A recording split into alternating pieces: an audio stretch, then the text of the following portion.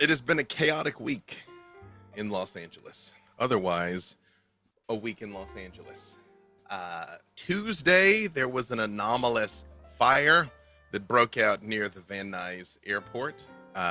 Apparently, it was contained quickly, but it did consume a few adjacent warehouses. But it looks like no bodies were recovered from the scene. And as of yet, authorities are unclear on what the source of the conflagration might have been.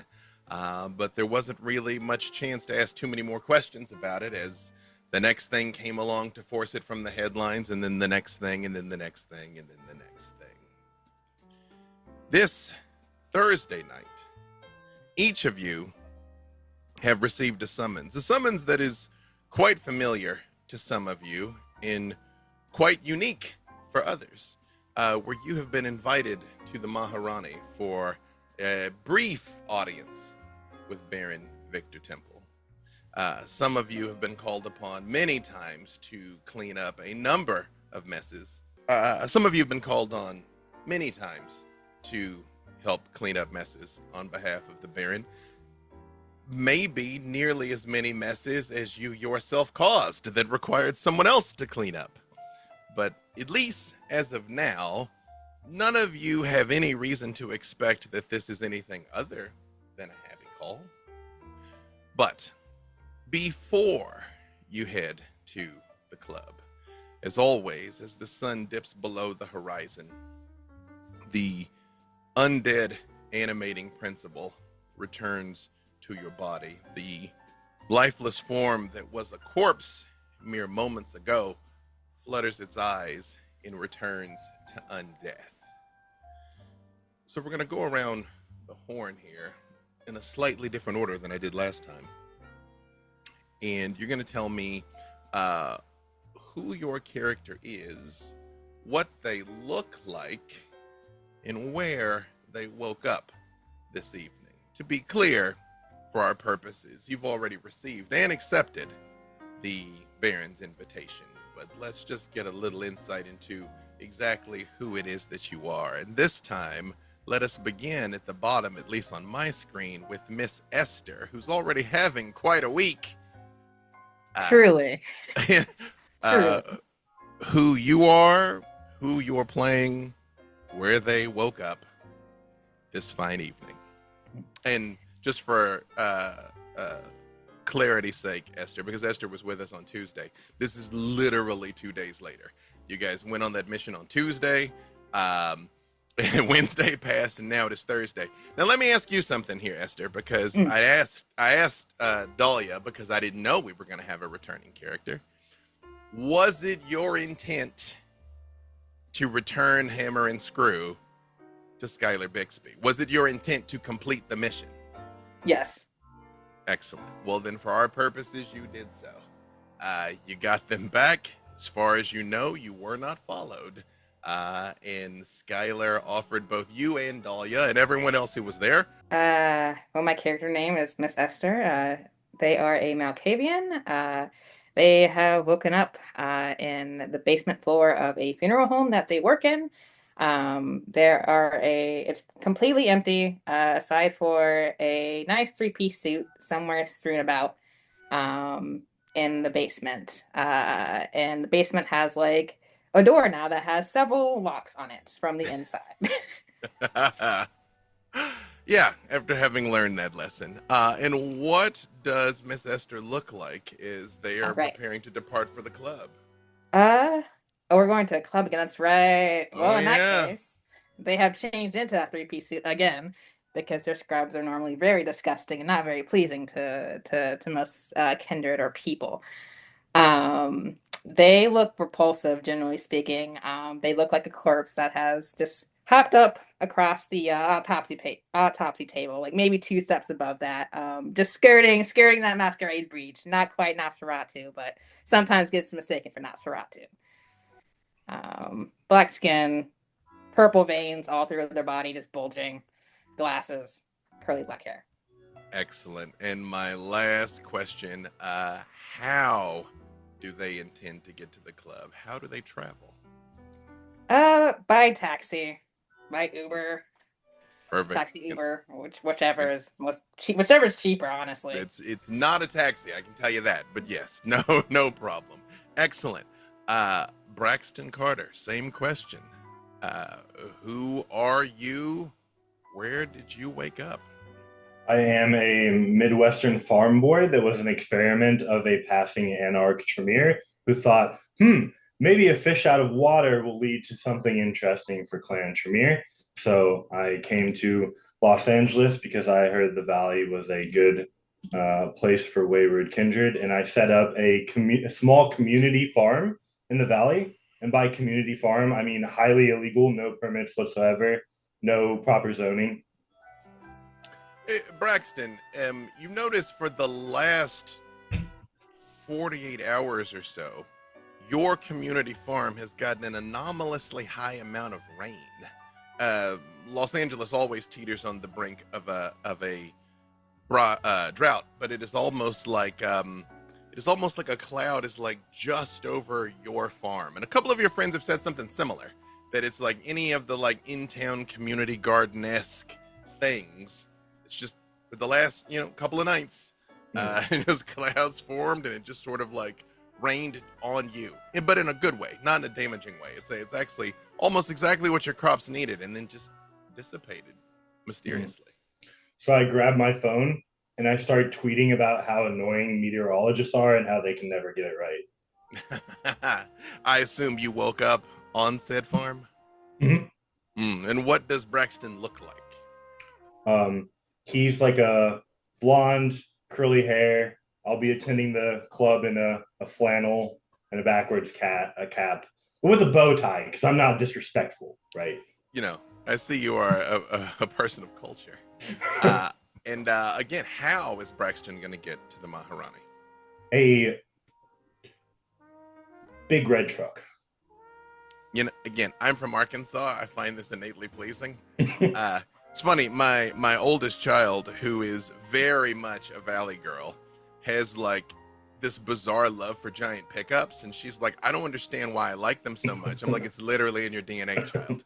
Like that and banjo music. Like it just, when it starts, something, it's like the Thundercats. Like your eyes just glow. I get it. Perfect. Wonderful. Actually, Esther, before I move on too far in Dahlia, spoiler alert, I'm going to ask you this same question at the time. And it's fine if you want a minute to think about it, Esther. But Skylar said she would owe you something.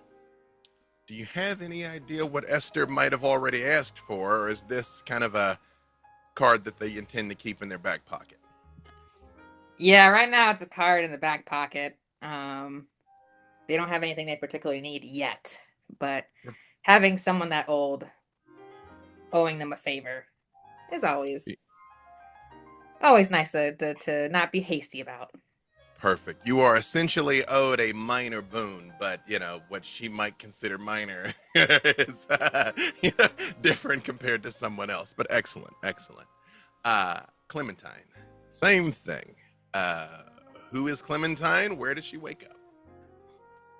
Clementine is a woman in her early 30s, stunning, because why not?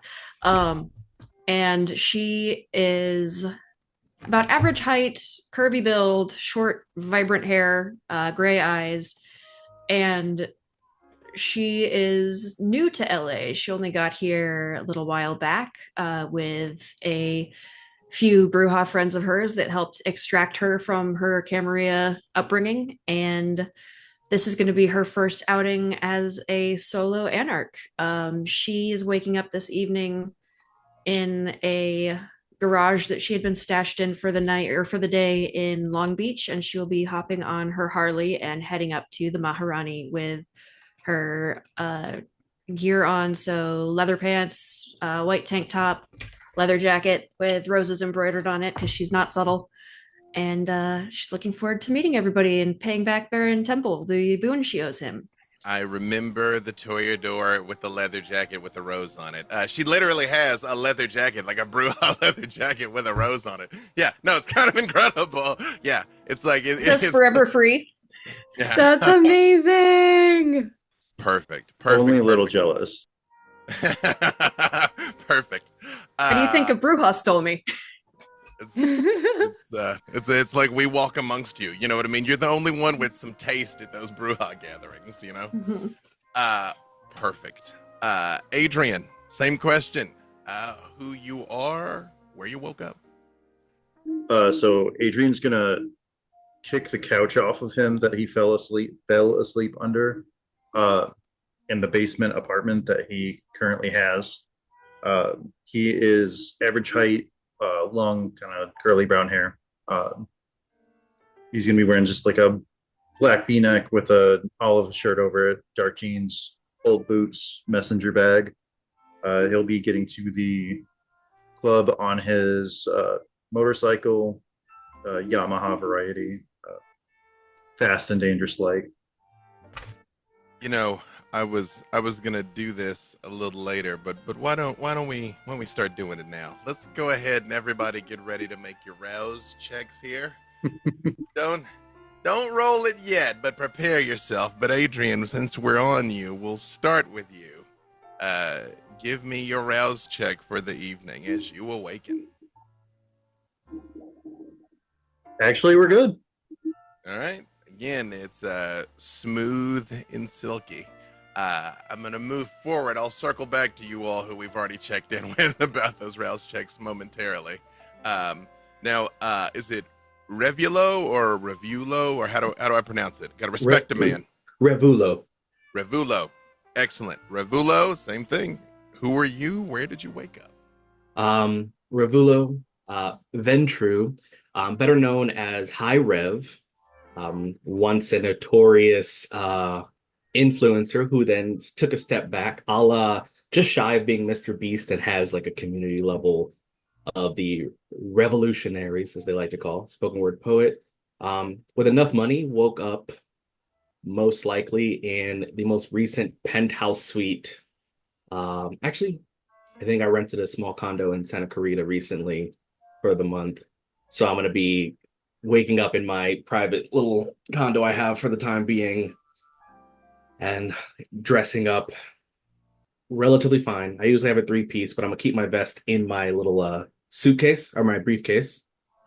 And I obviously have a personal driver that I rotate weekly. Are they a human or a ghoul? They're a human. Excellent. And give me that rouse check.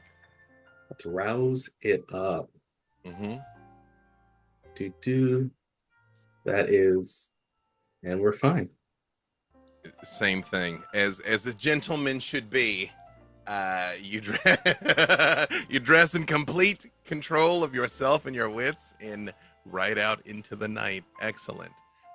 Elijah.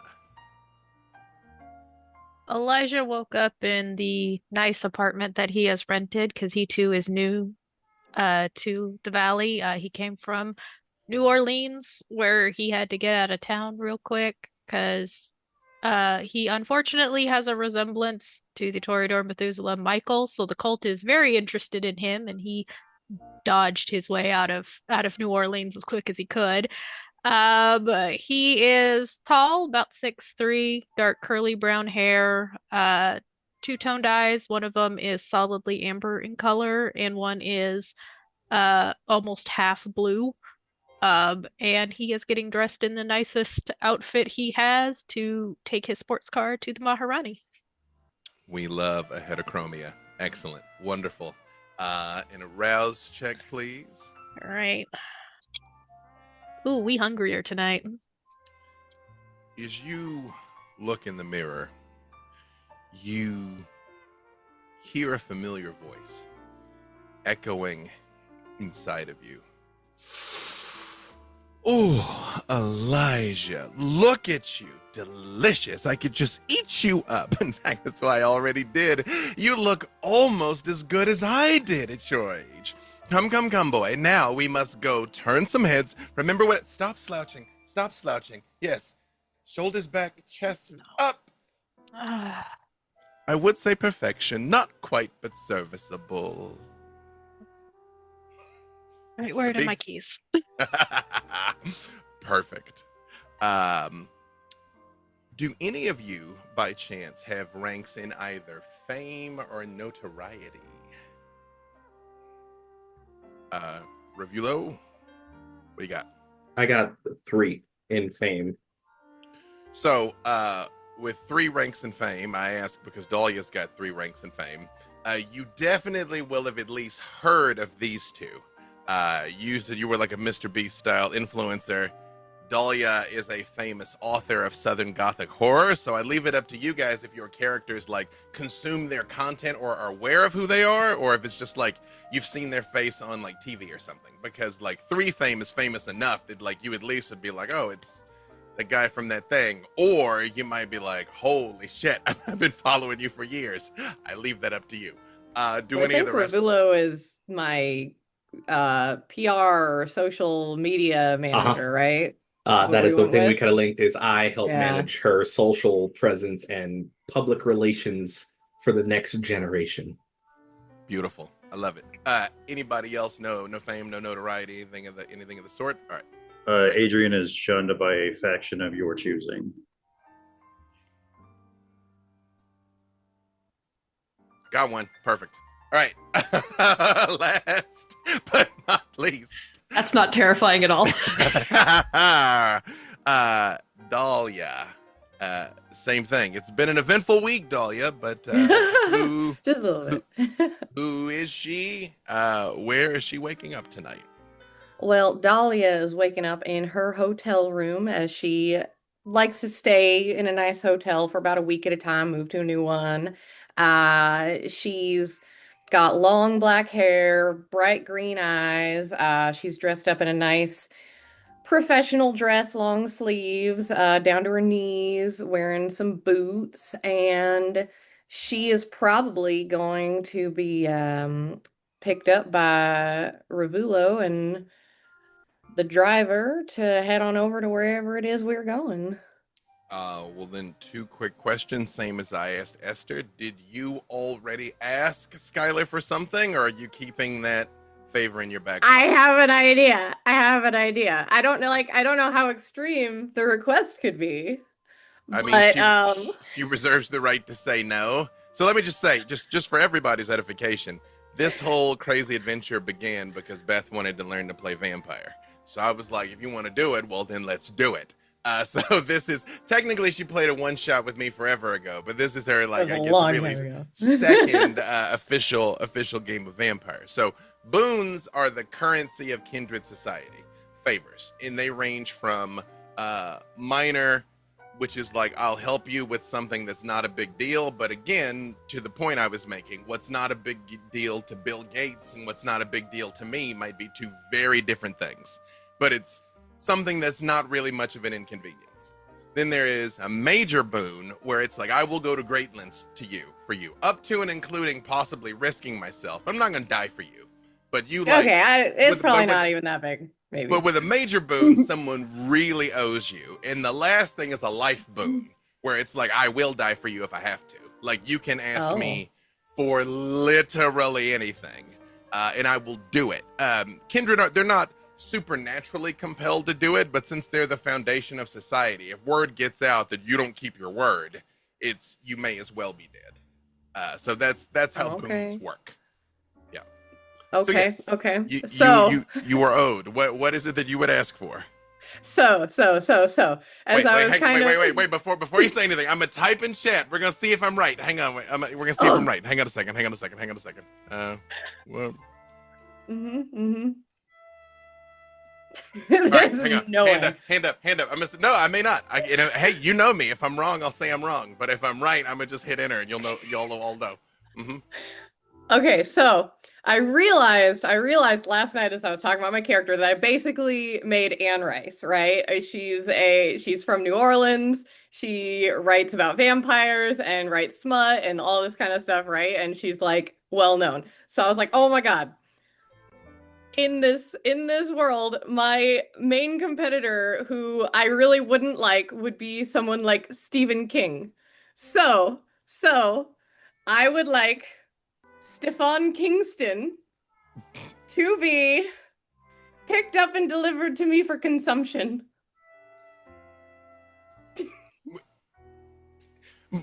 Darling, I mean, I read some of his books in the 1970s, I suppose. Is he still, I mean, sure. Isn't he in, like, Maine?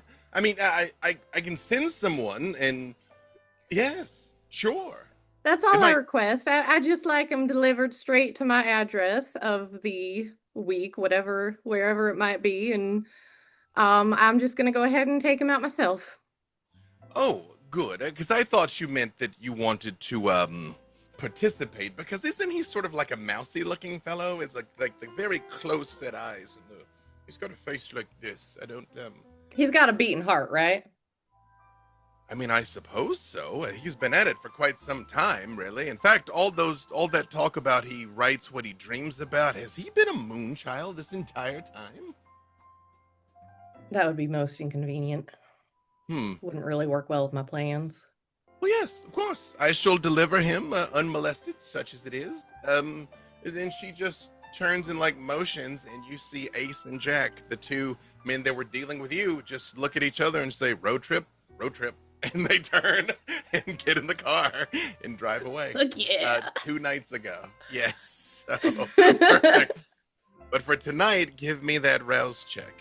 It's just one hunger die, right? 1 hunger die to see if you wake up hungrier by default. It's blank. What does that mean? That means Dahlia. As you are preparing to head out for the evening, you hear the beast's voice echoing in your head again. Dahlia, Stefan Kingston. Why would you waste a boon on Stefan Kingston? He's a nobody, he's a nothing. But wait a minute, he is kind of great. What if actually he was the real genius this entire time? Maybe when he gets here, instead of simply consuming him, you could turn him. Ooh, you could ghoul him. Ooh, you could have him ghostwrite. Oh, there'd be nothing you could possibly stop. And it just keeps talking and talking.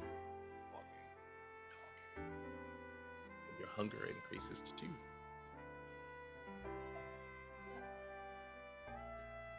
Okay. Every Keep that in mind. time you look in the mirror, it's like someone is behind you pacing.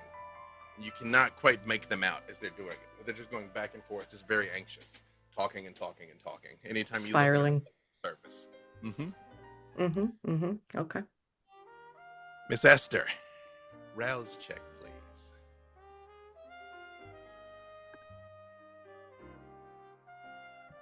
I did succeed.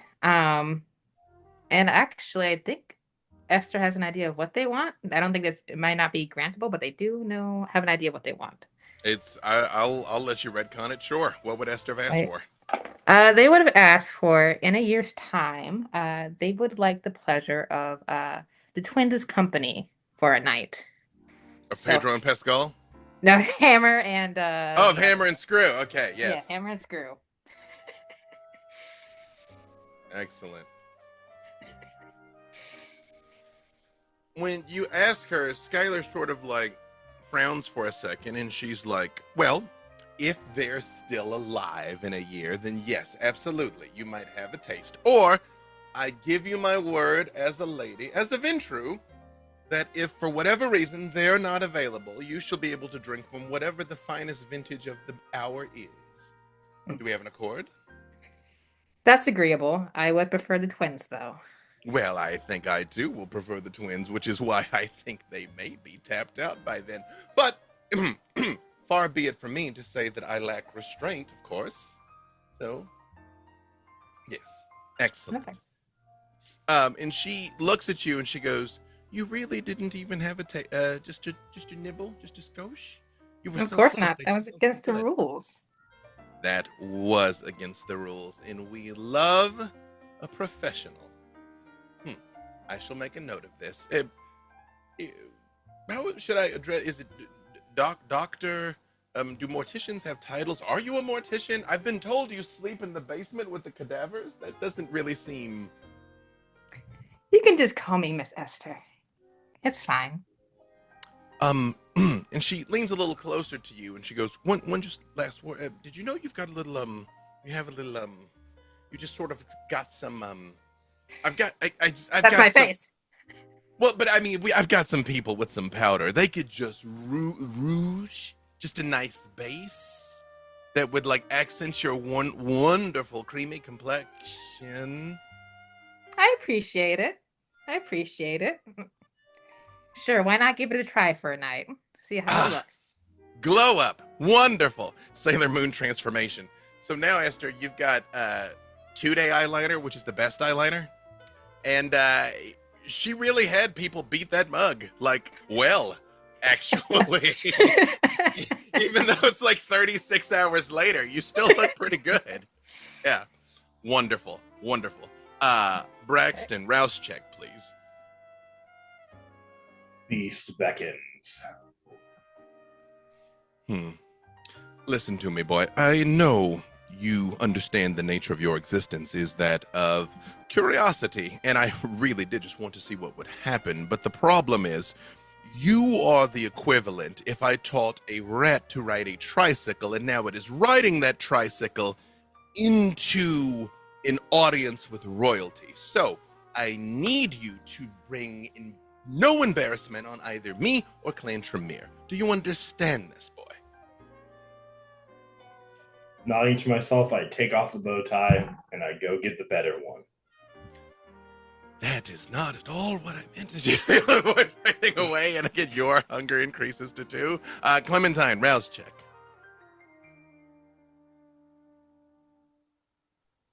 Oh no, shock is calling. I am hungrier. Who is your sire? Do you know who your sire is? Is this something that you've already figured out? Yes. My sire is a Frenchman named Jacques Gautier, who's significantly older than most of the kindred that will be here tonight. And Clementine actually just got out of the Camarilla and away from him about a month ago by drinking a thin blood concoction that made her hack and vomit up the blood bond he had kept her under for the last 2 years. So there's lots of things to be stressed about right now. No, Clementine, monsieur, look at you. You are so lost. You are so listless. You are so aimless. You are wearing this gauche and tacky leisure jacket, and now you're on the way to the club with the why don't you just come back to me at my side where you belong, on your knees, in your place? And your hunger increases to 2. We've had that conversation. Fuck you, and not in the fun way. All right. Perfect. As you all move along, I will jump ahead to Ravulo. It is Ravulo. I don't know why my brain doesn't want to keep this. It was Ravulo, right? People just call me Rev. I did Rev. Beth, please correct me when I get it wrong, because I will. I find in almost every group there's a name that just my brain just refuses to accept. That's why the nickname's Rev for a reason. And I'll do it wrong every time. Fast forward a bit to Dahlia having joined Rev in the car, driving along. Now, Rev, you managing social media, you definitely would have seen multiple people swearing they saw that author Dahlia near that fire at the Van Nuys airport. But most people kind of shooting that down. They're like, why would she have been there? That didn't make any sense. No pictures, but be like, I said it looked just like her near that fire. I leave it up to you if you would have tried to delete or spin these things or just let it go. Yeah. It was immediately spun as I created 3 more deepfake experiences where that same author was seen over in Burbank, was also saw at Long Beach, and also was somewhere in Lancaster. No one goes there. Yeah. Doing something? Oh, couldn't be. Obviously, these people are tripping out. They even saw her. She was eating a burrito from the side for some reason. Nobody eats a burrito that way. Come on. That's just wrong. That's check how many fingers she's got. This is AI. None of this. Yeah. And Yeah. the 2 of you in the car, this is the first time that you've got to actually speak about this since the night in question. As I'm on my smartphone, just managing all of this and using all my multiple channels and sub-channels and channels that I control to spin the story on every platform. Darling. You're gonna take care of it though. I'm not too worried about it. Like you usually do. When you make mess, it takes me forever to have to clean. I know, but you're so good at it. I know. And I do this for fun. But can you dial down? Just small bit. Just small bit. I will dial down once Stefan is dealt with. Okay. I told you we can't do anything about that. Too immediate? Rev, you also see a number of people in this post about that there was a monster. Like descriptions vary wildly. A lot of people keep saying they saw a bear or a huge dog or those things that just don't make sense. That they were there were people like there's a bear at the airport. Like, what are you talking about? Like, that doesn't, that didn't make any sense. But like, people are adamant that they saw something terrifying that no two accounts match. Oh, I would like to add on to that spin that there was possible filming of a new live action Jungle Book in which Dwayne Johnson is playing a rendition of Blue. And they were doing some kind of weird hybrid mocap suit as a promotion stunt. Important point of clarification, Dahlia. Is it your intent to tell Rev what actually happened that night, or are you just like, not clean it up? We're good.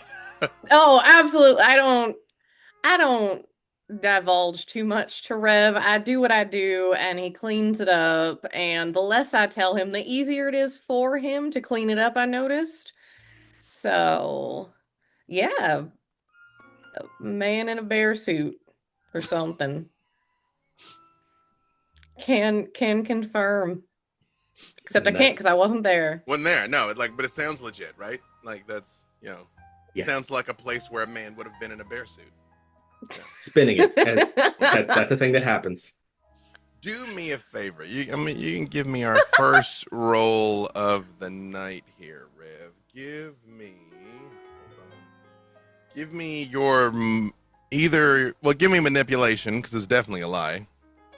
Yeah, but manipulation. You can give me either manipulation and subterfuge or manipulation in technology, if that's higher. Whichever's higher. Technology is higher, and I have a specialty with smartphones, if that helps. I will let you add it in. All right. 5 successes. No crit though, right? Just 5 no total. Crits. Yeah, 5 total. Yeah. No, they bite. Oh yeah, the Rock. He's in everything. That makes sense. You know what I mean? It's like, ooh, but I will say, just as a little bit of an unintended consequence, people start jumping onto the fact that like maybe either Dahlia is gonna have a cameo in the Jungle Book, or she's trying to in talks with the Rock to play the lead in her movie. That just sort of like mutates off of what you're doing there. Oh, that's perfect. Yeah, perfect. And as you all make your way through the night, Elijah, you are the first to arrive. As you come pulling into Club Maharani in North Hollywood, for those of you that have been here before, it is perpetually the place to be every night of the week. The club has gotten a reputation for shutting down abruptly, so people get there very early. It is one of the few places that is already jumping by the time as soon as the sun goes down. So even by the time that you approach, there is a line around the block to get into the club. There you feel the music before you actually even can hear it. Is just bass thumping through the walls and the sidewalk as you are pulling in. And there are banners hanging with a logo that looks very similar to this, but with a crown sitting on the top of it, just kind of like tilted to the side, hanging off the building. And giant spotlights are floating around. As you pull around to the back of the parking deck and descend further and further down, all the way down to the bottom, you reach the lowest level where there is an interesting mix of vehicles. There is a small fleet of black SUVs lined up against the back wall, but there's also everything ranging from exotic supercars to great Gatsby-esque long old vintage Rolls Royces down to just absolute beaters that look like they probably limped here, and it's not clear if they will ever make it out of this place. And as you come pulling into this, Elijah, I know we said you were driving a sports car. Do we have any preference of which kind of sports car it is? Ooh, I do have it written down somewhere. Mm-hmm. I think he's got a Maserati. Mm-hmm. I'd have to find the model. Well, it's a sexy one. And Adrian, how did we say you were arriving there? By speeding down the 101 on a crotch rocket. Right as you pull in, you see this man basically pull up in the spot right next to yours, Elijah. Has Elijah been around like long enough for me to know them? Like I've been around since before the faction conflict. He's been in town probably about 7 months. Okay, so probably not. You know, Adrian's pretty plugged in. You know, I leave it up to you who you know and don't know. Even if you only might know you're a someone by Toreador. reputation. You definitely are visible enough. I would at least know of you. Yeah, sure. As I kill the, go ahead. Does Adrian have any interest in the occult of whatsoever? Only in so much as there's storytelling around it. Do you have any ranks in occult? I do not. All right. Well, then this is just an anomalously beautiful man. Elijah, you know Bruja when you see one. There is a momentary thing between like the banners outside with a very obvious clan logo and then a Bruja pulling up on the rocket where he just takes his menthol cigarette out, drops it on the floor, snuffs it out with his boot and goes, "This is so typical." Never changes between cities. Speaking of typical, a Harley comes rumbling up with a person with a leather jacket covered in roses in the third spot next to you all. And the irony being that Clementine is an average build person, but the Harley looks like it's way too big for her. Helmet or no helmet, Clementine? No helmet. Fuck the police. I was about to say, either do they get the dramatic reveal or, you know... No, just rolling up, green hair out, a smirk and a wink. Adrian, Elijah, how do you react to this person, which is an odd fusion of the two of you? Adrian's just gonna go ahead. No, go ahead. Adrian's gonna point to the bike and go, "Nice, I like that. I like your jacket." Thank you. They were both gifts from a friend. No offense, but I can kind of tell. I'm sure you think you can tell a lot. He's gonna jerk like a thumb towards the club. You get a summons too? Oh yeah. You know, I think the other club was better.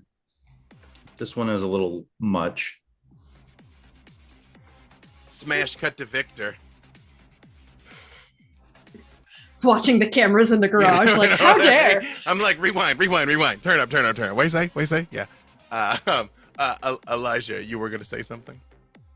He just hears the quip and goes, "What do you expect from the clan of kings? There's usually a level of gaudiness."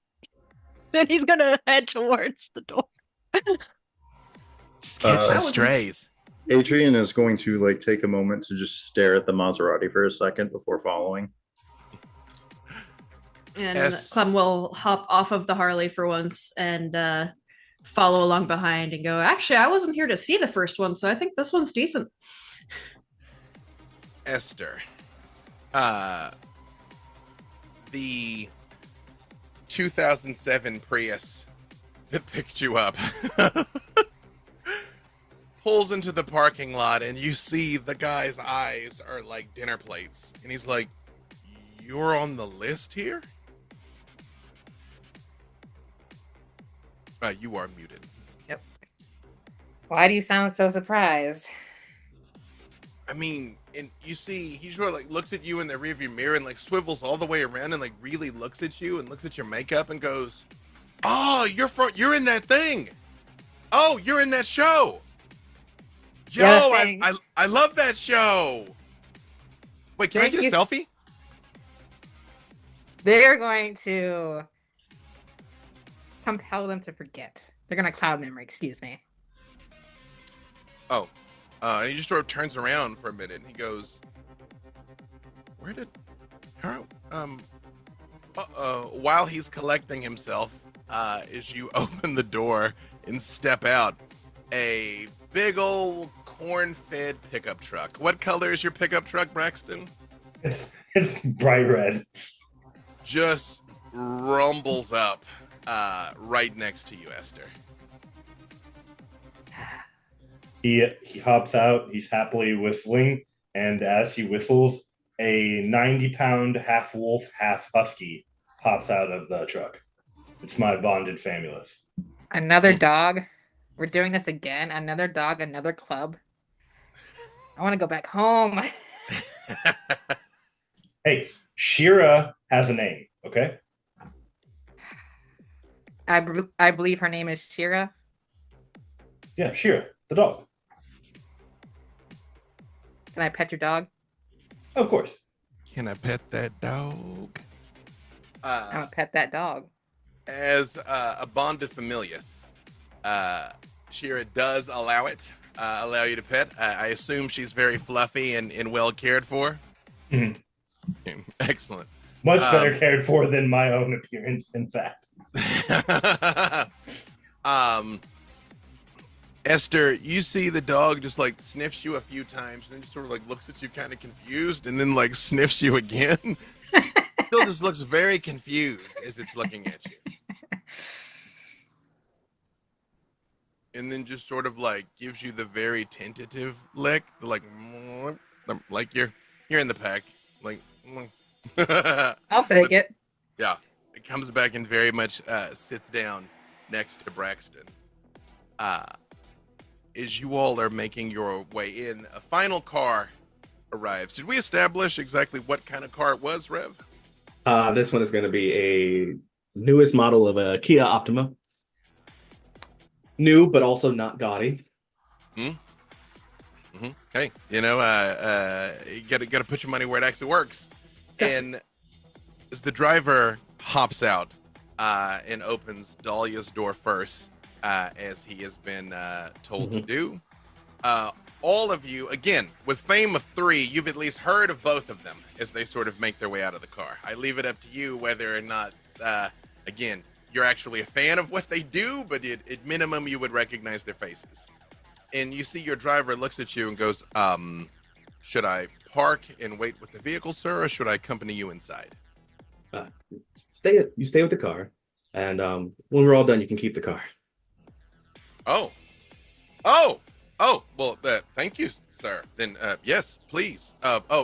Miss Dahlia, ma'am, if I'm not overstepping, the 4th book was my favorite. Honestly, it was my favorite too. I think everybody else is wrong. Thank you.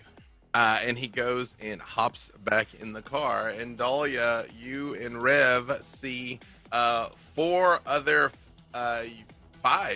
very unique and interesting people, all sort of headed towards the back door of the club. Do I recognize Esther, first of all? Or you're wearing like full makeup from after the event, or? I would say you recognize them. Yeah, I mean they didn't make you look like a different person. They just did your makeup. So it's like if Esther got some sleep. Okay.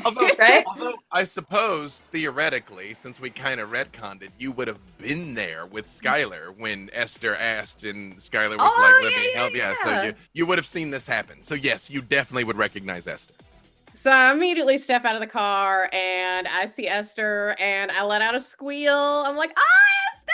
And I like waddle on over and throw my arms around you and just kind of give like a squeeze and a shake and then back up.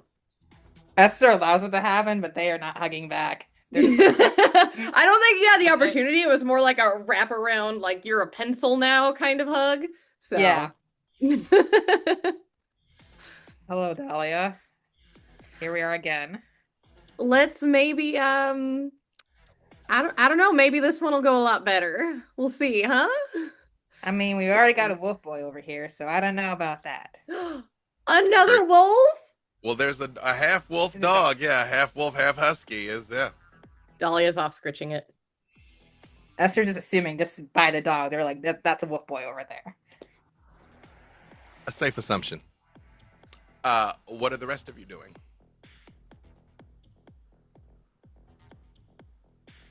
This is As- interesting. Man, we are really good at that timing. No As good way to the do it. car pulls up and they're I'm still chattering about how the old club was better because it's kind of like a hole in the wall sort of like thing, and this is like way too much. And after Dahlia gets out and immediately just goes straight for the dog, I'm just gonna kind of stare like, wait a second, who the fuck?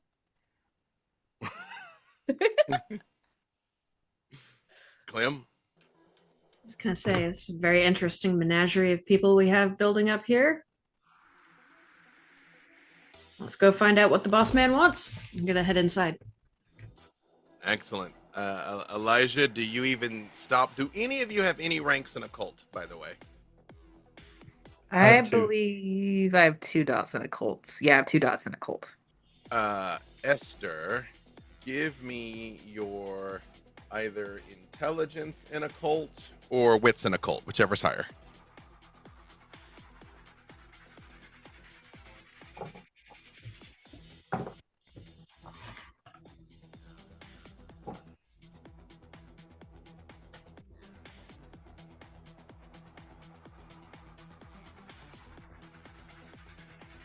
We'll say That is 4 successes.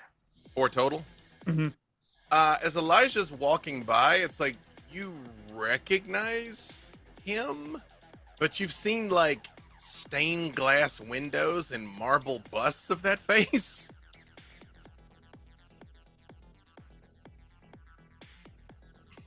Hey. Hi. I want to scry the soul on Elijah. Woo! Just to get a read. All right.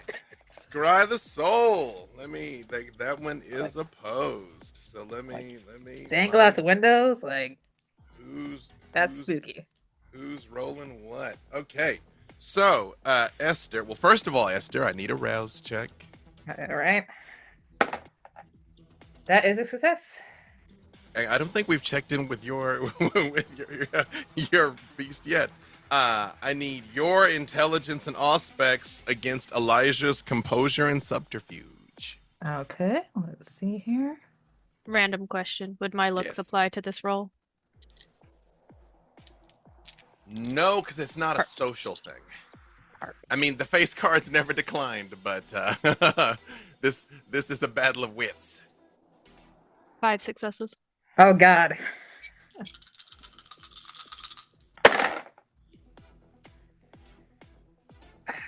Let's see here. You know what? We're gonna burn a real power. We're gonna track our tie. Mark it off. So Dahlia, just for your edification, when it comes to this unopposed things like this, it's straight up whoever's got the most successes does the thing. In ties, go to the active person. In D&D, ties go to the defender. In the storytelling system, ties go to the actor. So if somebody tries to hit and someone else tries to dodge, and you roll the same number of successes, the person swinging does the thing. Oh, that's So fun. Elijah 5, Esther. 3. It's like you look at him and it's like a void. It's like there's like negative information. Like you sort of out of your periphery kind of catch on to almost the ambient aura and vibe of these other people, and then you look at him and it's just like blank. Technically, Elijah, you don't even know this happened, so you're just still sort of striding confidently as it's like He is focused on getting a drink at the club. it's nothing. as we're entering, Rev just kind of goes, "We're gonna have a fun time." At the door, you all see just one woman standing there. She's about 5'10", fit. She has long black hair. She very much has sort of a CrossFit build. She looks at you, Adrian, as I think you know Aaron, the head of security around here. But she just sort of like warmly greets everyone. She's like, "Hello, hello, hello. Welcome to the Maharani. We're expecting you. Does anyone have any questions? It's pretty straightforward. Just behave yourself and you'll have a wonderful time. If you need any particular accommodations for, let's just say your diet, please let one of us know. Otherwise, I'm sorry about the lights and enjoy your evening." And as she opens the door, the entire hallway is absolutely floor to ceiling lined with mirrors. And there is an incredibly harsh light. Like it is, you can't even really quite look at it as you come in. It is so bright, no one casts a shadow because there's like light from every direction as you sort of walk in, but you hear the thumping of the bass as you make your way into the club.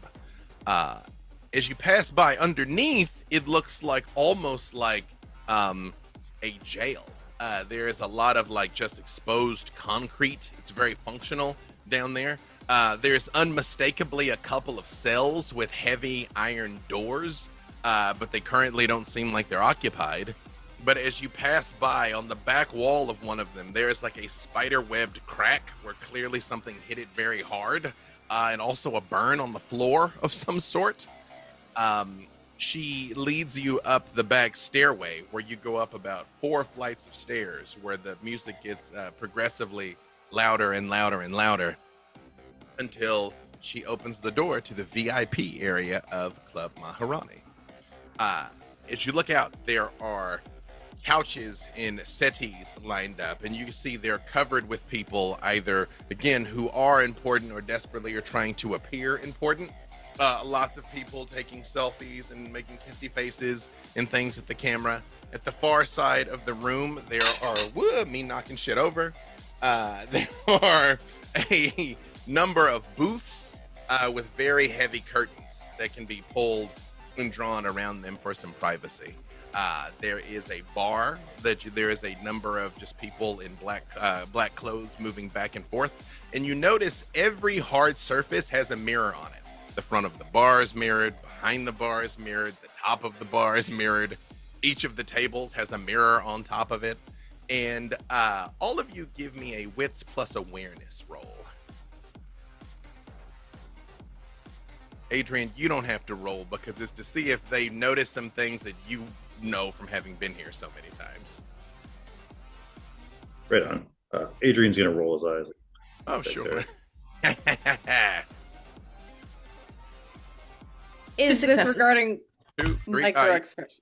3. No, this is just to notice something. Okay. 2 successes. Or what you do notice. 2, 1, 1, 3. Just a lot's happening in here. You kind of like just like take it all in. There's definitely like security people kind of stationed in random places, just wearing very nice suits. There is a big painting of Victor on the wall where he's sitting at his desk, and on his desk are all of the clan symbols, and out behind him is the city of Los Angeles that is hanging there. There's strobe lights that move all over the VIP area and out to the floor, because as you look out about one level down is just an ocean of people that are dancing, and as the lights are moving all over the place. But at least so far, there is no sign of the Baron. But what would you all like to do as you enter into the VIP area? And he says other people besides us. I'm sorry? There's more people other than us walking into Oh, it. yeah. No, I mean, it's the VIP area. I mean, it's still comfortable up here. It's down on the floor. It's packed. But yeah, there's 50 people up here. I'm just gonna first look to Darlene. Darling, just um, let's keep it light today, at least for the time being, and then Light on the take alcohol, light on the socializing, light on the dancing. on the incidents. A girl Oh. in what would be a little black dress normally, but it's a little yellow dress, comes up to you on wobbly baby deer legs, Dahlia, and goes, "Oh my God, I love you. My mom named me after one of your characters. Can I have a selfie? Let me get a selfie."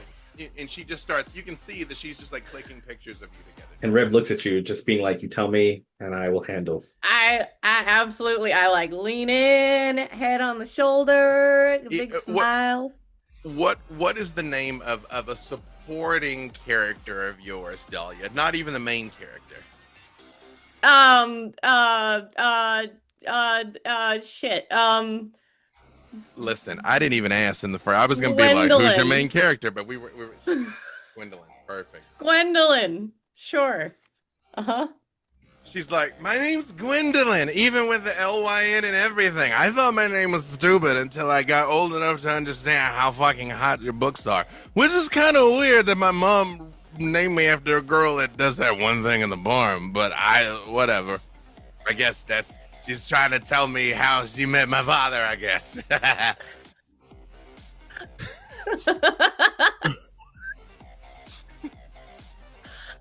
It's a good name. It suits you, honey. Do you need any help getting anywhere? You look like you're stumbling a bit. No, wait, but are you holding? You got any Zanny? You got any blow? You got anything? Oh, You want something? no. If No, you, honey, if no, you're holding, no, I want no, it, no, but if you're sweetie, not no, holding, I no, can no, find no, it for you. Somebody's gonna have it. No, What? no, honey, No? no. Thank you, but no. And then I kind of move her in a different direction, give her a little nudge. Mhm. Bye-bye Okay. now. And she turns right around and looks at you, Elijah, and she goes, Dahlia.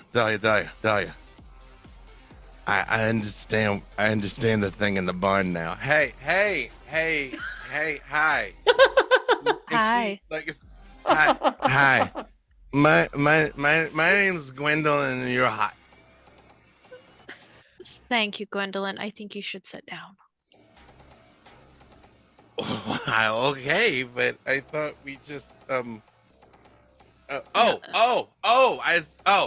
okay. I'm a happy. You're wobbly, and Mhm. I'm concerned I need to hydrate.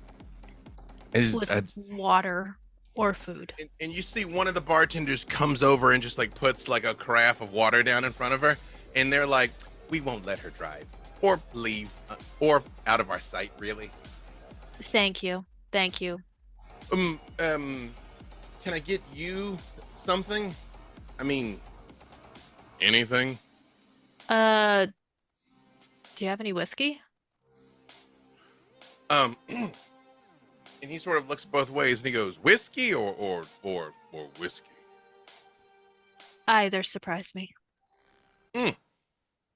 He reaches down and he pours a glass of very nice whiskey and he says, "Do you need that, shall we say, filtered?" And when he says filtered, one of the people in black just sort of like walks up and is like, "Sir, do you need me to have that for you to have that? Or..." No, I can drink this just fine. Apologies. Also, no, it's okay. I do like the countertops. It's giving me very 70s vibes. Oh, yeah. There was an incident with the La Sombra. And He looks to the drunk girl next to it. he goes, and then you see she's just sort of like dozed off. And he's like, I don't think she hurt. I don't think so. It'd be a miracle if she remembers the night. It's the Baron usually takes care of all of that at the end of the night type thing. Oh, good. Which I'm gonna get her to lay down, and then gonna just and Have you a good see night. He does very like delicately bring her behind the bar, and there's like a row of cushions there, and it like puts her down. What are the rest of you doing during all this? I hate to interrupt the party making, but I do have access to a couple of barns, so I do think someone is going to need to tell me about this thing with the barn for research purposes. I don't think it's that kind of a thing with a barn, hun. Oh no, I get it, but I still want to know. Luck with that. Clementine's eyes just watched the bartender take Gwendolyn around behind the bar, and it's like, damn it, I could have had something to eat. Fine. He does look at you and he's like, did you need anything? That's fine. You just put it away. And he looks back and he's like, to be clear, we understand that we cater to a variety of palates. Is it, the intoxication that you're seeking, the youth, or the sleeping? The gender. Well, there are a number of lovely people of male, female, both, neither. Do you have a specific predilection? It was mostly just that she was flirty and open to being gotten alone somewhere. A woman that's got some loose standards would be fine. Well, it would, I mean, it would be ungentlemanly for me to point anyone out, but I would say I don't think you'll have a particular difficulty hunting in here. And give me your either manipulation and subterfuge or manipulation and streetwise. So many dice. Mm-hmm. I assume that I may use my siren specialty for subterfuge in this. Absolutely. Cool.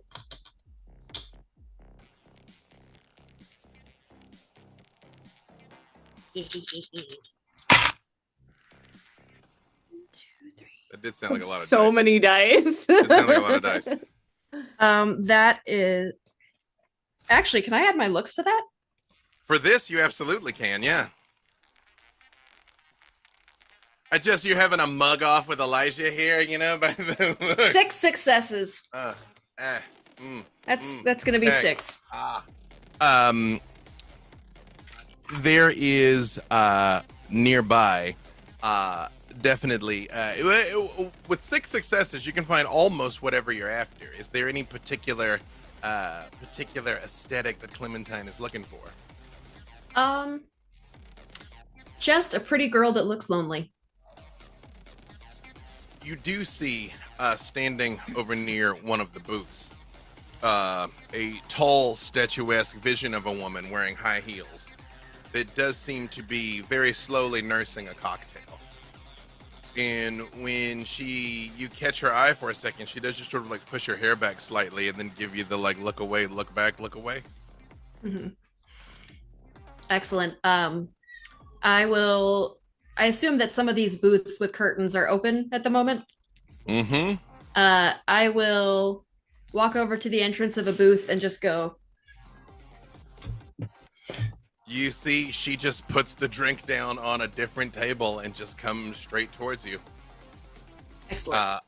And as she gets closer, she's like, I've been waiting here all night. Traffic was a bitch. And as Clementine and she step into the booth and draw the curtain, what are the rest of you doing here? As we fade. If possible, Mm-hmm. Esther would like to go over to that giant, tall painting of Victor and have a premonition or try and make one happen. Okay, so beautiful. To try and force a premonition, give me a rouse check, because if you're trying to make it happen, Success. just made out of stone, Esther. She's like, I got this. It's like you've attained Golconda. The beast has no control over you. Give me your wits and aspects. Legit, they've passed like 6 rouse checks between these 2 games. I've been waiting to fail one.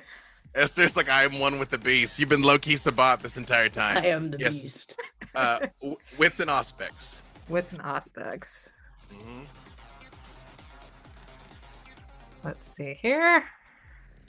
Okay. Guys, I gotta describe what she sees when she looks at the painting. I haven't done it in so long. Gotta remember what you see when you look at the painting. I think I remember. Is 3 successes enough? Okay. As you're looking at this painting, some odd things start to happen as you open your supernatural sight towards it.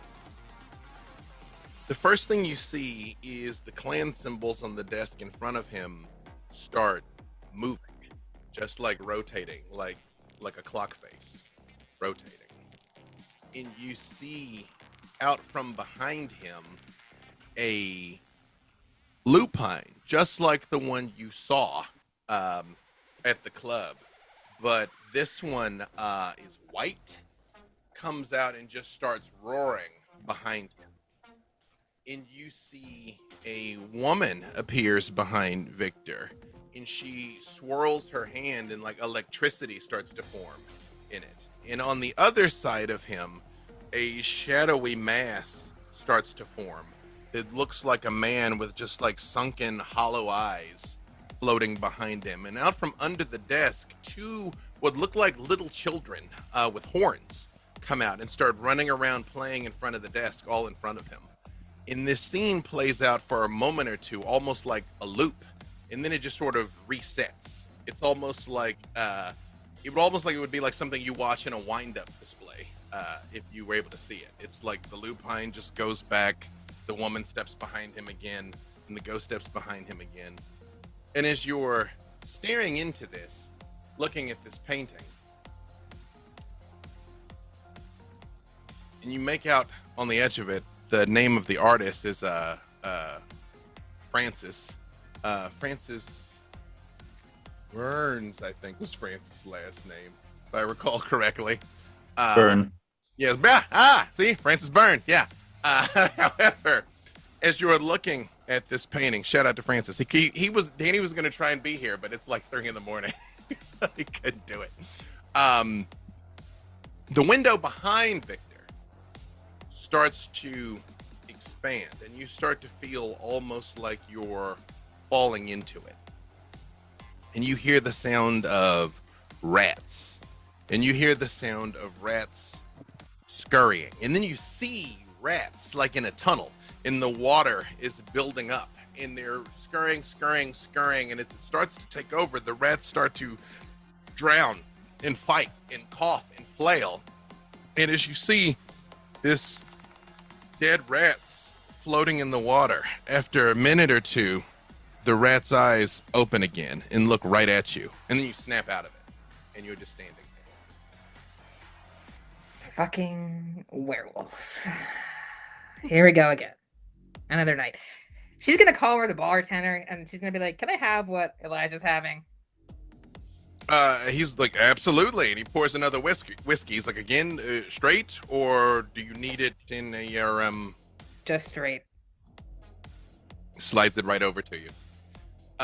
Rev, you see a small army of frat boys come over and are like, yo, shit, dog, it's Rev!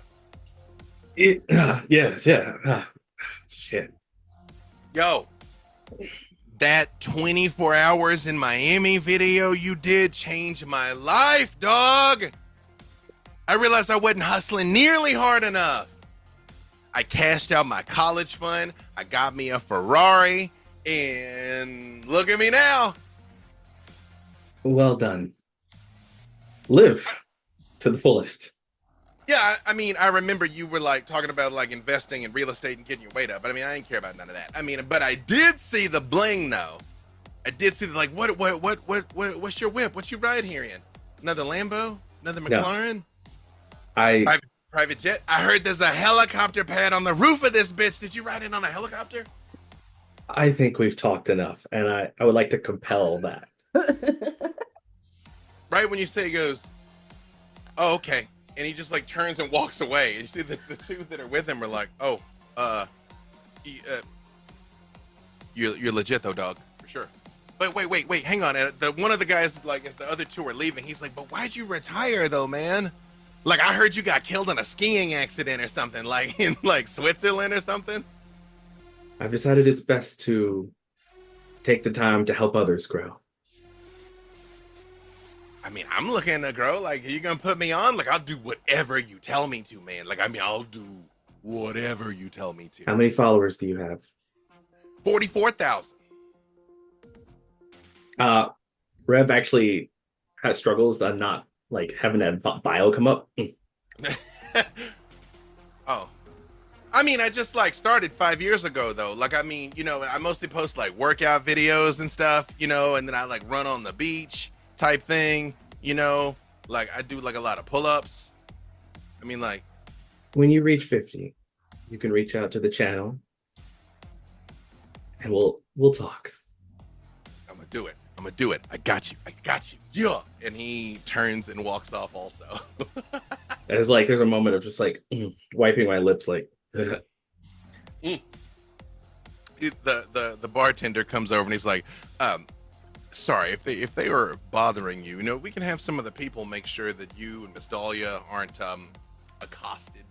I'm not bothered by that, but do you happen to have any specialty drinks? We have a variety of vintages, yes. I need a minimum 100,000. He looks and he goes, "Ah, special reserve. Any particular region that it might be from?" Particularly those that are pure, maintain bodies as temples, good legs, like good wine. He calls over one of the people in black, and they just sort of nod, and then they come and they're like, "Sir, if you see over there, if you would accompany me, if you would." And like gives us off nodding. And a more testosterone driven fuel for clarity. I think we have exactly what you need. And as you pass by one of the booths with the curtain drawn that you heard Clementine go in, and you hear some mumbling and giggling coming from the other side, because again, being fed on is quite pleasurable for mortals. Yeah, so is lingering kiss. Well, that thing can get strung out. Yep. Just for the edification of those of you that don't know how lingering kiss works, the human basically gets addicted to being fed on by you, and then they need it. Like, they all like it, but if you've got lingering kiss, they need it. Don't call me back. He pulls aside one of the curtains that also has like the velvet rope there, and you see the people sitting at the table, any one of which are members of a number of prominent country clubs, and their eyes all sort of like light up when they look at you. But there's one gentleman in particular wearing a very flatteringly tailored suit, who clearly has not missed a day of either yoga or in the gym, whose eyes just sort of meet yours for a moment. And you see the man in black is like, I think he might be what you're after. And like, because Rev never assumes that someone fully understands, he's like, to clarify, they need to have at least north of 100,000 followers verified.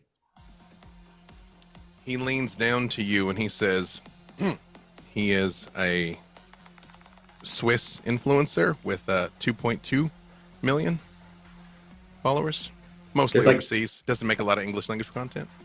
Makes a soft smirk. That'll work.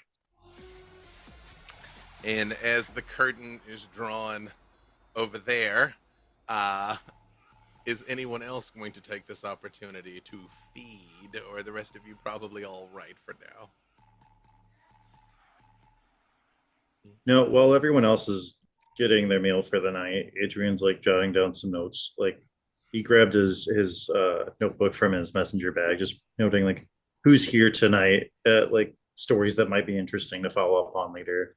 And if any of the club staff approach him, he's going to threaten to break their hands if they don't get the fuck away from him. you realize it's almost like a zone of inhibition kind of forms around Adrian here. You know, it's like a little bubble that everybody kind of like senses the like, don't mess with this guy. And after a few moments when everyone is satiated, one by one, you are all approached and asked to follow them to a private meeting. I assume everyone goes. They take you over to the edge of the VIP area where there is a simple door that opens up into a surprisingly not ostentatious office. The far wall, or the wall of it, is nothing but a bank of windows that you can see are overlooking the dance floor there, so that it's two-way. Looks like glass from the other side, but from here you can see everything that is going on in the place. There is a temple, or not a temple, rather a table and a couch and a temple. You do see Baron Victor Temple standing there. Trademark black suit, blue shirt, red tie, and he has a silver cane with a wooden tip that he is standing there with. And as you all enter, you see he just sort of like nods, and he's like, Adrian, you haven't broken anybody's hands tonight, have you? Not yet, but people are pushing it. Night's not over. And he walks straight up to you, Dahlia, and he's like, ma'am, very nice to meet you. Baron Victor. Much obliged. Yes. And he does kiss your hand like a proper lady. And he's like, if you would permit me a mild indiscretion. Book 2? Really? Oh, yeah. Yeah, it's understated. Not a lot of people understand the subtlety of it. Well, I appreciate that. It's I didn't know you read my series. Well, you know, I there was a time that was the quickest way to strike up a conversation with a young lady, would be to quote the great Miss Dahlia's work, and then I found myself. It is essentially a playbook for men. Like, it is you a just playbook. gotta follow for the men, basic now, Betsy. guidelines. It's just like, you laid it out, but I mean, you gotta like deliver properly, right? Because like, if you're just like some random hick that tries that bar thing, like, you're gonna get maced. Oh, Yeah. No, you gotta have a certain level of charisma at the very least. No, you can pull it off. Oh, I assure you I can pull it off. Thank you for joining me tonight. Rev, big fan of your work. And like, thank you. But I'm not here for me. I am helping Dahlia primarily.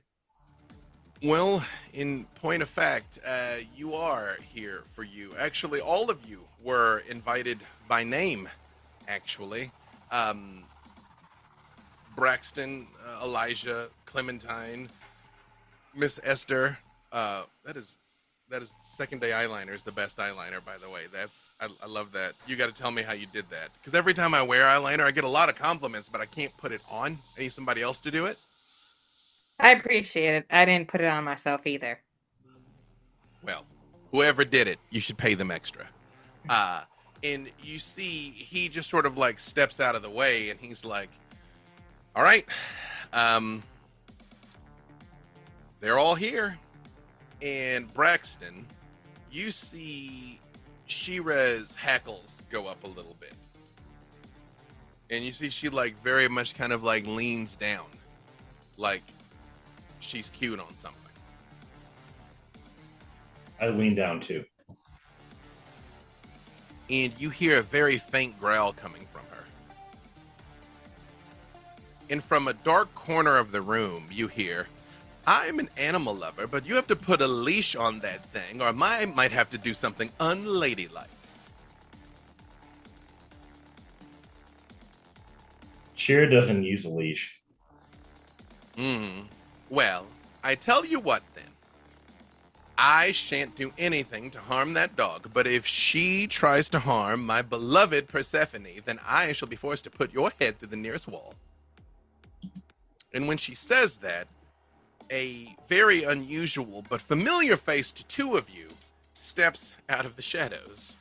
You see a very tall woman. She stands far over 6 feet, especially with her heels on. She's probably pushing 6'6", 6'7", but she's wearing a now form-fitting red silk dress, a completely different dress than she had on last time, but with white, not white actually, purple gloves, we'll say. She's got that come up to her elbows. And she is covered in a fine white fur. Her eyes are jet black, her teeth are jet black, and her nose is like the proboscis of a moth. And she is holding a large, fluffy white rat the size of a chihuahua, which is like looking at She-Ra, not hissing or anything, but just staring. And she says, Esther, Dahlia. And she comes to Esther first. She's like, kisses, kisses. Dahlia, just, kisses, kisses. Yeah. Esther returns to gesture in kind. Dahlia, why that face? It was a little much the other night. I'm still recovering. There's no face. There's no face. It's all smiles from me. And you see that almost proboscis, moth proboscis unfolds a little. And she sort of gives you that like, yo, you, but like boops your snoot essentially with hers. And it just rolls up again. I hate that. Yeah. And she goes, yes. And Rev. Where are my manners? Actually, I have a little test for the two of you. Did either of you by chance remember my name? I know it was an exciting evening, but let's just see how close of attention you were paying. Oh, searching your mental Rolodex, huh, Esther? Yes. I remember Persephone. Well, my baby, of course it is. She just like holds the rat in your face. She's like, come on, you can. And she is incredibly fluffy. Very soft. Like this rat is very well taken care of. Oh, I was imagining a naked rat this whole time. Like just... Oh no, she's a fluffy white rat. Yeah. And you see, she stops and she looks down at She-Ra for a second, and she says, "Well, Braxton," she says, "you actually are an excellent father, and that she gets to run in fields and kill rats, but generally has a good time. So, how about we let bygones be bygones? Because anyone who is an animal lover is a friend of mine. Esther, before I introduce myself, do you remember my name?" Did you actually give it to me during the night? It was a trick question. No, I didn't. Yes, my name is Dempsey Arsenault. Dempsey Arsenault. And she does hold her hand out to you, Braxton. Yeah. So first I kiss the hand, and then I look down at Sheer and I go, I thought you were chasing squirrels. You're really eating rats? And I just started having like a serious conversation with my dog. You see, what, do you have animalism where you can actually speak with her? No, I do have animalism, but it's only 1 dot and only bond famulus. As you look, you see Dempsey sort of looks at her for a second, and all of the rest of you do hear like, she says, but the rats were so plump and delicious. Oh my goodness, that's horrifying. But, she says, Braxton's like, at first I thought you weren't very nice. Now I'm wondering if She-Ra isn't very nice. And he does a thing where, like, you know where you scoop the dog's legs on both sides and hold them up like a little blob so they can't move their legs? He kind of does that to She-Ra and just like holds her. So, yes. Well, listen. I've Dahlia and Esther have made my acquaintance previously. You may not remember my name, but I hope you remember that you agreed to do me a service.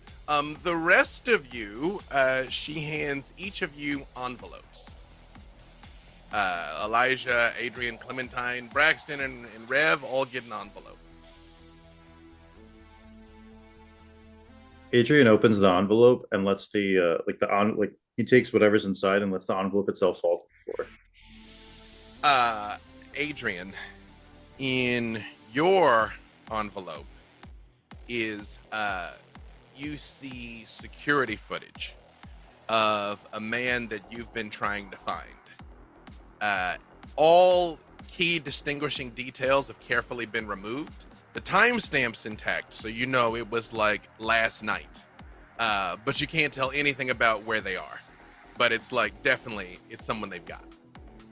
And she looks at you and she's like, I believe the location of this person of interest is something that would be of interest to you. Yes.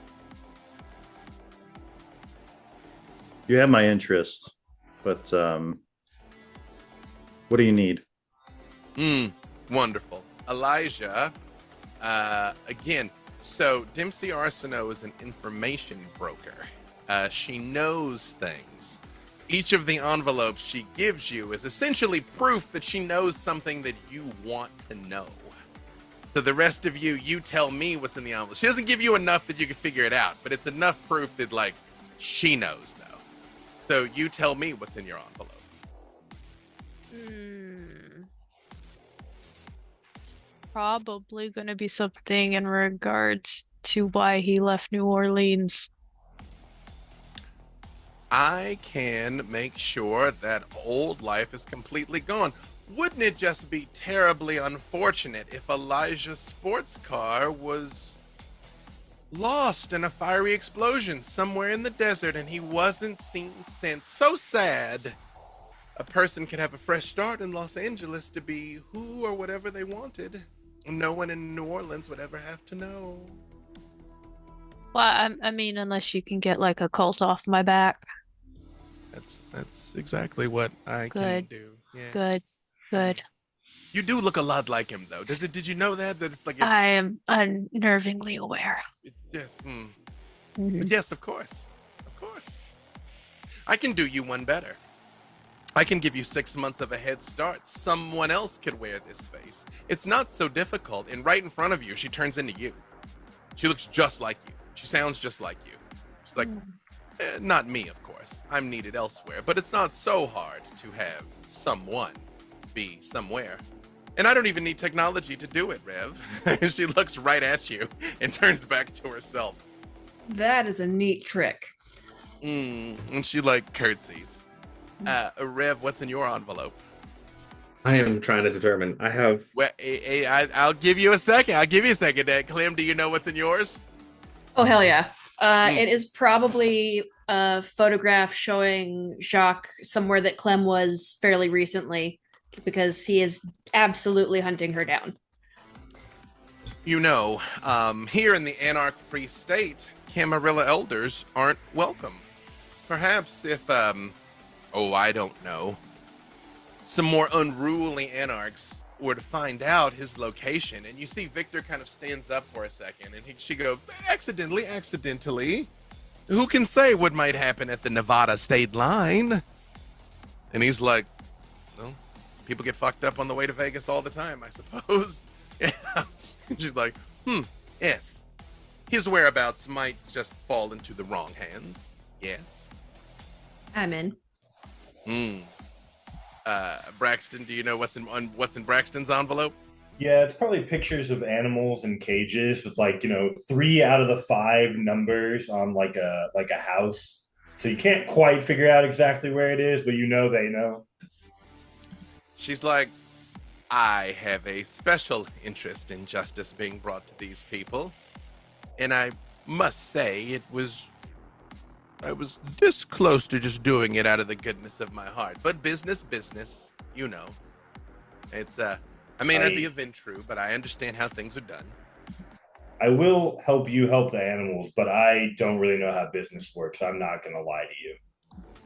I think you're going to have a crash course before this night is over. Yes. All right, Rev, what is it? Great. Actually, no, I'll still give one more. So, no, Esther already owes her a boon, so Esther doesn't get an envelope. So, yes, Rev, what's in the envelope? I had to go through it, and because I have an enemy 3 of groups of people, I think my early years, when I first turned, I have a lot of money from a lot of people, and things have moved around, and I feel like it's closing in on me. I know specifically someone is hunting me, and I don't know who. You have enemy 3. Yes, because I started with enemy 2 because yeah. of that, and I I just added one more to make it fun. leans in and she says, you know, there are a lot of reasons why a man would move around so often. There's a lot of reasons why a man would abandon a social media empire at the height of its popularity. There's a lot of reasons why a man would let someone else stand in the spotlight while he keeps his head on a swivel. But it might be useful, at least, to know who it is that lingers in the darkness, don't you think? Consider me mildly curious. Well, you're doing me a favor. You're also doing Baron Temple a favor. And he looks over and he says, well, in a manner of speaking, yes, there is a situation that is developing over in Santa Monica that I have drawn my attention to. A very dear friend of mine is now in charge over there, the newly minted Baron X. So I, of course, can't ask you to intervene over there. And Dempsey just says, oh, but I can. So here's the thing. There's a major tourist attraction over, they call it, actually, hang on. I might be able to do you one better. Via technology. Let's see if this is going to work.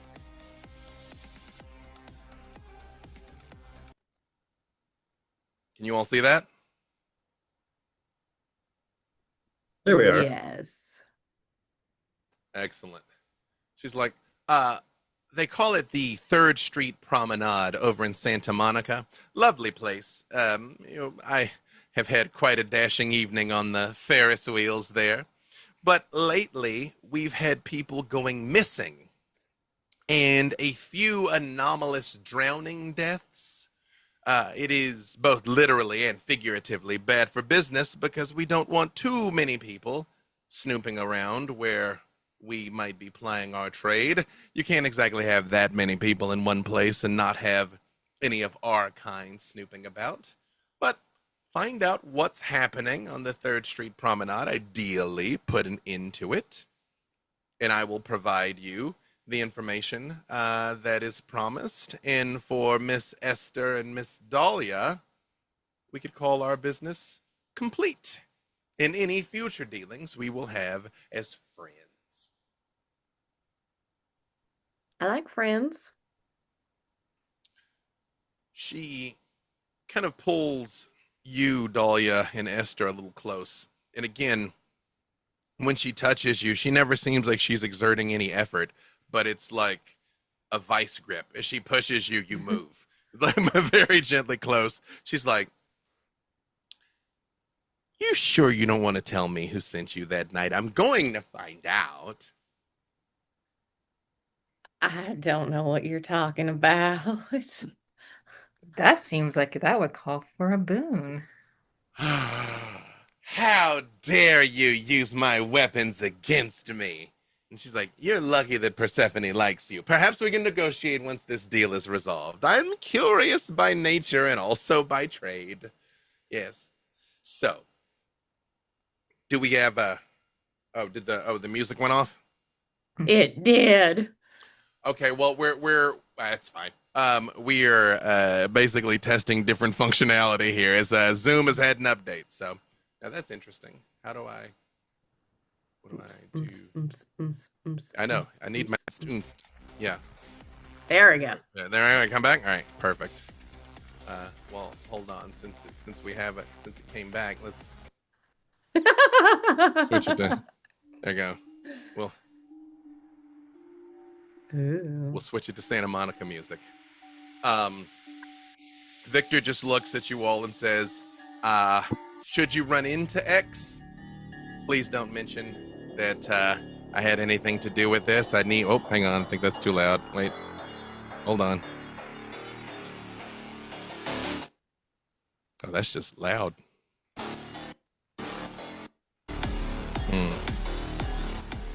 This is just a loud track. Let me see if I can make that any lower. How about that? Can you hear it? All right, perfect. Okay. He's like, if you run into X, please don't mention that I sent you again.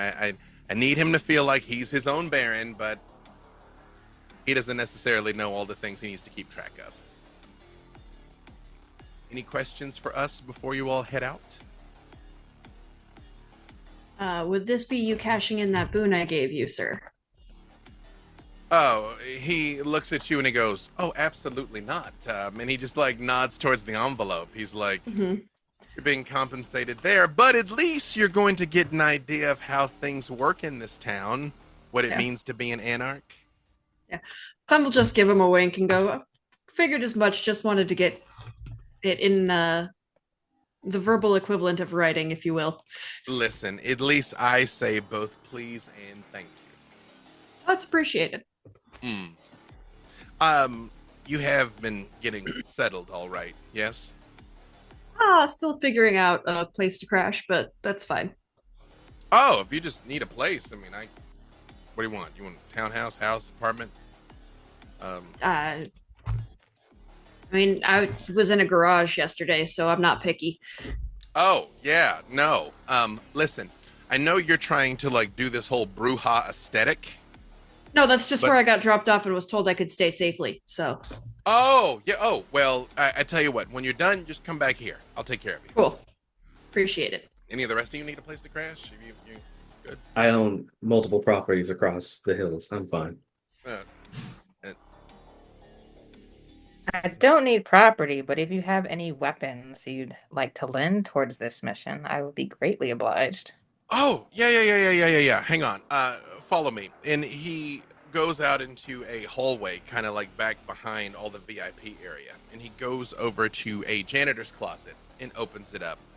But takes out his phone and types something on the phone. And you see the wall of chemicals just slides to the side. And there's like an armory of guns and pistols and shotguns. There's some silver brass knuckles, knives. It's like, yeah, whatever you need. Would there be any body armor in there, like Kevlar or anything? Yeah, there's flak jackets. Okay. I will grab a flak jacket and a thing of brass knuckles. He looks at you, Esther, and he's like, "I appreciate the respect of showing up unarmed, though. Thank you." Of course. Are any of these weapons particularly werewolf approved by any chance? Oh, my advice is if you have to fight a werewolf, don't. And he lifts up his shirt, and you can see across his abdomen this jagged scar of just 4 claws straight across him. He's like, "Yeah, don't. You don't want that." Understood. Yeah, your weapon against werewolves is to fucking run, kid. It's less about winning and more about leaving a mark. If I fight a werewolf, I'm going to die. But I at least want him to give him a little something to remember me by. I like the attitude. I do. Wait, did you run into one recently? Yeah, it wasn't fun. So there was one of those fucking lupines at that thing on Tuesday. Yeah. So the fucking lupines are in the mix now? What color was it? I think it was, if my memory's not hazy, I think it was gray. Huh. Maybe black? I kind of can't remember. They sort of have that effect. And you see he motions, and that woman that was working security comes walking up again, and she goes, "Grayish black? Was he sort of like a little older?" Older. Ah, that was Kurtz. Okay. Wait, and you saw Kurtz was at the...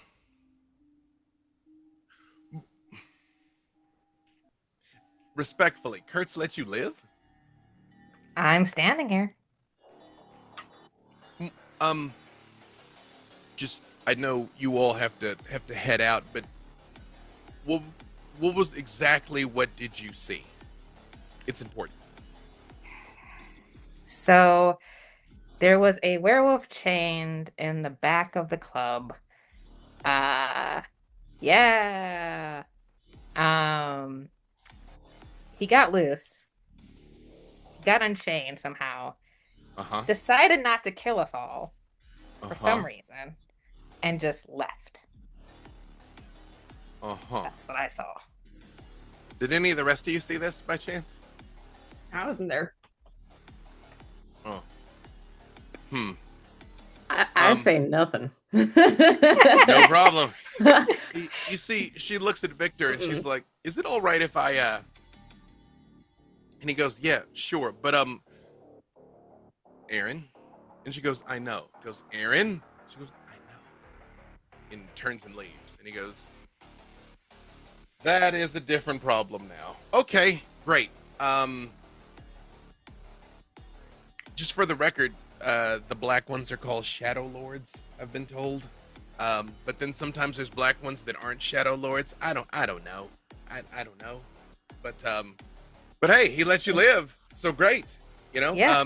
The one that got me, they're apparently called Bone Nars, which is Okay. a stupid Metal. fucking name for just nightmare monsters. That's not metal. That's a stupid name. I'm a bone Nar. Well, I mean, I wouldn't say that around him because it sort of took me a week to get my intestines back right. But yeah, okay. Listen, I mean, I'm still trying to figure out how there's a lupine y'all know the name of. you know, I don't know the name. They just told me the name. listen. When it comes to being Baron of the Valley, that means I'm Baron of everyone in the Valley, even if they don't know or particularly appreciate that I'm Baron of the Valley. So, I have to keep track of stuff like this. And then apparently Very gregarious approach. there's like homeless werewolves. That's a thing. There's homeless werewolves. Yeah. Just werewolves. know. Just So you should always be nice to homeless people. I mean, you should just do that as a decent person, but especially because it might be a nightmare monster. So that one's on the house. Be nice to homeless people. Yeah. But you guys got to get to Santa Monica. I assume you're going to need me to provide some vehicles. You need drivers? yeah. You I need drivers. I can drive Ooh, I really mean, well. All right. Okay. You get the wheel of one. I'll send a driver for the other one. All right. And unless anyone needs to say or do anything else, we will move I'm on. taking a gun and some silver nugs. Perfect. Yeah, Elijah's gonna grab a gun Oh. and some extra ammo. When you pick up the silver gun. brass knuckles, Victor just looks at Adrian, like looks at the brass knuckles and looks at Adrian and just shrugs. Gonna shrug back. Fucking kids, right? I think they'll get a chance to get old. I hope. Hey, Braxton. I don't mean to judge, but I've been told you're a member of Clan Tremere.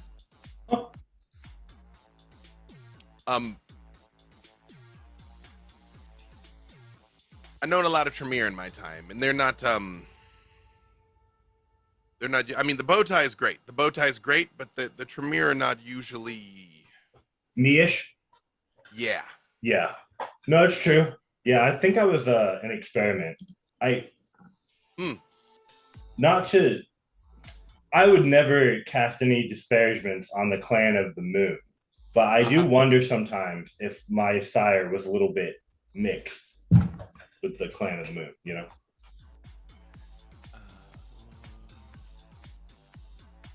Hang on a second.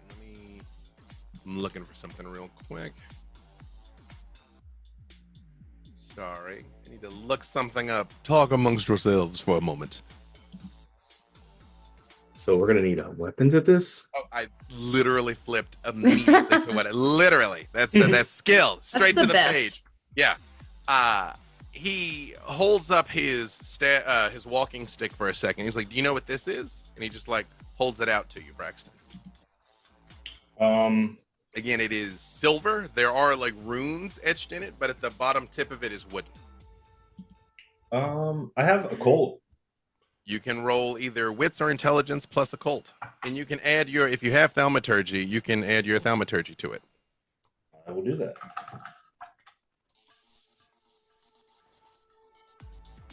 I'm gonna willpower this. That's better. 5 successes. As you're looking at it, it takes you a second to realize The silver part's not the important part. The silver part is just a cane that you could hit somebody with that's made out of silver. It's the wooden stake that's the important part that comes out of it, and it is carved, and it is a shaft of belated disillusion, which is a very powerful Tremere ritual. Essentially, if a kindred gets stabbed with this stake, they 100% will die, or at least they'll get staked. They may not die, but it's even if you hit them in the arm, the leg, the foot, a piece of the stake will make its way to their heart and incapacitate them. So it's basically a guaranteed weapon against kindred. It's like gift from a friend. I say this with the utmost respect, Sir Baron, sir. I'm a big fan of personal space, and he like takes 2 steps back, and he's like, "If you keep that as far away from me as possible, I would consider it a small favor." He just sort of like holds like slightly like this. He's like, "Hopefully, I always get to keep it away from you. I've only actually had to use it once. Guy cut off his leg to get away from it. It's weird." Anyway, he just like turns around. He's like, "Happy hunting, everybody. And again, if you see X, don't tell him I said hi." You know, Baron, if you're responsible for every meeting that happens here, you would just never be able to rest. He's like, you're kind of starting to get an idea how it goes around here, but we'll see after. And as you all are led out to the SUVs and they drive through the night across Los Angeles towards Santa Monica, you all are in the car. Technically, you're in 2 cars, but I'm going to let you talk to each other just for the sake of ease. What would you all like to do? You know you're on the way to Santa Monica, and you know dead bodies have been washing up on the beach near the pier. I'm probably gonna try to do my research. Social media teaches me everything, so I'm gonna see what has been talked about to get an idea on what to look for. Again, give me either intelligence or wits, whichever's higher, in either your streetwise or computers, whatever's higher. All right, so that's going to be intelligence, technology, and smartphone searching. Okay. Should I roll to drive? Not now. It's pretty easy. All right, fair. Dahlia, Just wanted to check. Since we haven't gotten a chance to use your micro expressions, give me what is that? your wits and your awareness, and you can add Oh, an my extra micro die for expression. your. Yeah! You can add an extra die for your micro expressions. Yay! Yes, sir, Rev. So many. That's dice. 4 successes with a beast sign, but hopefully I pass, so we're good. Hope. Hold on. Rather than Google it, what the heck's the name of that the app where you put in what you want and it just gives you coordinates? Like people Waze? been making people have been I'm not come on. People have been making TikToks for like a year about it. It's people have found like dead bodies in the forest and stuff. Like it's real. It's not. This isn't a vampire thing. I mean, like in the real world. GeoFinder? No, it was a big deal during the pandemic when everyone was bored. What the hell's the name of that app? I don't know offhand. Hold on, wait. It's not Life 360. No, Wait, what it's like. happened? Hold on a second. What the heck's the name of that thing? Oh, Randonautica. Randonautica. Do you guys know what Randonautica is? It's an app. It's real. And you basically just like type into it a thing that you want to find, and it will give you random coordinates. And an anomalously high number of people have found super weird shit based on Randonautica coordinates, up to and including actual dead bodies, like verifiable crime scene dead bodies. Like they found What like the murdered fuck? people that the police hadn't found. Like honestly, it is the perfect inciting incident for a mage campaign, but it is real. It's called Randonautica. This is also Rev's exclusive favorite app now. Well, Rev, you do find the first body was a body in a suitcase found on a beach, which, by the way, actually happened. I just don't think it was in Santa Monica. Was somebody using Randonautica found it. Since then, there's like some debate online if it's a serial killer. Some people think it's a viral marketing campaign for something. Because they're like, there can't have been like 5 people that have drowned like off the pier in the last month. There's a lot of debate about it. Okay. The and you do find police reports from Santa Monica, and all of them are just like, got drunk, drowned, got drunk, drowned, fell off sightseeing boat, drowned, fell off yacht, drowned. You know what I mean? It's like case closed, case closed, case closed. You Yeah, know, okay. was on medication, drowned, case closed.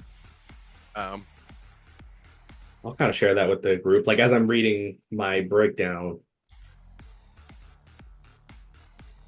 sharing that this has been a consistent thing in law enforcement. It's kind of putting that out there like that. Excellent. Anyone else doing anything as you head over? Now, Dahlia, since you may not know this, the same way Esther triggered a premonition on purpose, Dahlia, you could too. Again, that is an ability that if I trigger it for you, it is free. If you try and do it for yourself, it takes a rouse check. But you can try. You can like intentionally. And that's separate from the roll you just had me do? Oh, yes. Oh, yeah. Give me those micro expressions first. It is a separate thing. But yes, give me the micro expressions. It was a total of 8 successes and then a beastie face. The beastie face is only a problem if you get no successes. Okay. So I definitely got successes. Is that 8 normal ones or is that crits in there? There's crits. So I think I did this right because it's 1, 2, 3, 4 regular and then 2 crits, which equals 4, right? Correct. Yeah. So that is 8 successes. That is correct. That is extreme success.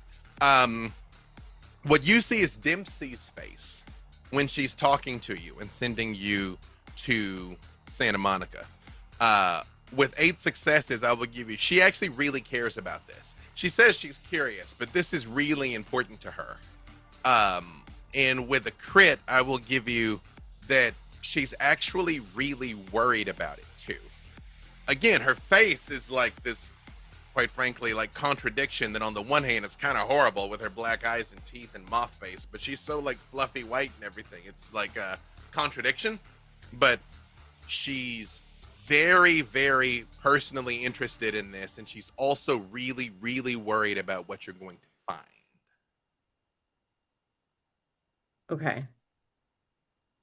Okay. And then could I also rouse or whatever you said I could rouse? Yeah. To be clear, by the way, Dempsey's a Nosferatu. She's just how she looks. That's so rad. Yeah, she's a Nosferatu. That's amazing, and I love her. Yes, premonition. So the first thing you got to do is a rouse check. And that's with my 2 hunger die? Just 1. We're going to see if you get hungrier by using this power. It's blank. So that means you are going to get hungrier. Now, before I say what the beast is going to say, the way this works, by the way, is you're going to add because you didn't feed, so this is going to get your hunger up to 3. But you'll be at 3 hunger dice for the next roll. Does that make sense? Got it. It's like you do the thing, and then the consequence of the hunger is in the future. But by 3 hunger, you're getting hangry. Like you're starting to get, you're a little on edge. Like you're not you when you're angry type thing at 3 hunger. Okay. But now you're gonna roll for me your resolve and your auspex. You're still only gonna use 2 blood dice for now, though. Resolve. And while she's putting this together, is anybody else doing anything on your way over to Santa Monica? Adrian's going to consult his notes and try to remember whose territory. Like obviously it's in X's barony, but like who has that as like their domain? Like which vampires are known to be in that area as like potential reference points. I won't even make you roll. Actually, you can still give me your wits in streetwise, and you can, if you have like a relevant background, you can add those dice to it also. You can also give me intelligence and streetwise if that's higher. Anybody else? Probably not premonition and drive. Or do. I bet you won't. I bet you're scared. Fuck it, I might. How many successes, Dahlia? 2.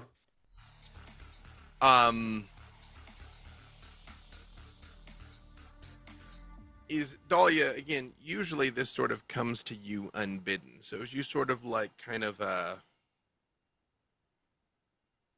frown for a moment and think back, I'm trying to remember, how did your beast sound? I'm now keeping track of 14 beasts. I think now, it had that southern accent, I very remember. similar. I got it. I remember. As you sort of expand your will there, and you start to see the Ferris wheel, and you see yourself up on the Ferris wheel, and you ride to the very top of it, and you feel a presence behind you, and you hear the sound of the beast in your mind. Oh, darling, you don't belong up here high. You belong down in the mud. And you feel like something pushes you off down into the water under the pier. And the Santa Monica Pier, I know I clicked away from it, but it goes out right from the shore to get pretty deep pretty quickly, actually. It drops off fairly sharply. So even though the pier isn't very long, the water's like 30, 40 feet deep, even right off the edge. And you feel yourself just plummeting down into the darkness, Dahlia. And right when it gets so black you can't see anything, you feel a hand grab your wrist. And then you snap out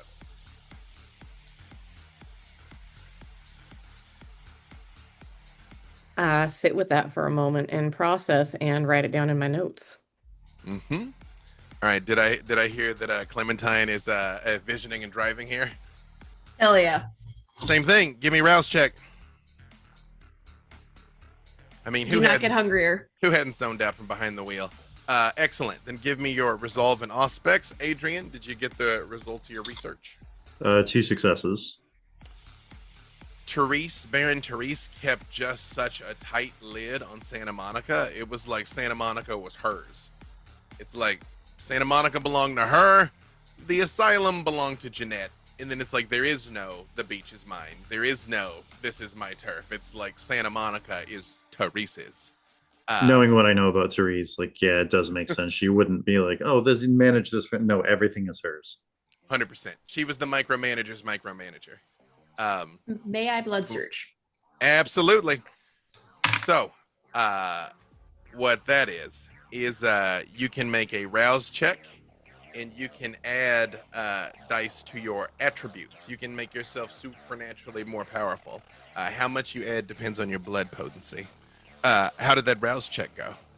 I got a little hungrier, but that's fine. I ate earlier. Oh, my darling, why is it you are trying to look into the future, Clementine? I am your future. I am your past. You are behind the wheel right now. All you've got to do is turn. Come back to me. Why are you being such a disobedient girl? You know what happens to disobedient girls. It's not my fault you have a penchant for problem children. Yep. Roll your resolve and aspects. While she's doing this, is anyone else doing anything else on your way over? All right. Esther is actually going to take a look or try and grab Elijah's attention from across the car, I guess. They're going to drink the drink that they had at the club, set it down, look at them and be like, are you going to finish that? He kind of looks over, gets this mischievous little look on his face, and just stops. Do you both have the eat food merit, or are you Yes. Yeah. All right. Okay. Right. Perfect. Beth, for your own edification, some kindred really can eat. Like, all kindred can fake it, but if you eat with the blush of life, you'll throw it up later because your body can't process it. But there's a specific merit called eat food, and you can eat food. Oh, you can still enjoy cheesecake. You can enjoy it, but you still have to throw it up before you go to sleep. Even with eat food, you still have to throw it up? Yeah, I just looked at that last night. I was just like, wait, oh, no, that's not worth it as much as I thought it was. Oh, I thought you could process, because that's the whole point. It helps you maintain the masquerade. You can enjoy it, because like if I try to just drink it as like a person who doesn't have it, it tastes like ashes. Oh, okay. Yeah, you That's can cool. eat and you have to wait till the evening, like until the evening. You can throw it up at the end of the night. Gotta But tell you, done a lot of this, and I didn't know that you still had to throw it up. I thought you got to process it. Oh well. What'd you get there, Clem? 4 successes, but it's a messy crit.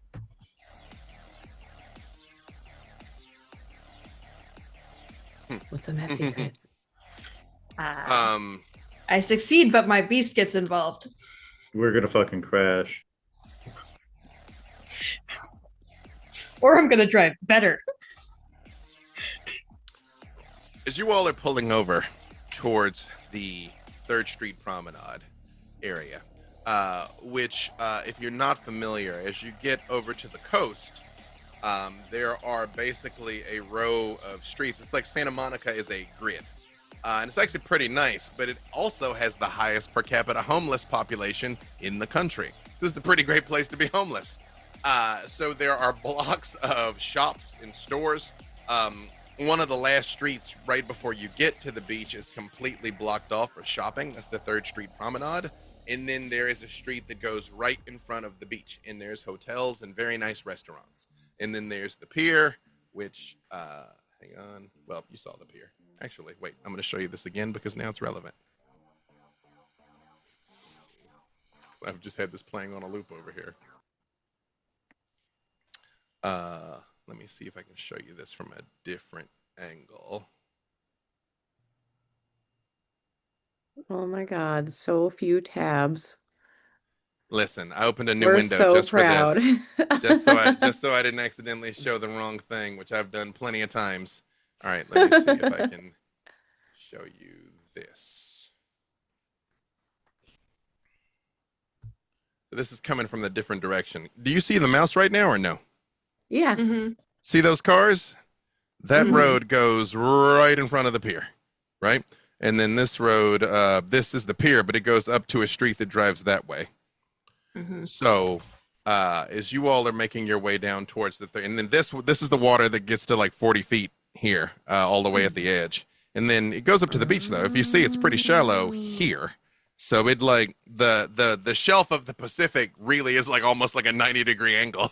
It's like it goes and goes and goes, and then it's just deep. So perfect. And this is the 3rd Street Promenade. Hey, and this over here, even though you can't quite make it out, this is all shops all through there. That's all closed off. That's just foot traffic. Okay. And then there's like, like a sexy mural of like a woman with an afro there because reasons. All right. Wonderful. So, how, as you said, it was a messy critical, but how many successes? 4.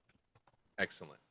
As you open your eyes and try and look forward into the future, hang on, sorry, I'm trying to arrange you all while I'm sharing and it doesn't want to cooperate.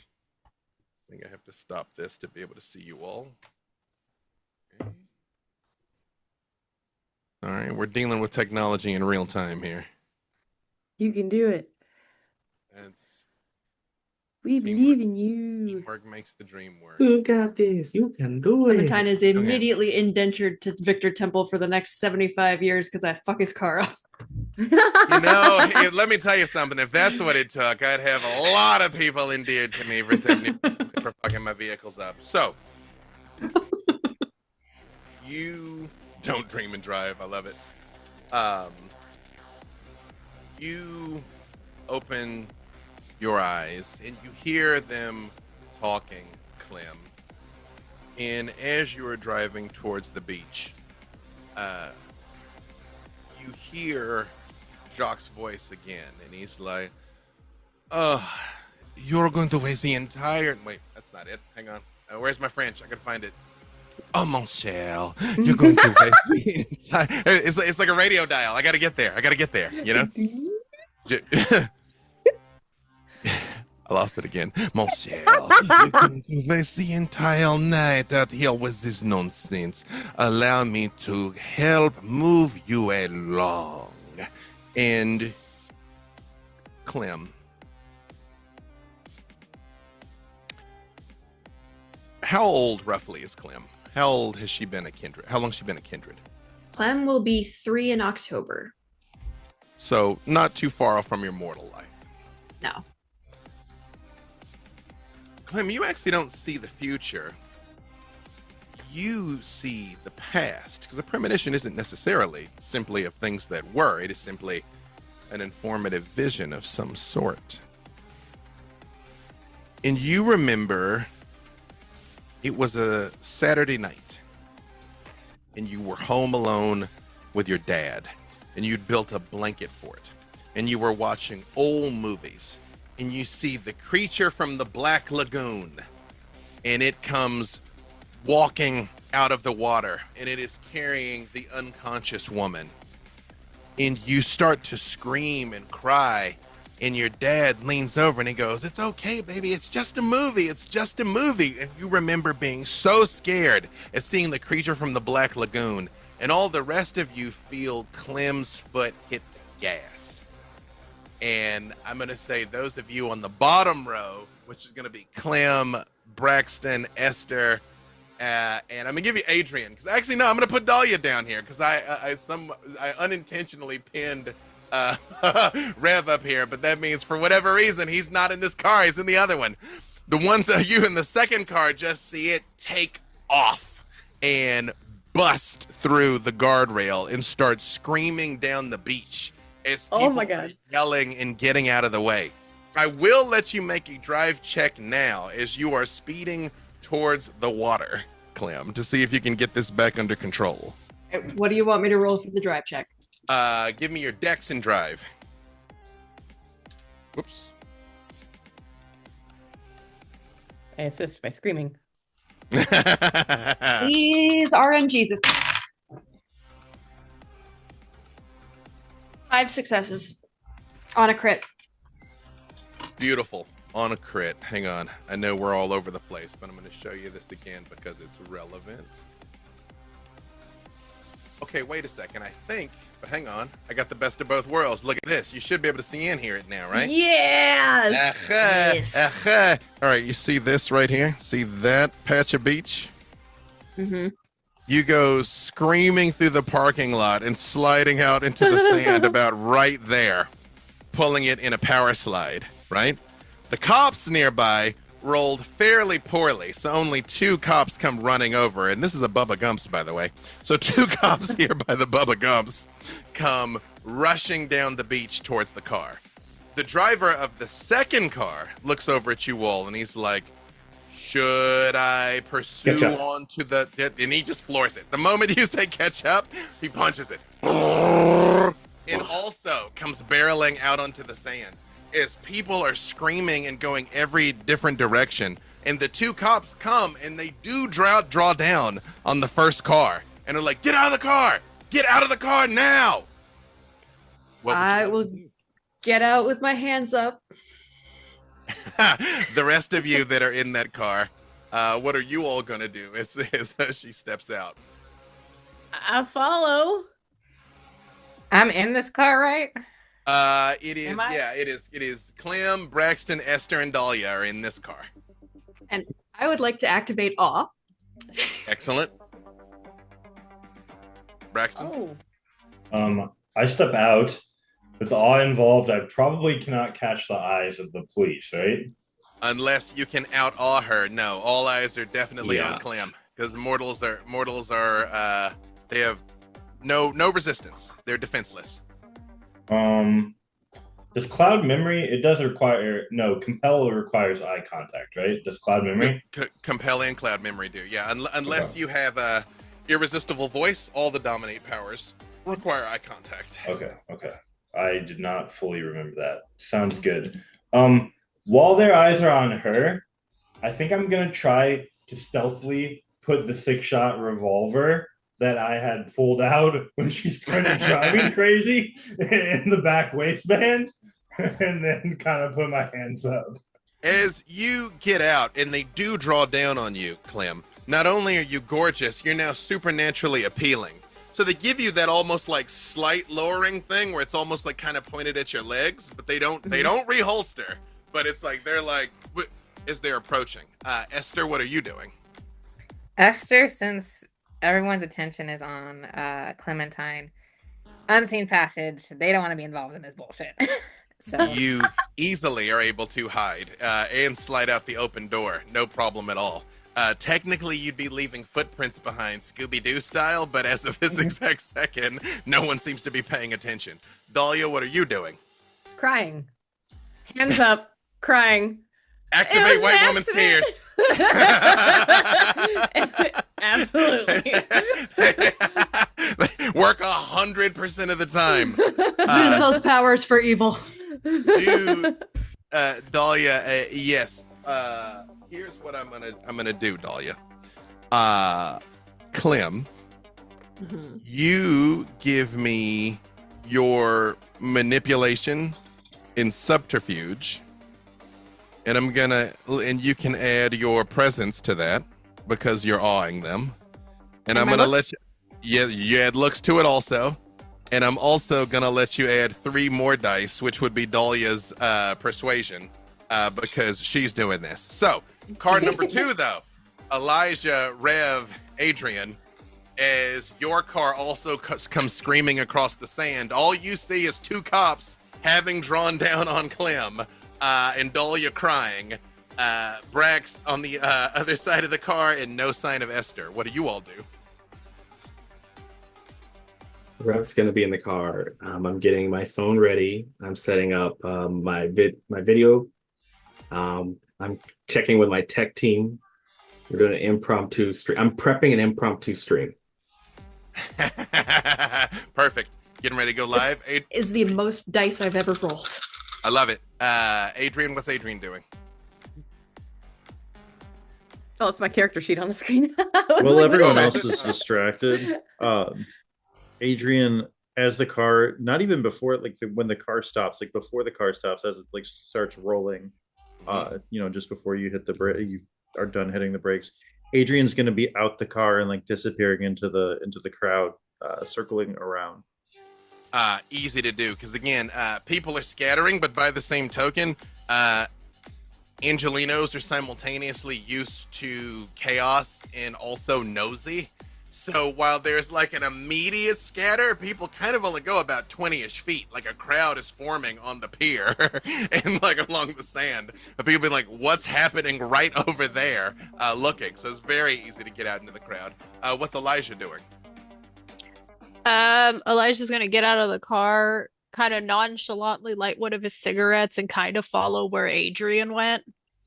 Kind of try to keep an eye on the situation, but he is fully prepared if there's more people like trying to get closer. He's going to activate Daunt. Perfect. As of now, hang on a second.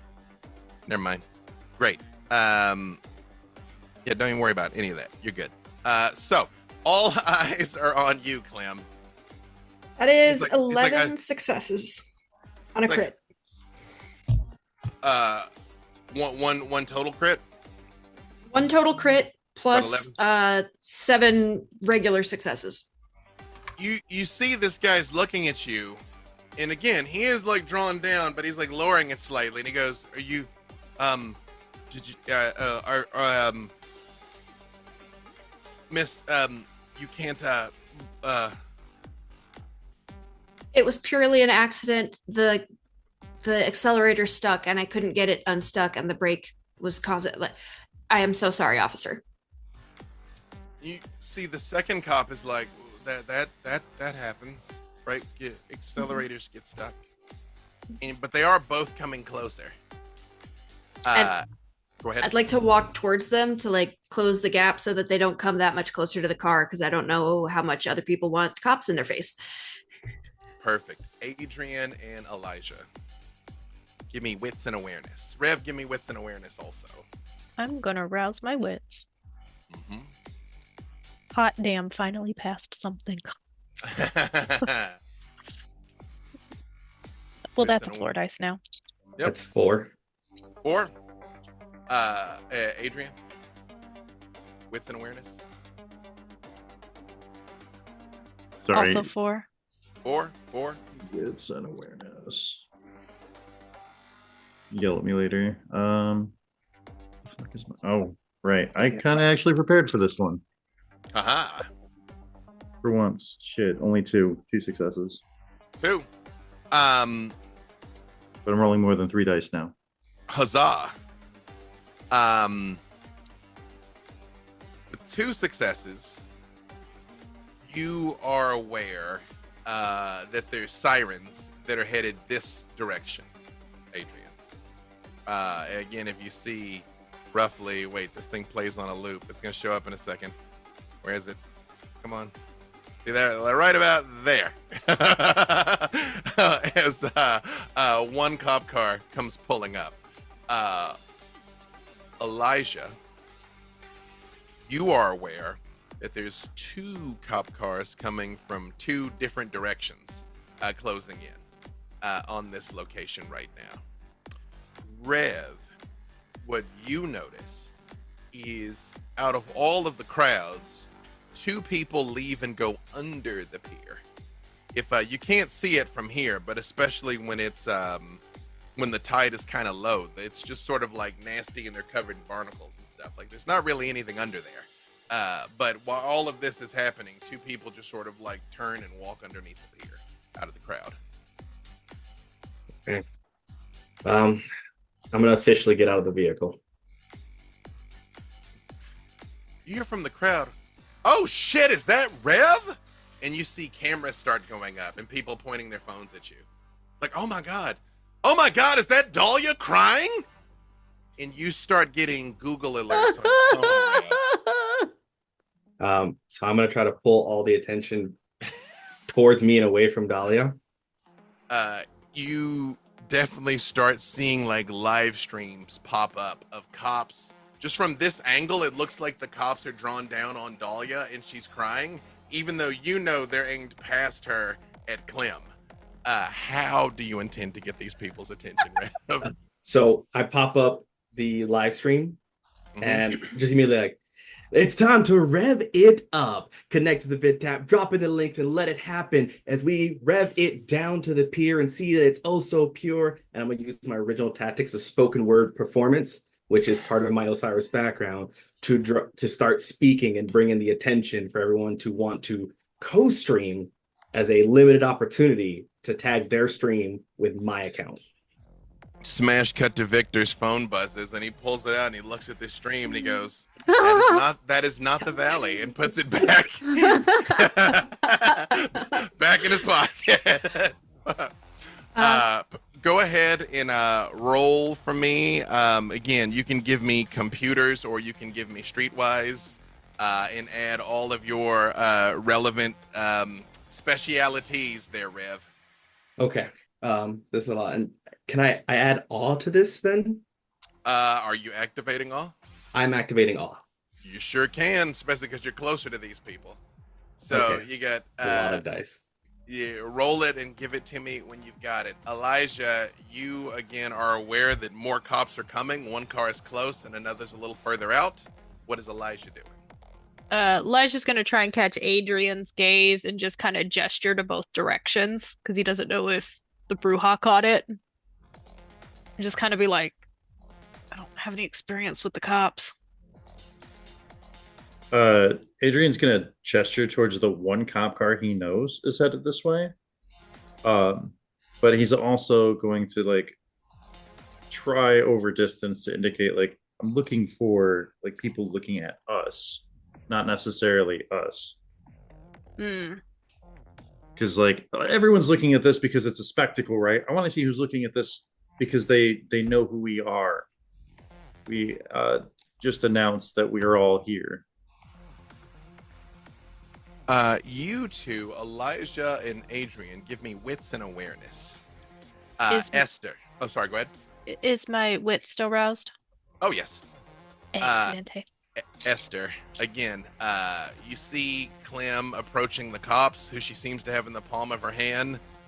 Dahlia is crying. You very much hear Rev in what he's doing, but no one appears. Actually, give me wits and awareness, Esther.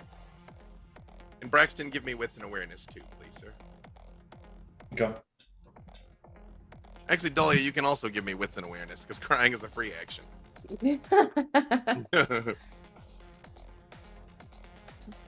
4? Is it 4 or 5, Elijah? 4, and I spent a willpower. Okay. 3. 3? Two. 2. Ugly Makes over sense. here, so I am going to spend another willpower. Excellent. Makes sense. A lot. 3. Perfect. I got 3.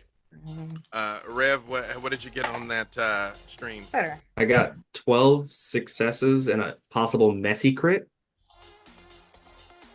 So, Rev.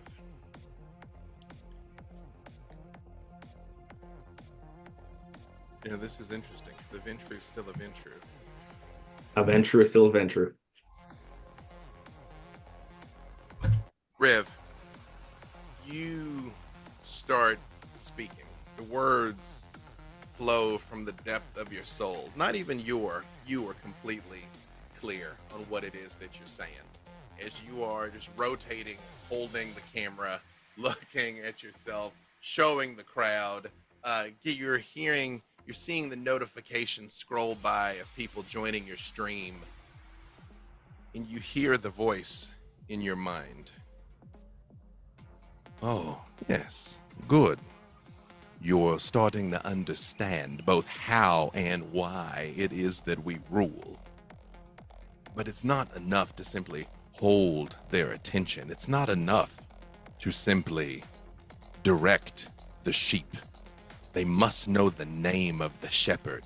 Tell them all your name.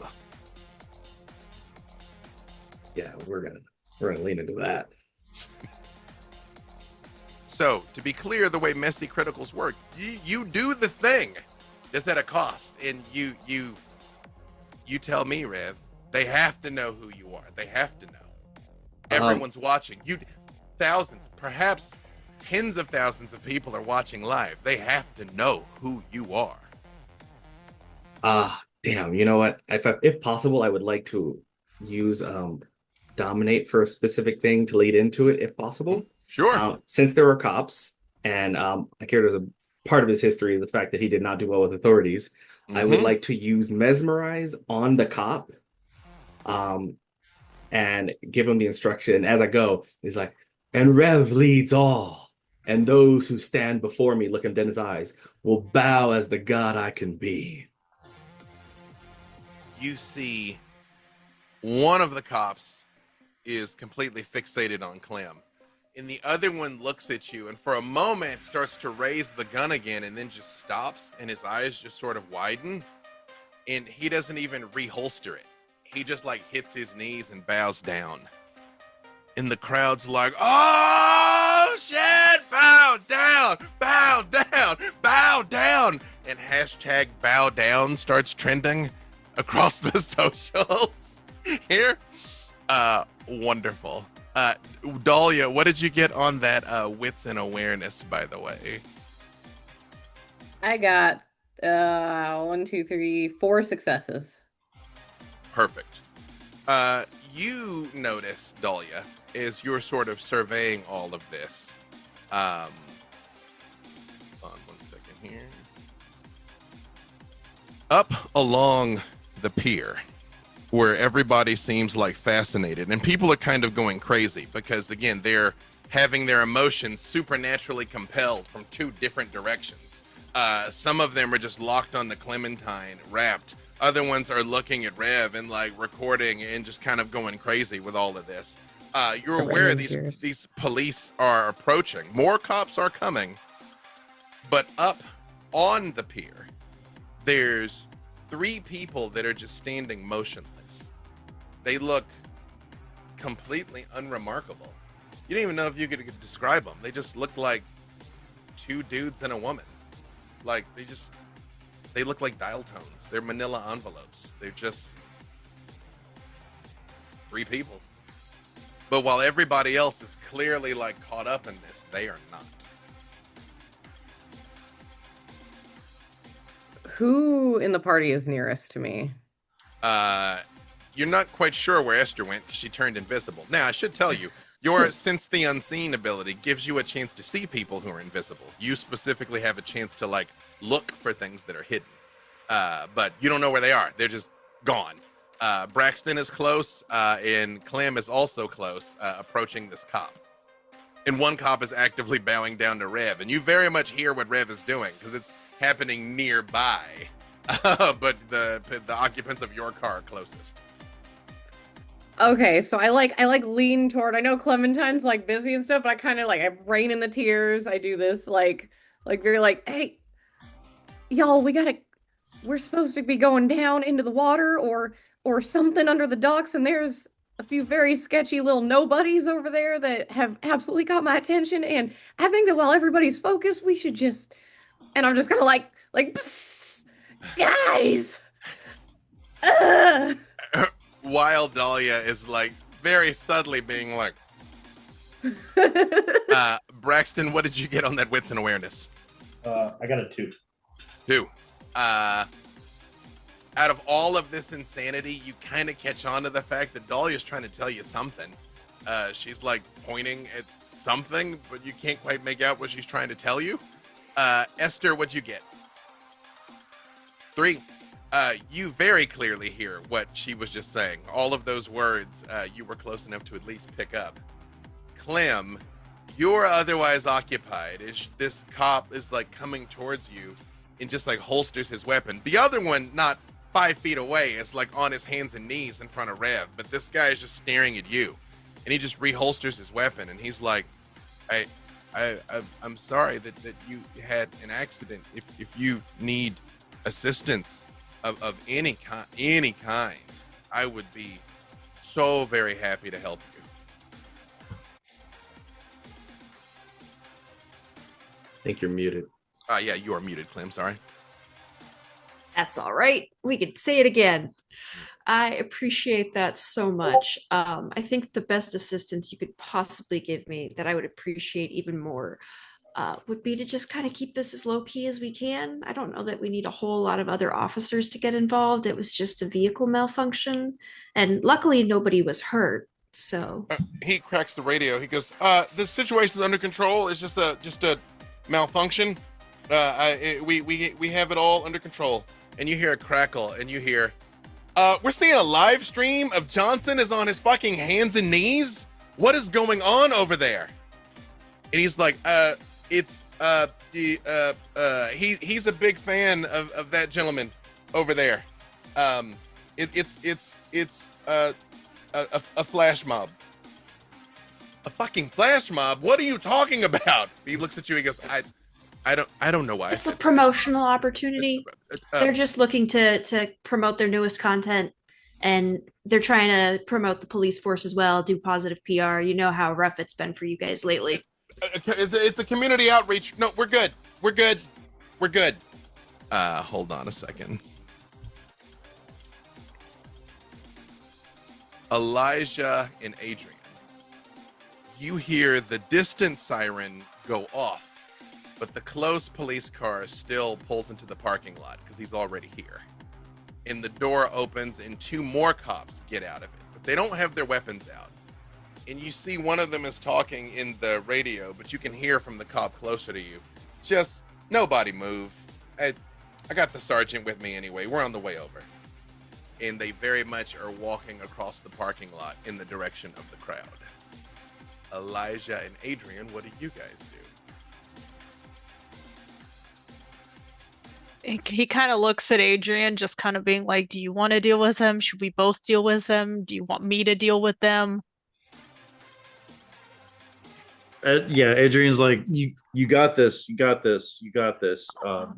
Because like Adrian, I don't know if Adrian knows exactly what clan you are. He has an idea. And he knows that he has no social skills. At least not that kind of social skills.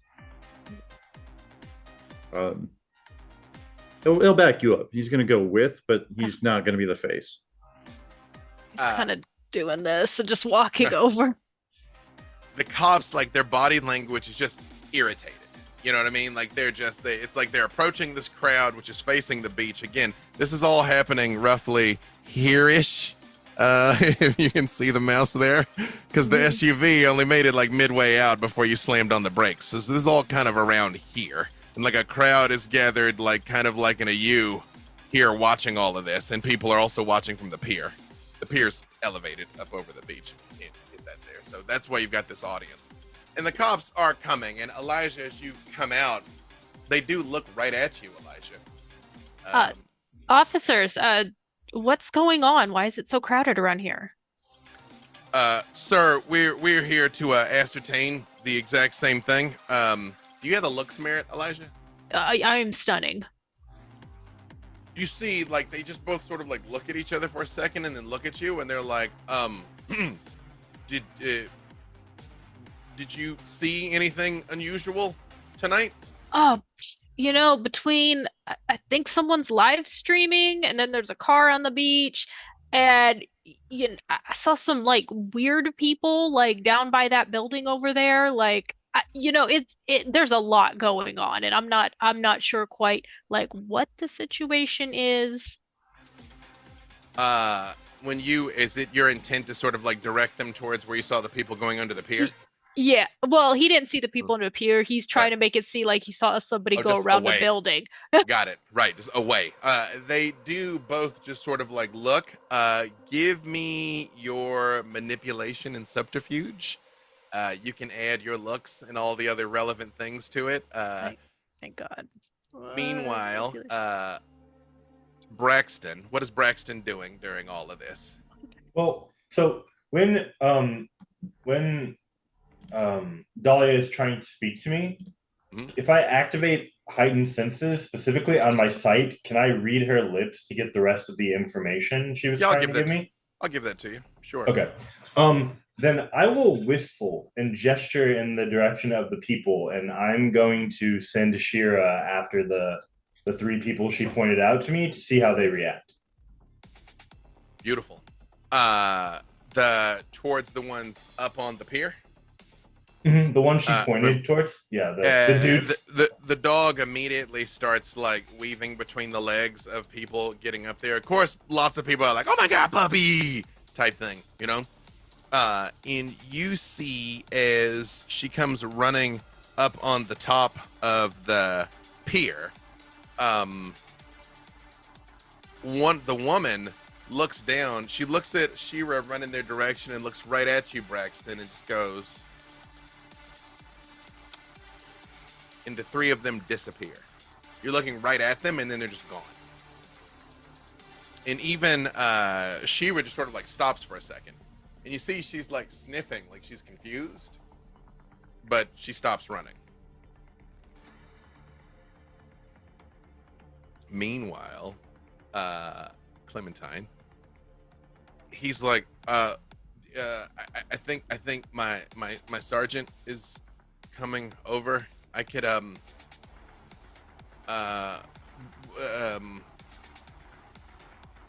maybe you should just go. Maybe you should go. Is this your car? Is this your car? It's a friend's car.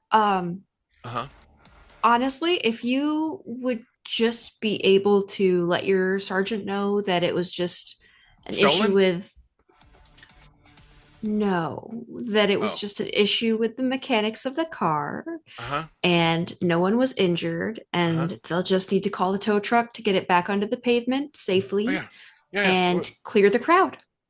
Oh yeah, we just need it. We need a tow down here. We got a vehicular malfunction. This beautiful lady and her friends here. No, they're good. We also need this crowd out of here. Rev, the crowd's not going anywhere. You're doing the best numbers you've ever done in your life. There is TechCrunch has already put an article out about Rev's pop-up live stream event at the Santa Monica Pier. You see people are already talking. It's already hashtag bow down is trending, and you see like lots of people talking about how they're rushing to get to the Santa Monica Pier like tonight to be a part of whatever this is. And of course, it's like a lot of people are like completely wrong. Like you're giving away SUVs. That's why it's out on the beach. You know what I mean? That it's like, it's like the story is of course mutating in real time. But you are #1 trending on Twitter and Instagram and Blue Sky. I guess as I'm doing this, I'm going to look towards the rest and just kind of like nod my head towards the pier, and I'm going to walk the other direction as I continue my stuff, pulling their attention away from the pier and the group, continue my performance a little more up the street away from the actual pier. The second cop sort of like scrambles across the sand a little bit, and he just starts like moving people out of the way for you as they start like kind of all gathering around. And you all do see this just like mass of humans, like ants around a gumball, just sort of starting to follow Rev away. And Elijah, what'd you get on that persuasion? 5. They look and they're like, we'll take a look at it. And sir, I don't mean to be improper, but is this like filming or something? Are you like an actor and there was an event? Because we didn't hear about any permits, but you don't look like just a tourist. No, this was more of like an informal thing. I'm trying to get some headshots taken, maybe see what the Hollywood's got to offer.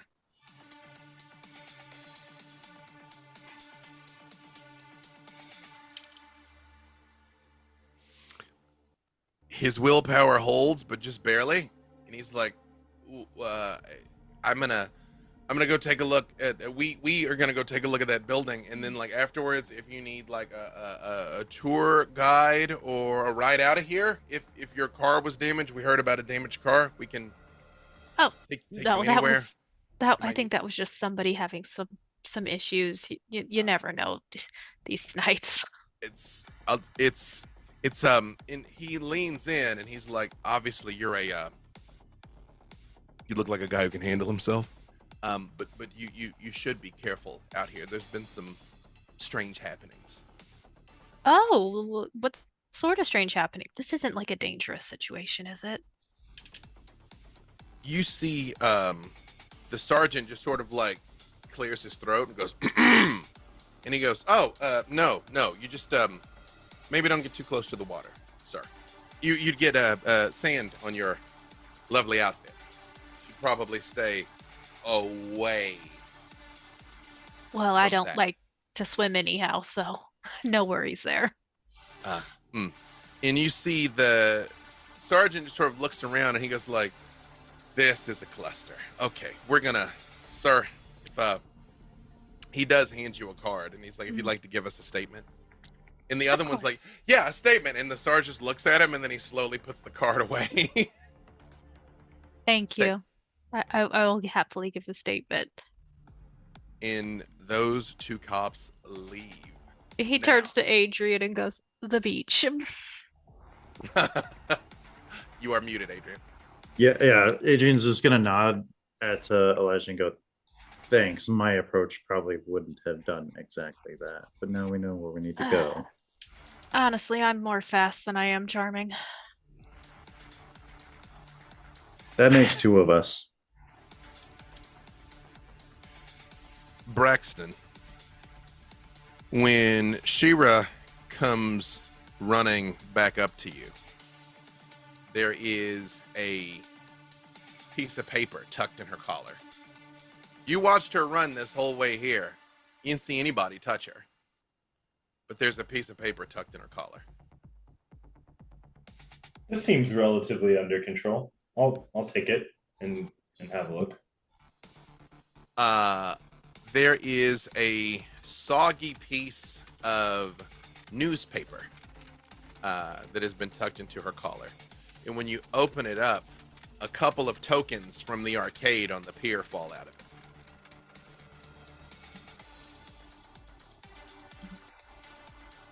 I think I should pick those up. This is a bad angle, but like that building is a big old arcade. Just for everyone's edification here. That's what that is, yeah. Okay. I'll pick them up and I'll walk over. Well, this is bad timing, but I would probably walk over to Dahlia. We'll put a pin in that. Yep. I haven't gone yet. I'm here. Yeah, right. Mm-hmm. He walks over to you holding up some arcade tokens and is like, want to go to the arcade? Why are we going to the arcade? Aren't we supposed to be going under the... I mean, We still can. I just get like the feeling it's important, you know? Well, I guess premonitions are not always exactly Yeah. All right. I take the tokens and I look for everyone else. Are we Most everyone is everybody but Rev is kind of back together. The cops are dealt with. Rev is like currently Pied Pipering everybody about about We've 50 yards lost 50 Rev. yards the other direction. He'll Have I find me. managed to get He a- knows my location. Have I managed to get away from my cop?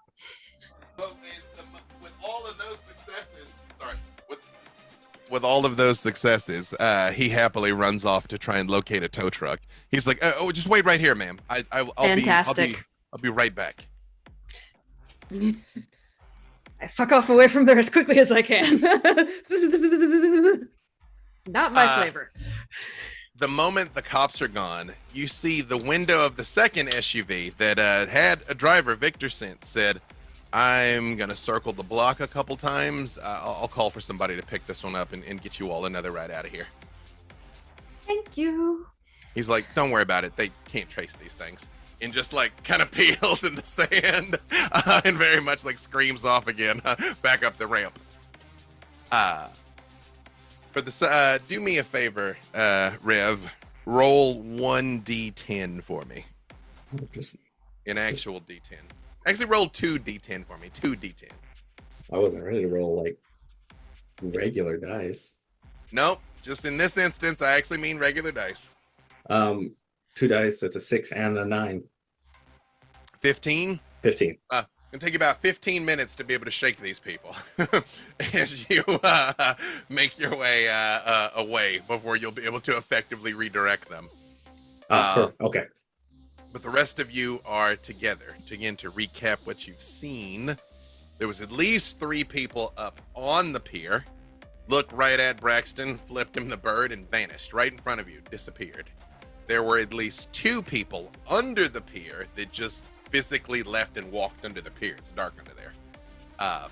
And then everything else was cops and crowd. So I'll say you all do sort of manage to kind of scoot away over here like to a place that's like slightly out of view.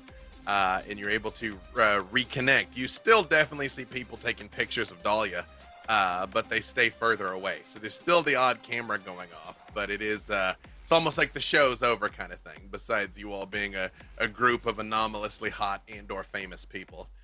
Esther, I assume you are still Since the Unseen or not Since the Unseen, obfuscated. Yeah. Perfect. Although, Dahlia, do me a favor. Give me your manipulation and either wits and obfuscate or manipulation and obfuscate. I know those are 2 very different things, but whichever's higher, roll it for me, Esther. Either wits or manipulation and obfuscate.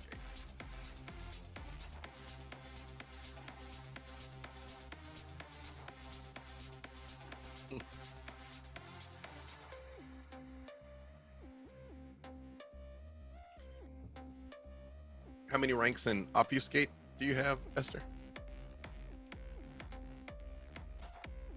Perfect. Sorry, I should turn my mic on. I rolled like dog shit. We're gonna do it again. We're gonna burn 1 more willpower, baby. Hey, well, how much willpower are you down to now over there, Esther? 4. Dahlia, do me a favor. Give Yes. me That's better. give me That's a better. willpower roll. So remember, willpower is the only roll that does not have blood dice. I don't think it's near the top. I don't Okay. think you've spent any of your willpower, so just roll that many black dice. So what'd you get, Esther? Got 4. You are aware, although these people can't see you, if they're taking pictures of you, you will show up in the pictures. That you know that. Yeah, that's right. So there's a lot of pictures still being taken here. 3. 3. Dahlia, you all are sort of gathering, and you see all these people like looking at you, taking pictures of you. Elijah's super fucking hot. Clem is super fucking hot. It's still Los Angeles. There's a lot of tourists. There's a lot of surfer types. There's a lot of exposed flesh. You are really hungry. Oh no. You're holding it together, Dahlia, but you're like, This is you know that like let's all go to the lobby thing where like it's just snacks walking by. like now that there's sort of a moment to take this in, it is like you hold it together, but it is like But like I'm feeling like I should probably find a dark corner in a person somewhere soon. you swear you see a dude who might actually be Pedro Pascal up on the like he lives around here. You're like you're like, was that a lot was happening, but was that you know, like again, you hold it, but I was gonna say I managed to resist. I'll chase if you tell me to chase. No, but it's coming up though. It's coming up. Okay. Yeah, but yes, you are all back together again. Again, Rev will be back with us in roughly 15 minutes, which is a dramatically appropriate amount of time. Although, Rev, I am going to want you to tell me how you shake these people. I already have how. Oh, perfect. But for now, you all are back together. Again, you have what you have seen, and now you have this clump of wet newspaper that had a handful of arcade tokens. Quick note, I'm actually going to drop down, kind of shroud myself within the group currently, and I'm going to drop my unseen passage because I don't want people to start looking at the phones and being like, oh, there's a person there, but I don't see them. Perfect.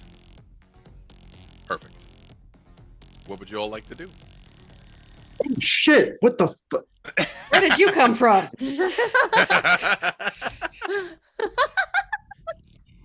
I've been here the whole time. I've been here the whole time. Give us a warning. Fuck. Sorry. Right, jump scares. Mm-hmm. Oh. It's like all the Adrian's guns are out, get- and you're like, oh, hey, no, yeah. Right. Adrian's gonna ask the crowd. I didn't see shit. What did you guys see?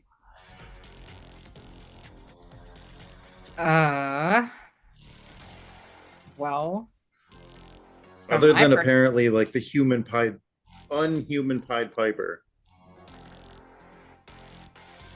I mean, I was busy with the cops. I didn't get a chance to get eyes on those people walking over. Whoever you're There are talking three about. people over on the pier, like, and they disappeared. But then we got tokens, and I thought we were supposed to go under the pier, but it seems I guess we're going to the arcade. Well, the cops said don't go under the pier, so that makes me think do go under the pier. Yeah, the cops said stay away from the Hey, Dave, Jesus your screen Christ, sharing. Dave. You're screen sharing? We see everything now. Sorry. We see all And the all buttons. 132 Making tabs. notes. I'm just So making. many. Oh wait, hang on. How wait. is your Can you computer see still that? Wait, running? Can you see that? Can you see? Yes. Yes. My machine is a monster, and part of the reason why I bought this machine is so I could just aid and abet my tab addiction. Yes, that is. I was all. gonna say any computer I've ever had would be chugging and smoking and sputtering and begging for death. No, I definitely have 103 tabs open right now too. Yeah. Wait, let me get my notes somewhere where you can't see it. I'm just making notes of the things I say. That's all. All right. Half of it lives in my brain, half of it does not. So, yes, what would y'all like to do? Well, I'm gonna go to the arcade. You guys don't have to join me if you want to go under the pier. That makes sense to me. But I feel like I'm supposed to go to the arcade. And if I'm wrong, then I just end up wasting my time like usual, which won't be anything different. I'll go with you. Is that Clem I heard say I'll go with you? Yes. Esther By the way- heard the word disappear. Oh, go ahead. I was just gonna say, by the way, my name is Clementine. Nice to meet you all. Probably should have introduced myself before we got into a car together. Oh yeah. I'm Braxton. Adrian. Elijah. Miss Esther. Well, and You're know- that Dahlia. Emphasis on that. I've had some girlfriends say some things Girlfriends. about sand and about beaches and barns and all kinds of interesting places. oh yeah. Adrian's gonna stare at you all like, what the fuck are you talking about? She writes smut, And- hon. Oh, Really good smut, but smut. I get. Oh. Is it worth reading? Oh yeah. Yes. Well, because she's famous, I'll go so far as she's a very popular author. You may or may not mean her work is any good, but she's. I will say, I don't know why. I realize the Ferris wheel is the main center of attraction, but none of these dang time lapses show like the other side of the pier. Like there is stuff there. So as this continues to rotate around, again, this build, you see how big it is though. Like it's big. Is a big arcade. That's what that one is. So. Oh, And then the accursed Daystar. I'm like, everybody make fortitude checks. Yeah. Perfect. So I got 2 of you are headed to the arcade. Anything else? All right, headed I'm gonna to the go arcade, too. under. I'm gonna go under the pier. Adrian's going down. Split the Oh, code. we can split the party? course you yes. Yeah. I'm going under the pier. I hand Under the back the pier. tokens. Under the Like, pier. Vampire I just is feel like that's made- the right place to go. Vampire is made for bad decisions. 100%. Did I hear Elijah's going under also? Oh yeah, yeah. He's like Pier. Yes. Don't do the whole lights and the arcade. No. Esther, which way is Esther headed? Esther heard the word disappear on the pier, so they're gonna decide based on what they maybe can see. So they're gonna try sense the unseen and look at the pier and see if they see anybody. Roll it. If they- It's free. Give me your wits and aspects. I do actually want to surge on this one, so I'm just gonna do a route check real quick. Okay. Still a success. Just again, just like the noddest ideal. Like you've just been like a low key sabat on this entire time. Just union with the beast. Rev, how are you gonna shake these people? Oh, I set up my usual scavenger hunt. Midway through the stream, I'm like scattered across various areas of Santa Monica, away from the pier. I have these geotag locations. Take a picture, send it to the tag, and then we'll be dropping at least $1,000 into whatever account you send to the link provided. The moment you say that, these people scatter out into the streets. Let's see. And then I just head back. Perfect. What's that with Since the Unseen?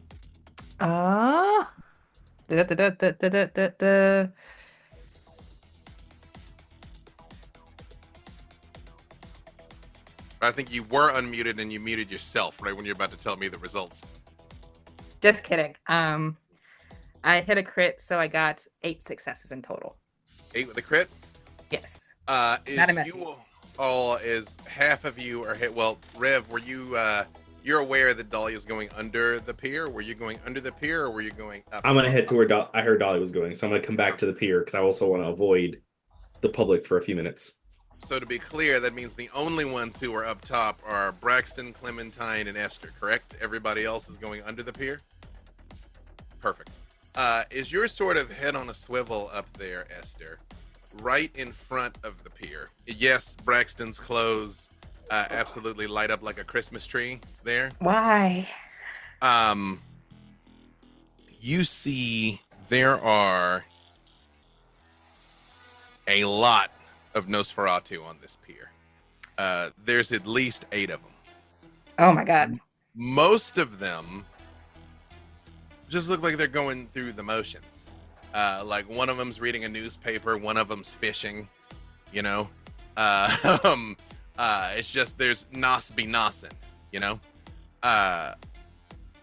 4 of them look like they're covered in seaweed and barnacles.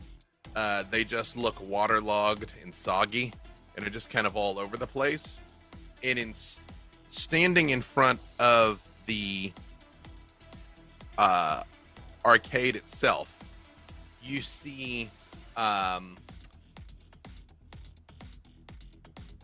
first you just sort of like see her from the side, and it is an absolutely gorgeous woman. It's possibly the most beautiful woman that you've ever seen. And she is wearing a long, lacy wedding dress that looks very vintage. Like maybe it was from the 1940s, if you had to wager a guess. And she's looking towards the arcade. And she turns and looks down the pier. And when she does, the other half of her face is horrifying. It is waterlogged and bloated and saggy, like she was sinking, like floating on her side in the water. And the half of the dress is green and tattered and like covered in algae. In her hand is bloated to like 3 times the size, like almost impossibly big. When she turns and looks at you, and then she just looks back the other way and walks into the arcade. Oh God. I'm going to discreetly share what I know with whoever is currently surrounding me. And then it seems like, honestly, a lot of people are going to the pier, so I might join. Who was going to the arcade? It is Braxton and Clementine, and that woman went into the arcade. Like you watched her into the arcade. Yeah. I'm going to the arcade. Braxton and Clementine, you now possess that information as well. What she's seen. That again, there's 8 Nos on this pier.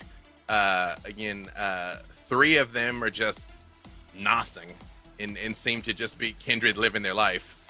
4 of them look very like soggy and waterlogged, like they've been out in the ocean. And that woman who went into the arcade. Creature from the Black Lagoon. Do you say that out loud? Yes. Do any of the rest of you react when she says that, creature from the Black Lagoon? Huh? Did you ever watch that movie, The Creature from the Black Lagoon? Well, sure. There's monsters in the water. Yeah, that's why I figured the water line is the place to go. Meanwhile, those of you that are heading, same thing, Dahlia. Give me Sense the Unseen. Give me, roll your Wits and Auspex. This is, you have a chance to see people who are hidden. Adrian, Elijah, Rev, again, as you all are making your way under the pier, it's a pier. It's dark. The water is a little choppy. The Pacific is cold. I felt very lied to when I first came to California about how fucking cold the Pacific is. So it's actually like drafty under there. Again, the high tide is at low tide's at 3 p.m. and high tide's at 5 p.m. So you can definitely see the columns are sort of like covered in algae and barnacles and things as you're kind of approaching, but it's black dark under there. How many successes, Dahlia? 5. You ever seen like Dahlia,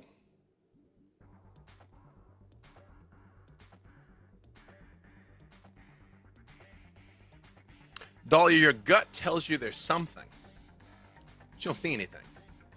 You got that feeling of you're being watched. You just feel like we're under the pier, or we're just like walking as you're approaching towards being under the pier, and you're like looking. It's like your gut is screaming something's watching you, but as you're looking, you don't see anything. I kind of reach out toward my people, and I'm like, there. Just for your own edification, since you're learning the game, you got 5 to see them. They got 6 with a crit to hide. So you're like, there's something going on here. Who's out there? Do you say that out loud? Yeah. Rev's gonna pull out his phone. What do you do? Somebody's here.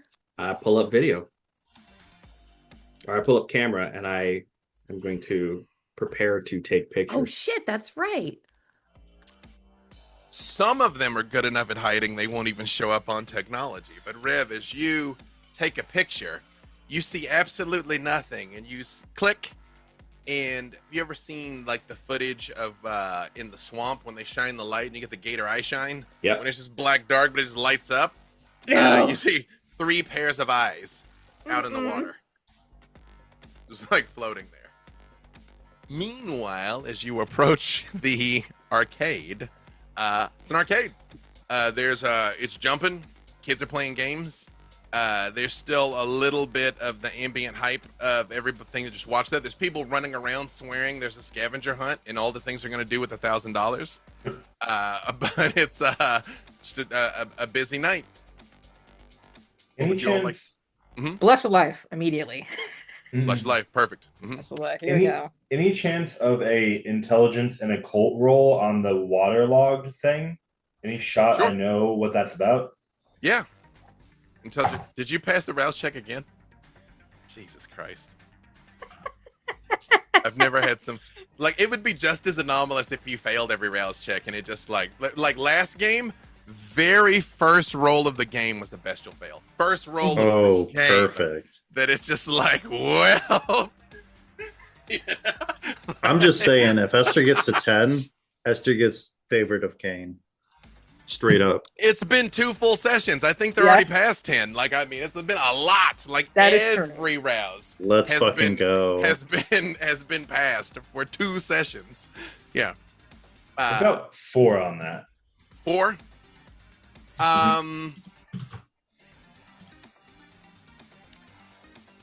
How you're? I get the impression. Are you fairly young, Tremere? 30. 100 years. Well, 30 is enough time to have been around the block. You found oftentimes the way a Nos looks is frozen with how they died.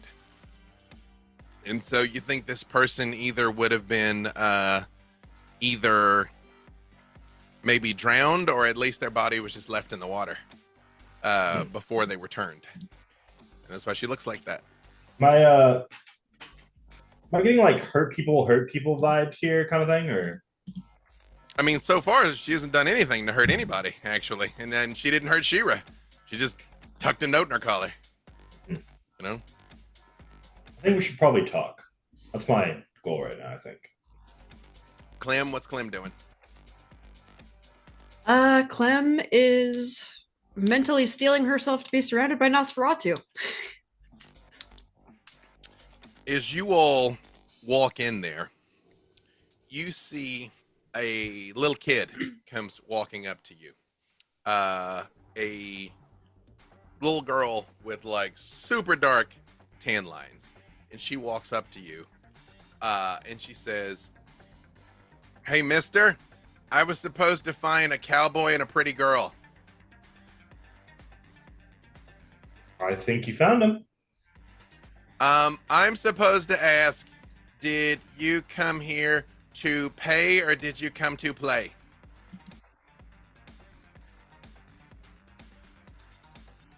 Play. You see, she just holds 2 thumbs up. And she says, "I think that's the right answer. I don't know. Just a nice lady gave me a lot of candy and said that's all I had to do." And she holds up a fistful of tickets. And she's like, "She gave me 10 merry-go-round tickets. 10. Nice. Wow. And goes running off. Which, because in the, well, is it in there like this, like right here at the end where it's cropped, there is there in that one. There's a big ass merry-go-round in there. Honestly, yeah. Honestly, I don't even have one merry-go-round ticket, and I'm kind of jealous right now. You see, she stops for a second and she like looks down and she tears off 2 tickets and she says, "So you and your girlfriend can ride." Thank you. Yeah, and goes running off down the pier. She's adorable. And you hear right behind you when you say that, Clementine, it's like, "She is adorable. I want to keep her adorable. What do you want?" Meanwhile, back under the pier. Rev, you're aware there's 3 sets of eyes in the water. And I kind of share it with the group, just kind of like showing my phone. All right. Elijah is short of temper. He's just gonna pull his gun, roughly hold it to where he saw the photo is. He's gonna activate Daunt and go, "Come on out, we need to talk." They are going to try and resist your daunt, so we're going to have to roll for it. All right. Oh, you did exactly what I was gonna do. You can double daunt. You can both be scary. You can be like, "Where everybody's scary." Come on. Double scary. Now. Yeah, Yeah. Oh yeah. Well, you come out of that water. There's 3 people. Come on. I do the Yeah, opposite. I'm also gonna turn on Dawn, and I'm just gonna yell, "You know who I am. We can do this the easy way, or we can do it the hard way." I very messily try to reach for the gun that I shoved up my dress. but like am stumbling so bad. Both of you make your intimidation rolls. My look supply. Oh yeah. And Daunt does Daunt. They're like I'm scared and aroused. I'm scare-roused. Yes. So is it charisma or manipulation on that one?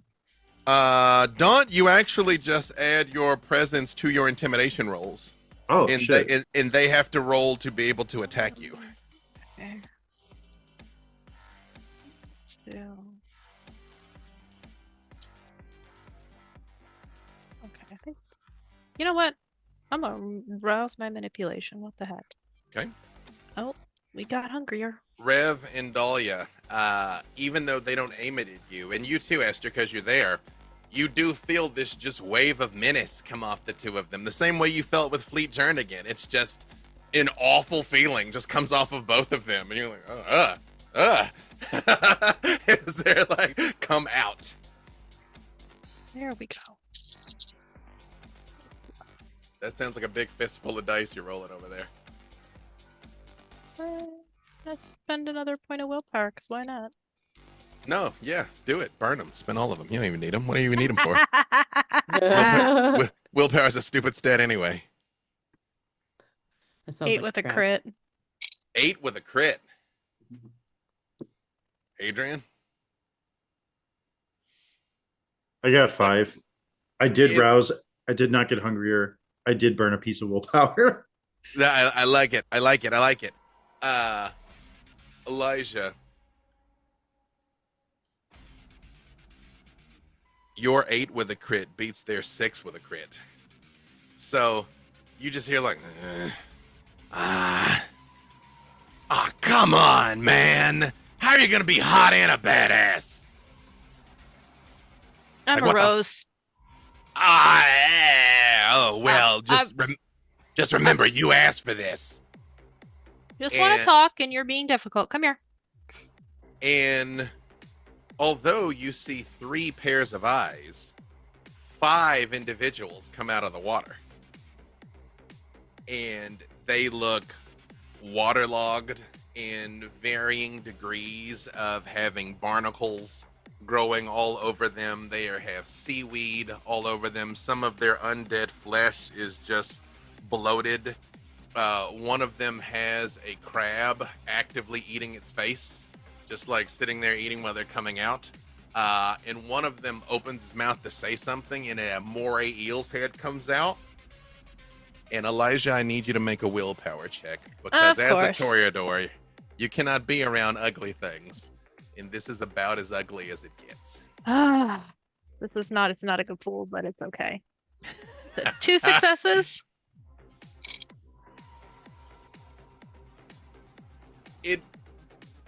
Elijah, you hold it together. It is sort of just like he's holding it together well enough, but he cocks the gun. You very much pull down on the hammer. Rev kind of it was in here.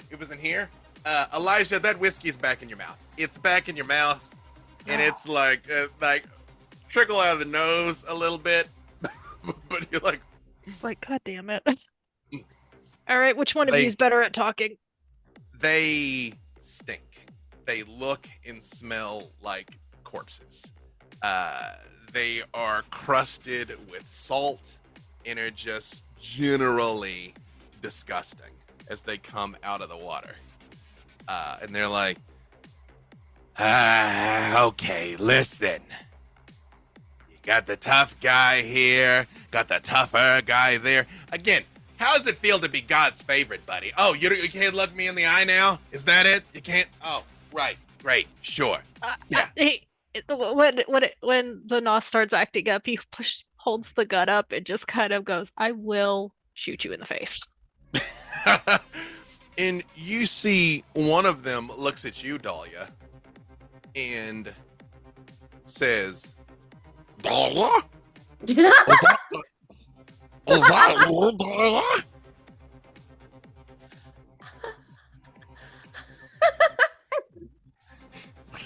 It's me, it's Tiffany.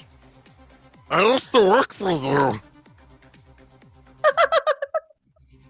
Meanwhile, up on top of the dock You hear a voice right behind you say, what do you want? I want to know what's causing all the problems in this area. You've had a rash of bodies lately. The only problem caused in this area right now is a BDSM Rose that doesn't know how to fucking drive. Good recovery, though. Hmm. Do the Except Bruja I'm- know that you're cosplaying as one of them? Because you smell a little too sweet to be one of them. It's Bruja that got me out of the garden. I don't know if that's an improvement or a loss, but all right. And Clem is staying facing the way she was facing. She has not turned around to this voice behind her. To be Um, clear, it's like you guys are looking into the arcade, basically like right at the entrance, and this voice would kind of be like between you and the boardwalk, essentially. Yeah. And she's like, what about corn-fed Hogwarts over here? Like, how are you simultaneously gonna have manure in between your boots and yet have like high-level enchantments on your clothes? Like, you are a conundrum wrapped in a mystery. I'm a man of little talent, but I can do those two things very well. I mean, how the fuck are you gonna cast spells and bale hay, bro? Like, pick a lane. Picking up on a lot of bitterness here. What's with the judgy attitude? We didn't do anything to you yet. You haven't done anything to me yet. That's true, but life has kind of had a boot on my neck for some time, so I apologize if I some get of us that. are less fortunate than others, okay? I get that. Yeah. But I just came here to talk because between you and me, I find that when you have a 90-pound dog running at you, it tends to reveal who you really are. So from my perspective, it seemed like you want to talk, so I want to talk. Listen, One of two things is happening. Either you're drowning people in this area, or you know something about who's drowning people in this area. So either way, I think we can come to some sort of an agreement. what? Therese Vorman sent you after us or something? She suddenly give a shit about what happens to us? No, No. Therese Vorman has nothing to do with this. Not involved Listen. at any step of the process. I'm gonna cause a little distraction, and then why don't we talk at the far back of the arcade? I got a face that's not meant for children, if you understand what I mean. Okay. And when she says that, you see just a cloud of seagulls just comes down, like 20 of them. Just start coming down and like picking at people's food out of their hands and like picking at their cell phones, and people just sort of just like you know. And she's like, I'll meet you out back. Cool. Meanwhile, back under the pier, you all see Tiffany, Yes, you remember it's me, Tiffany. I thought you quit. I thought I haven't seen you in. What happened? I got killed. We thought I got killed. Remember, you told me to go to Los Angeles and find an agent. And as she comes towards you, you see kind of the face that used to be in there, sort of. She's sort of like blue and a little just like waterlogged. And she comes closer to you, and she's like, I'm happy to see you now. And she tries to give you a hug, but she doesn't just like aggressively do it. She just kind of holds her arms out for it. I hug her.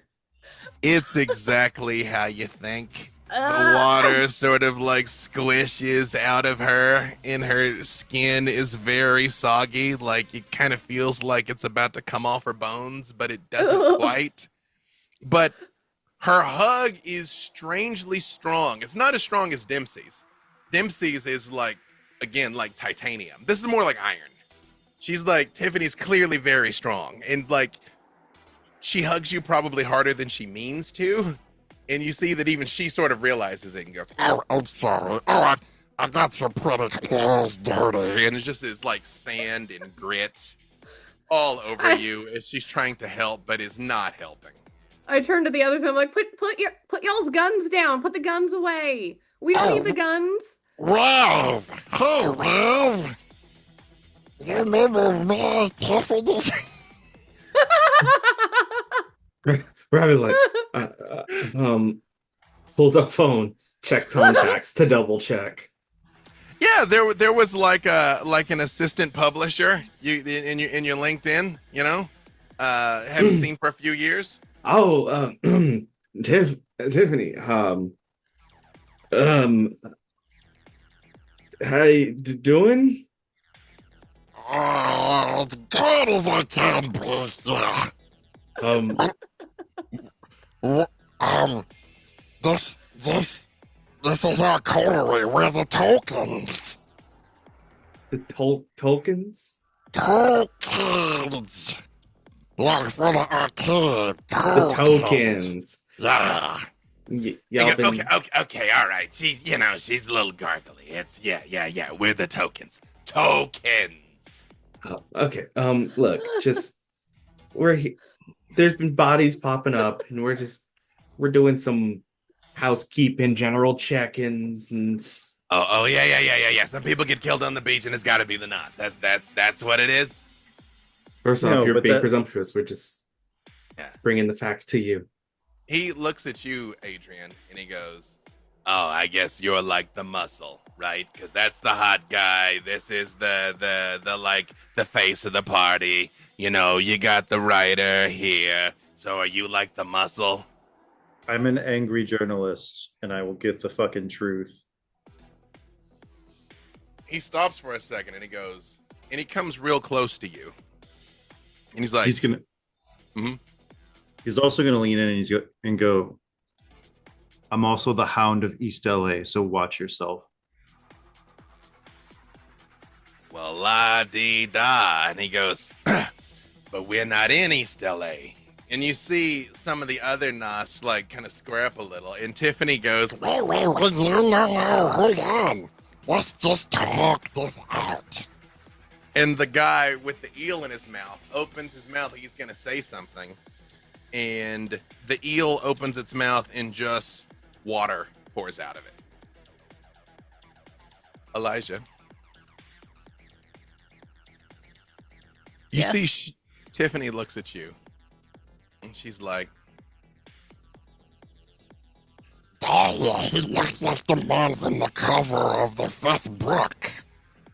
Oh, wow." and she starts coming towards you, Elijah. I am going to rouse for something. Meanwhile, Damn, we passed. I am blinking behind Dahlia. Elijah's just gone for a second. It's like he's over there and then he's over there behind you. Meanwhile, back up on the dock. That is absolutely Vampire in a nutshell. Back behind the arcade, you all see the woman that I described before, except she's made a point that she's got her right side towards you. She's standing by a dumpster, so she's like covered, and you just see the beautiful half sticking out. And she's like, "So, listen, we don't want any trouble. We got a pretty good gig going here. Your friends just went under the pier. If they mind their manners, my boys and girls, they'll mind theirs. They know how to behave. But if you came here to start some shit, I'm telling you now,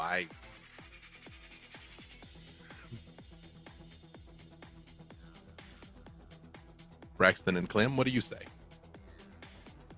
We are not here to pick a fight. We're here because there's an issue that's going on and we're trying to help resolve it, which I would think if this is your area, if this is where you guys set up home, that you would want help resolving that issue because it hasn't been resolved by you already. Listen, Jeanette told us we were cool if we hung out at the pier as long as we kept our noses clean. And I've been doing that. I know about the bodies. I know. We've been looking into it. I don't know. You don't have anything? Well, hold on. Let's see what she does know. Whoa. Oh, that almost was bad.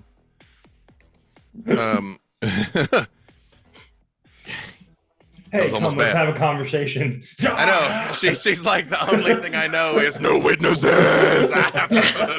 Fuck you, you Toreador bitch. I know. Like, yeah.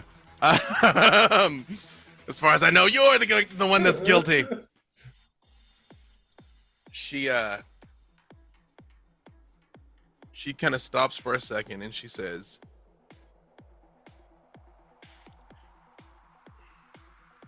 I don't think it's one of us. And I don't mean I just don't think it's a Nos. I know it's not a Nos. I don't think it's a kindred. Those bodies that are coming up, they might be bloated and full of seawater, but they're also full of blood. I don't know if this is just a convenient dumping ground for somebody. I don't know if somebody is trying to ruin our gig in particular.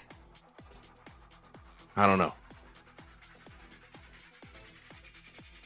Can I do another int and occult as I've gained a little bit more information?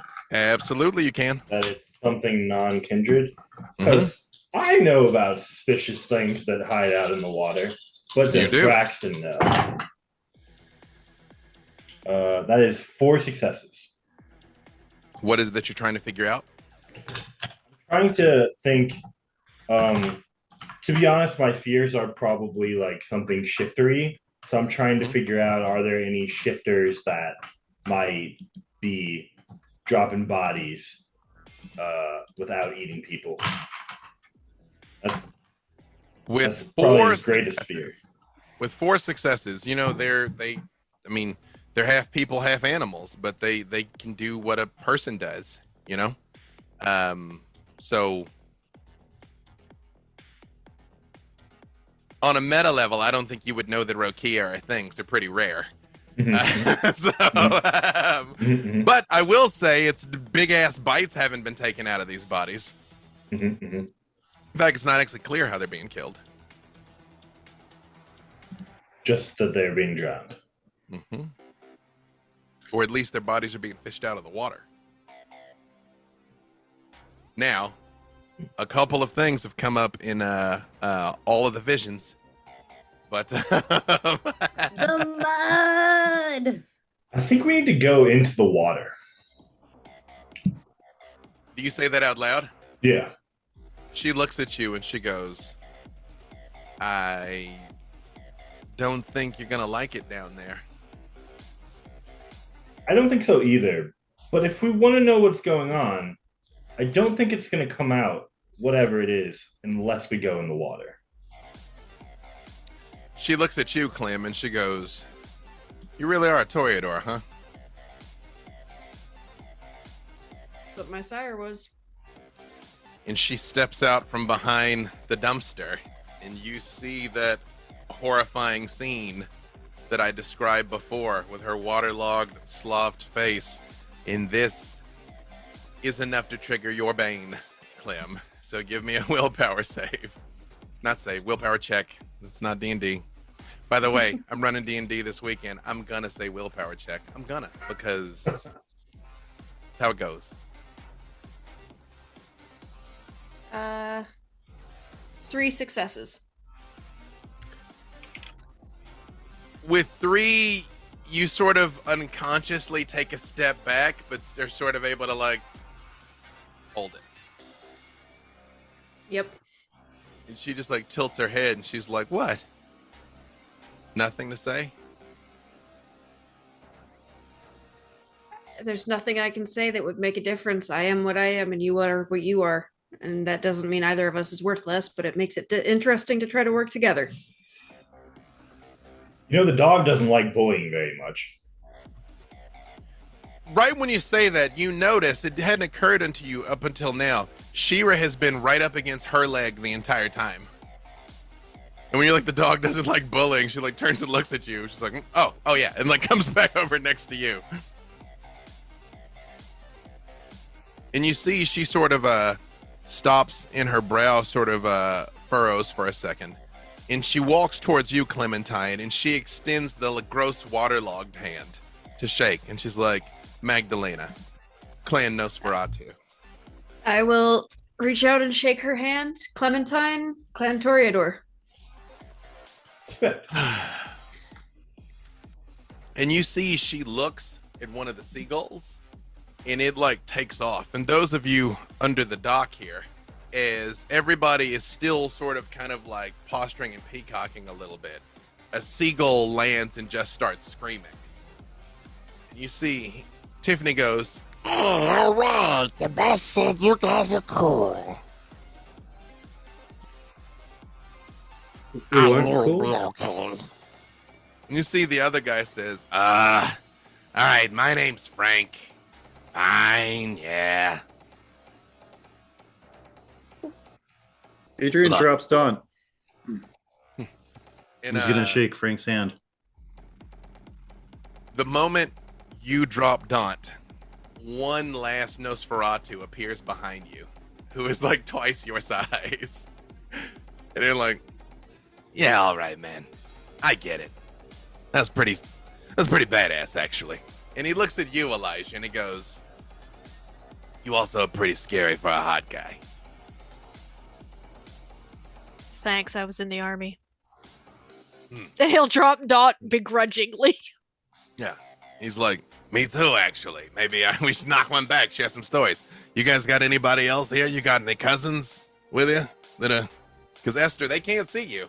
Because ironically enough, Nosferatu have an ability to hide, not an ability to see who's hidden. So even the Nos don't know how many Nos are around at any given time.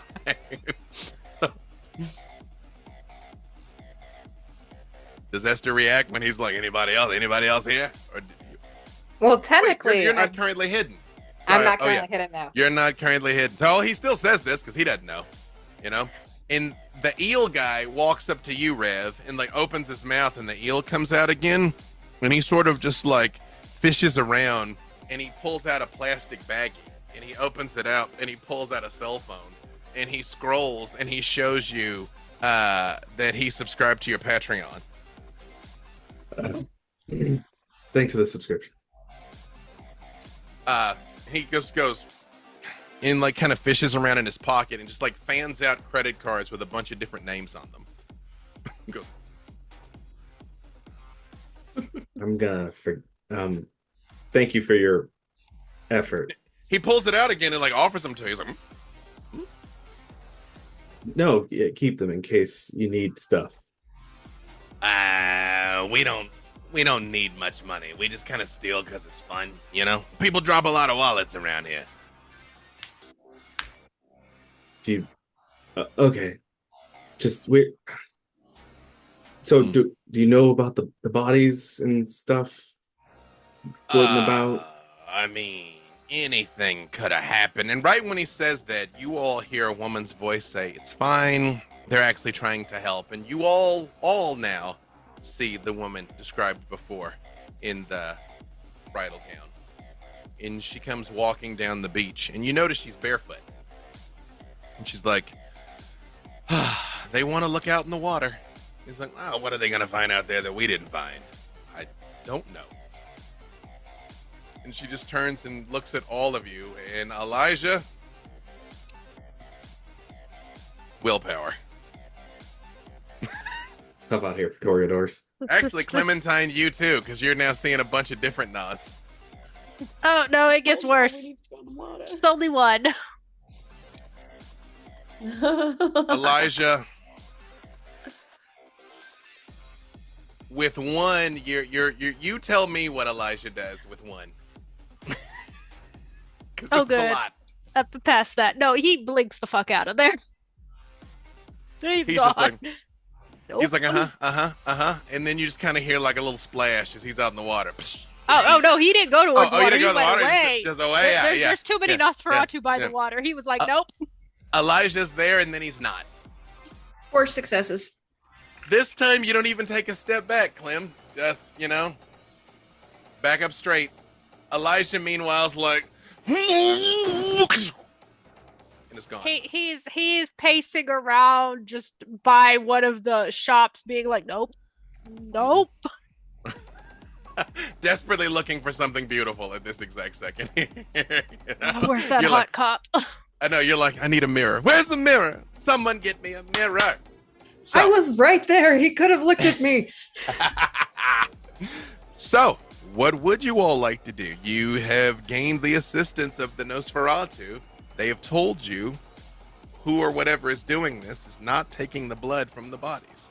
You've had multiple visions that said it was something in the water, but they're telling you they haven't found anything in the water. So the woman seems to be in charge and overall, and the other Nos, there seems to be just equal rank and file. Seems that way, yep.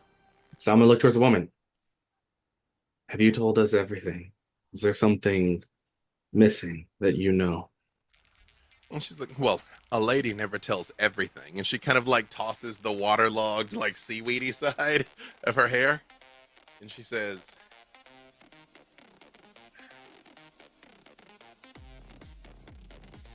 there's one thing. Look around here. You don't notice anything odd? And you can all give me wits and awareness, or you can give me... I'm going to move your sheet off the screen. You can all give me wits and awareness, or you can give me wits or intelligence, whichever's higher. In either awareness or survival, whichever's higher. And I'm going to let you, Brax, add your animalism to this. Ooh.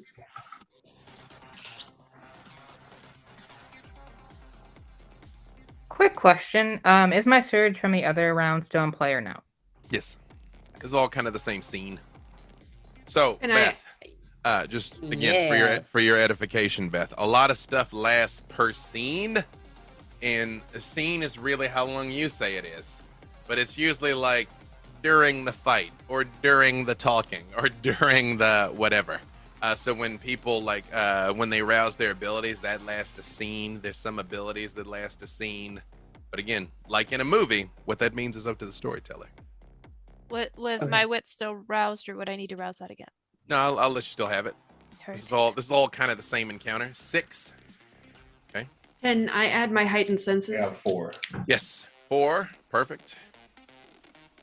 This is definitely to literally notice something. Yes, Esther. So about that beast, I believe I have a messy critical over here. Finally. What exactly is a messy critical? Right, I got one too. A messy crit. You got a messy crit also, Braxton? Is that what I heard? Or who got the messy crit? Rev got a Rev messy. got messy crit. So a messy crit is when you get it on the blood die with the Ankh. So you either get 2 of those, or you get the blood die and the die with the stars. And that is when you do the thing, you succeed, but the beast comes out to help you. So there's an unintended consequence. That's why when Magdalena, or Clementine, sorry, was having her vision, the vision succeeded, but the beast was like, go to the beach and floored it, So it's it's gonna work, but with complications. Consequences. Yes. Okay. So Rev got it also. Interesting. 6 with a messy crit. Esther was how many successes? 5 successes. 5 with a messy crit though? Yes. So it's interesting. Yeah. I only got 3 successes on the die, but because of the perfect. Crit, it's 5. Perfect. Clem, yes? 5 with a regular crit. 5 with a regular crit. Perfect. Elijah?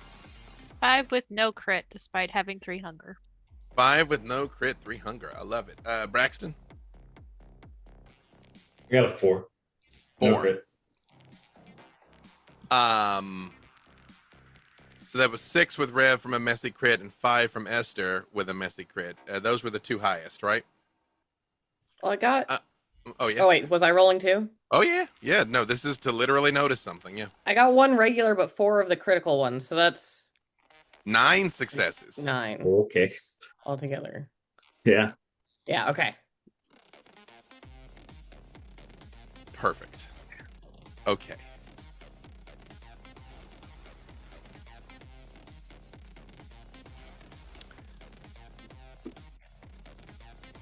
Nine with double crits is in fact very crazy. I get to roll 8 dice for that. Was that yeah, that was your all of your awareness? Did anybody do survival? Okay, Mine perfect. was survival. 4. Yours is survival with the 4? Hmm. Let me start with that survival with the 4, Braxton. Almost all the animals that should be here are gone. The seagulls arrived because she called them. But you notice before that there weren't any seagulls. There's not any pigeons. There's like stuff that should just be around. You don't even like really detect any fish. Because there actually are fish around the pier. People fish off of it. You couldn't pay me to eat the fish that people catch off the pier, but they do it. But there's not any. Like all of the regular fauna is not here. Esther.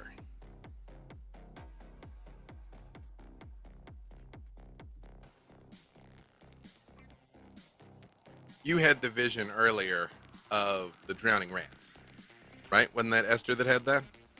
That was me indeed.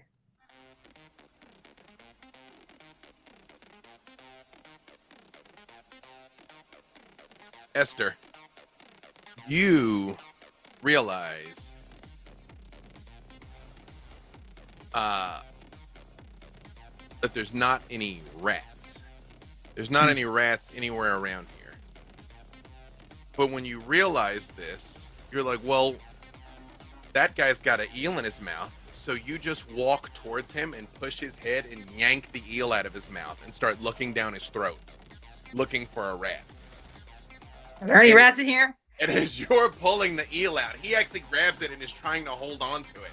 And the eel is like flipping around as you're like looking down in there. Rev. I need to see there's rats. 6 with a messy crit as a Ventru, huh?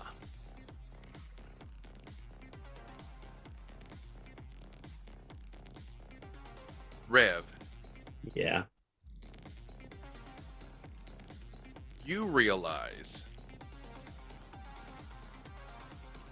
Hang on, let me double check something real quick here.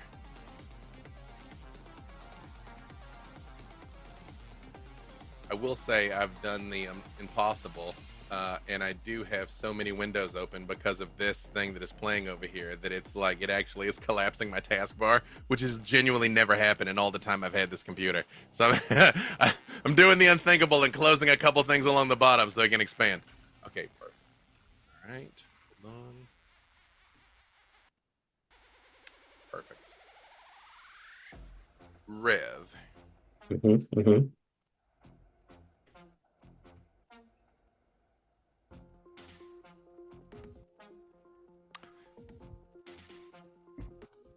If there's one thing you know, Rev, is how to move the plot along. Yeah. And these Nas have sort of just kind of been doing whatever they want to do down here. And that's some bullshit. They need to get in line. They need to get in line. And you realize that sure, they haven't seen anything because, like I just mentioned before, they're good at hiding. They're not good at seeing. Just like you found them, you can see their footprints in and out of the water. You know where they come and go. You know your job is to cover tracks. That's what you do. Digital tracks, but you cover tracks. They'd be super fucking easy to follow and super fucking easy to avoid if that was the case. I will leave it up to you how you express this to Magdalena. Because the sum total of Ventru arrogance is going to come to the surface when you do. So you tell me, how do you let her know? And this is me acknowledging, like, they are bad at hiding. Yes. So to be clear, the way a messy crit works, again, you succeed, but there's an unintended consequence as the beast is trying to help you. And it's helping you by being like, these dumb motherfuckers don't know what they're doing, and apparently they need correction. Okay, yeah. Is it now or is it like? Oh yeah, oh yeah, yeah, oh yeah. Yeah. So Magdalena's one in charge, so she's bad at being in charge.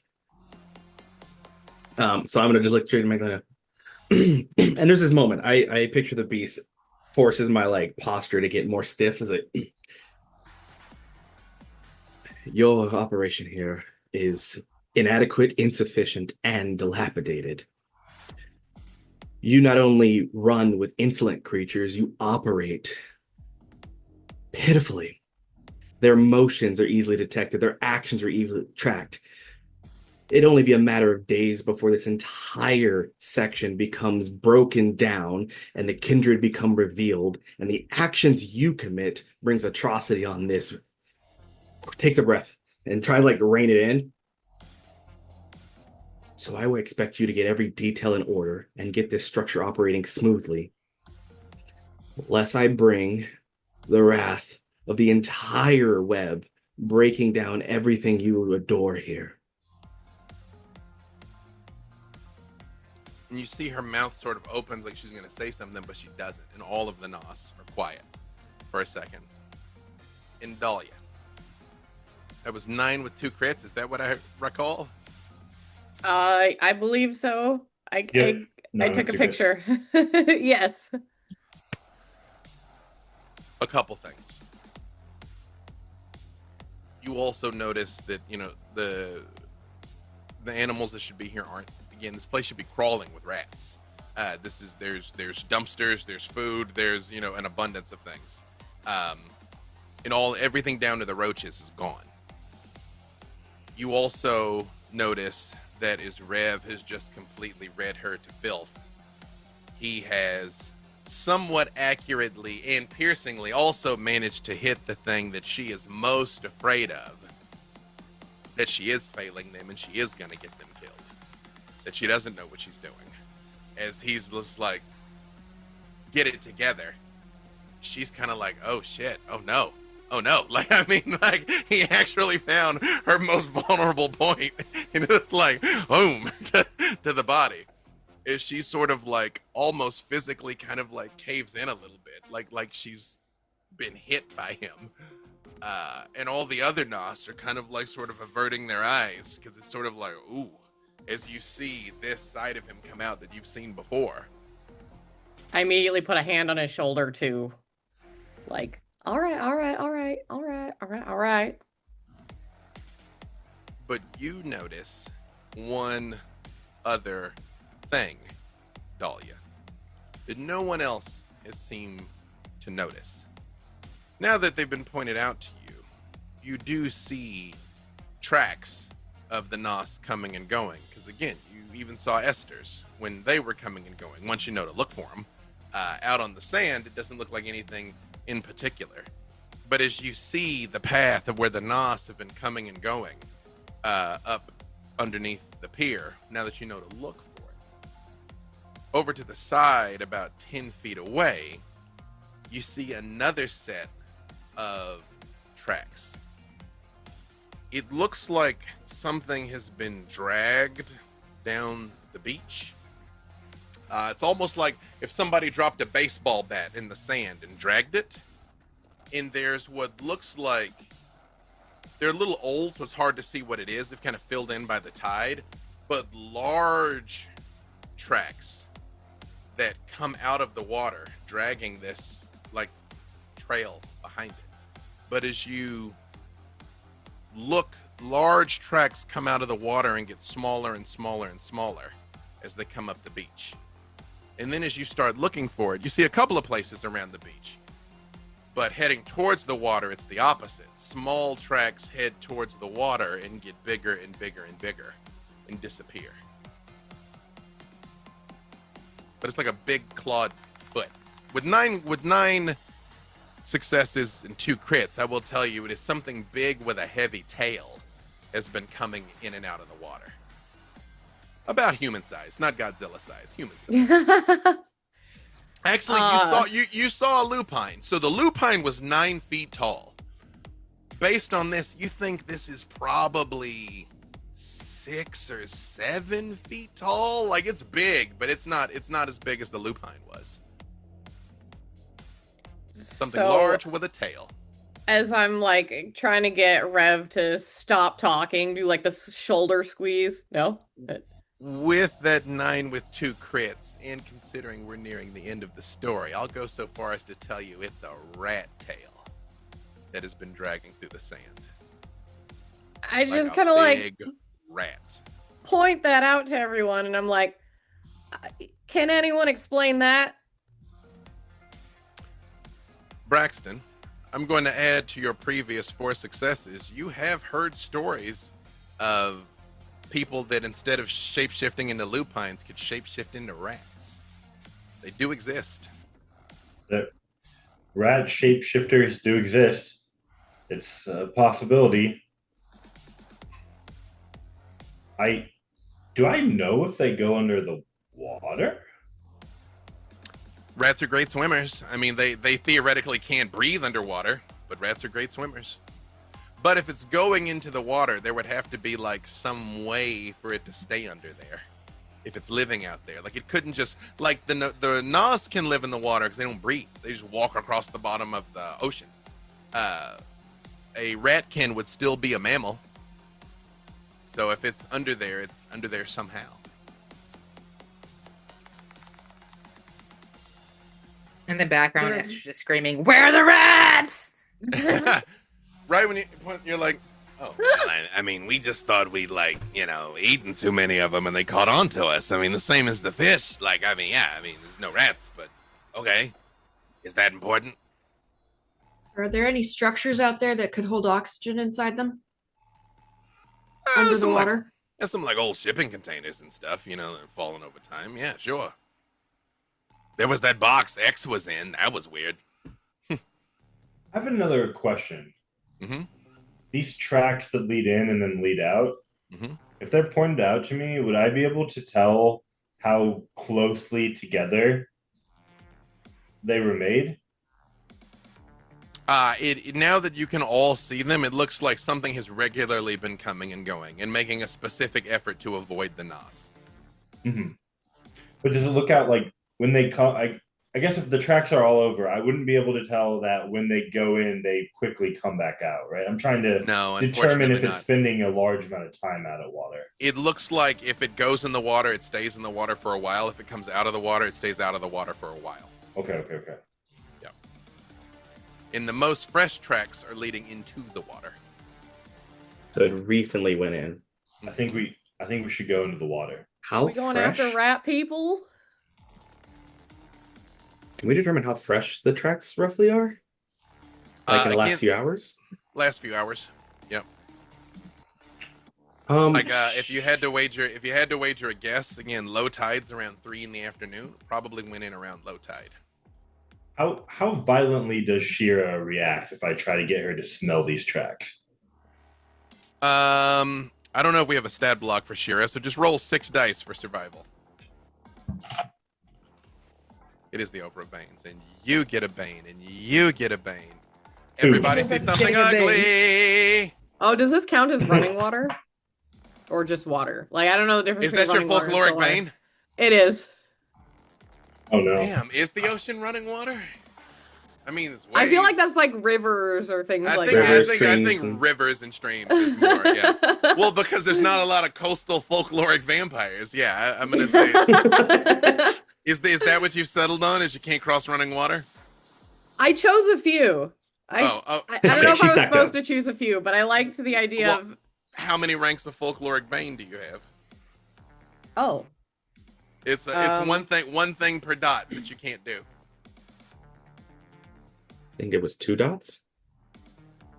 Yeah, I can't find it on here now. It'll be on the second sheet or on the back folkloric of it. block. No, just 1. Oh. Yeah. I mean, if for flavor, if you want to be afraid of all kinds of stuff, you can. But technically, you've only got one thing that you cannot do. Do you want it to be you can't cross running water? I chose water, garlic, and crucifixes. Nice. I wanted to be like traditional. Nice. Yes, Clem. Sorry. Oh, I was just going to say, the internet says that the ocean is not running water because it is not moving from one place to another the way that a river or a stream is. Whoop, Awesome. whoop. It's all good. So, Dear got 2. she sniffs for a second and then just sneezes loudly as she gets a snout full of sand. I guess I want to try to use my resource of wealth to try and double check one detail about the water. If possible, to reach into my private VIP special high rev Patreon exclusive group. This is the most Ventru solution of all time, by the way. That's like, I shall spend money on the ocean, and I shall gain insight from it. And I want to do a quick check of all my tech people to see if they can review any form of footage, drone or otherwise, of the Santa Monica Pier that has anything that looks like a weird creature. Roll your charisma and persuasion, and you can add your resource dots to it. That relevant background. That's a lot of dice. Okay. That's that is the Ventruest of 7, Ventru solutions, by the way. You're 12. like, hang on. You're like, I got people. Hold on, I'm gonna buy a satellite. Hold on a second. I have 5 dots in resources, so yeah, I'm gonna okay. I'm gonna just buy a satellite. What's Adrian doing during this? Adrian's going to follow the tracks, we'll call them. And then when we get to the water, he's going to sit down and take his boots off because he doesn't want to ruin his fucking boots. They're classics. And he's just going to walk into the water. You see Tiffany comes up to you and she goes, You want me to stash those boots for you? Please just keep an eye on them. They're vintage. They're very nice. Yeah, boots aren't broken in until you've resold them at least once. Adrian starts heading out into the water. You see one of the Nas comes running up to you and he goes, Hey, my name's Frank, buddy. Listen, why don't you let me go with you? You kind of need a buddy out there. It's easy to get turned around. You think it's not. I promise you it is. Sure, why not? More the merrier. We just go out till it's so dark the sun can't reach us, and we just sleep on the bottom of the ocean, with like the way God intended, right? I've never tried that, actually. Is that cool? Is that fun? I mean, I like it. I do it every day. Yeah. Why don't you give it a shot? I mean, you won't end up like this like the first couple times. You're good. No, I don't think I'd end up like that anyway. But sure, let's come with. Yeah, all right. He's going to turn around and he's going to kind of taunt the Toreadors, like, are you coming? Elijah has entered his stubborn era and has decided he's going to park himself near Adrian's boots, pointedly look at the Bruja, light a cigarette, and sit down in the sand. No, I think you can handle the water. Someone needs to keep an eye on everything else and keep people away. Also, if our little rat friend comes back this way. Oh, you're gonna cover a 6, yeah? You're there in case the rat monster comes up too? Yeah, keeping an eye out. Should I stay here with you and keep an eye on you then? No, I'm good. I think. And Tiffany just plops right down next to you. She's like, Okay, we'll just hang out here together. He's just looking at the stars. So like, what are you into? Okay. What was it, Rev? Okay, so I add my resources. Did I also add my fame to this? Yeah, because you're calling in solids from people. So yeah, this should be like fistfuls of dice. Okay, so this is 17 successes with a messy crit. Just because this is fucked up and I love it. You can spend a point of willpower and you can re-roll up to 3 black dice. So any of those that are fails, or if you want to crit fish, You're welcome to. If any of the dice were fails, you can re-roll. Maybe Okay. get more than 17. Yeah, I'll re-roll 3 of the fails just to see, because I'm at 17. Uh-huh. Those became success, and an extra crit, so that one is What 2 the more, fuck? but that also means that one that rolls over, so that's 3 more. It's 20 plus 22 then. God himself comes down and hands you the answer. He walked in like, hey, buddy. You just made Kane appear again, bro. Sorry. Well, the cab pulls up and he's like, "You guys, what is it about this place?" 22 successes. What the With how many fuck? total crits there? So hold on, it's 1, 2, 3, 4 crits. So That's Your not head even of- adding presence. Yeah, because that's for in person, I think. So I don't think that'll add any dice. So your head of security calls and he's like, "Sir, I saw the message. You wanted us to activate the back door into Starlink, correct? let's do it. On your phone, you get a topographical map of the ocean with the water gone. And you can see all of the hills that like go down into it. And you can see there are a couple of containers that have been set down into the ground. And most of them have, one of them has like one of those like submarine spin lock valves. And it's about, 500 feet off the shore down in the ground. And he's like, I can rewind the footage over the last 12 hours. And sure enough, you see what looks like a giant. At one point at low tide, you see it unscrew and flip open, and it's like right at the lip of low tide. So like a little water would get in, but it won't completely flood. And you see what looks like a gigantic fucking rat come out of it and slam and close it back up and swim through the water. And as it comes out of the shore, turns into like a young guy, like a 20-something, who actually is like looks pretty attractive. And he looks down and he's wearing just like a Speedo. And he just sort of like swishes his hair around a little bit. And he walks out onto the beach and he looks around and you see he literally goes like eeny, meeny, miny, mo. And sees a group of like 40-something women day drinking. And you see he starts like walking over to them and like plops down and clearly starts flirting. And he says, oh, well, this is unfortunate. And he gives you a news article of earlier this evening, around 8 o'clock or so, where one of those women was found drowned. It's like,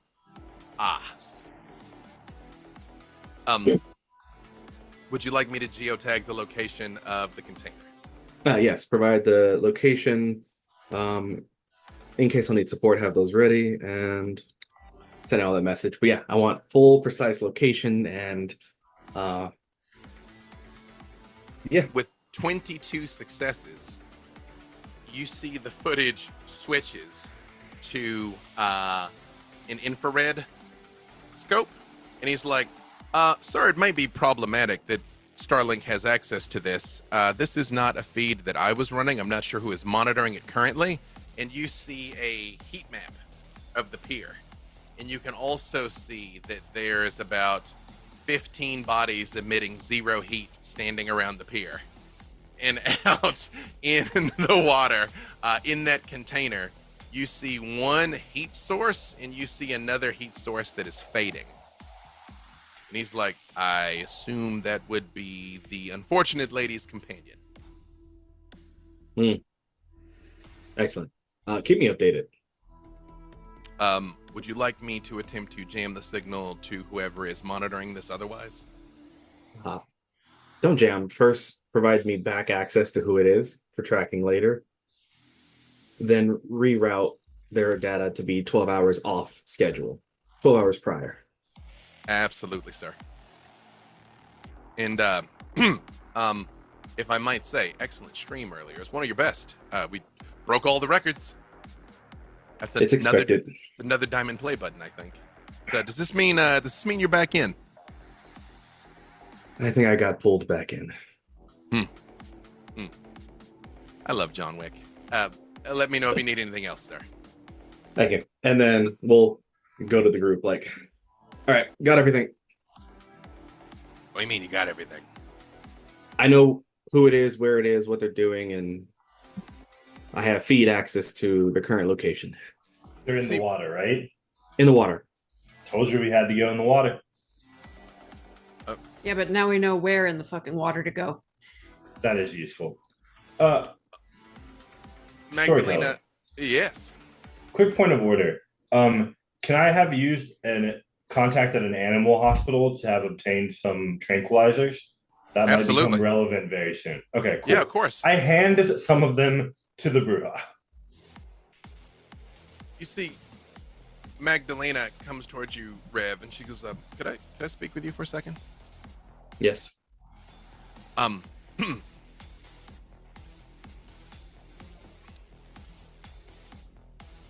sorry I didn't figure this out. And I don't want any of my family to get hurt, but if you need our help, we're in. We're a lot stronger than we look. I apologize. I think I gave you the impression that you had a choice.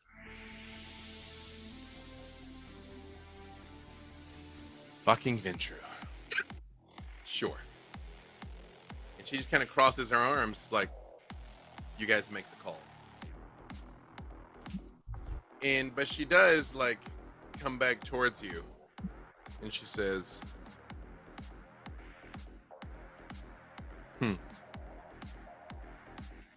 yeah, you make the call. She doesn't say anything else. I got it. I like look at her. You have something to say? Lots of things, but I don't think that's what's important right now. It's sun's gonna come up while we're here chatting. Into the water. So what's the plan? You know there is the container is like one of those like capsules with almost like a submarine lid on top that's been dropped down into the water, so it's kind of like partially covered by the sand. And the lid is like just below the surface, so at low tide you can easily access it, but at high tide it's covered. So as of now, it is under the water. That makes sense? Do we know if low tide's gonna come before the sun comes up? No. Next low tide's 5 in the morning, so I guess it's like right before. Yeah, Way it's too too close close. now. Yeah. Mm-hmm. Did anyone convey any of this to me, or am I just kind of like? Oh yeah, he said he tells everybody. Yeah, I give a Okay. full rundown of none of how I got it. Just I know where it is, and I know all this information, and that's where I leave it. Excellent.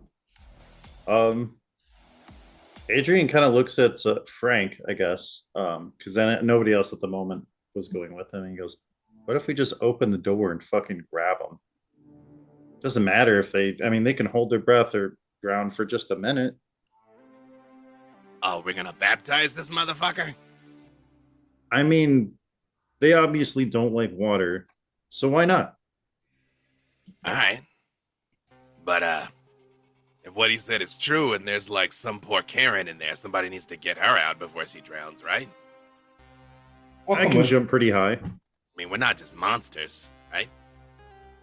It depends on the night and depends on who I'm talking to, but yeah, we can try.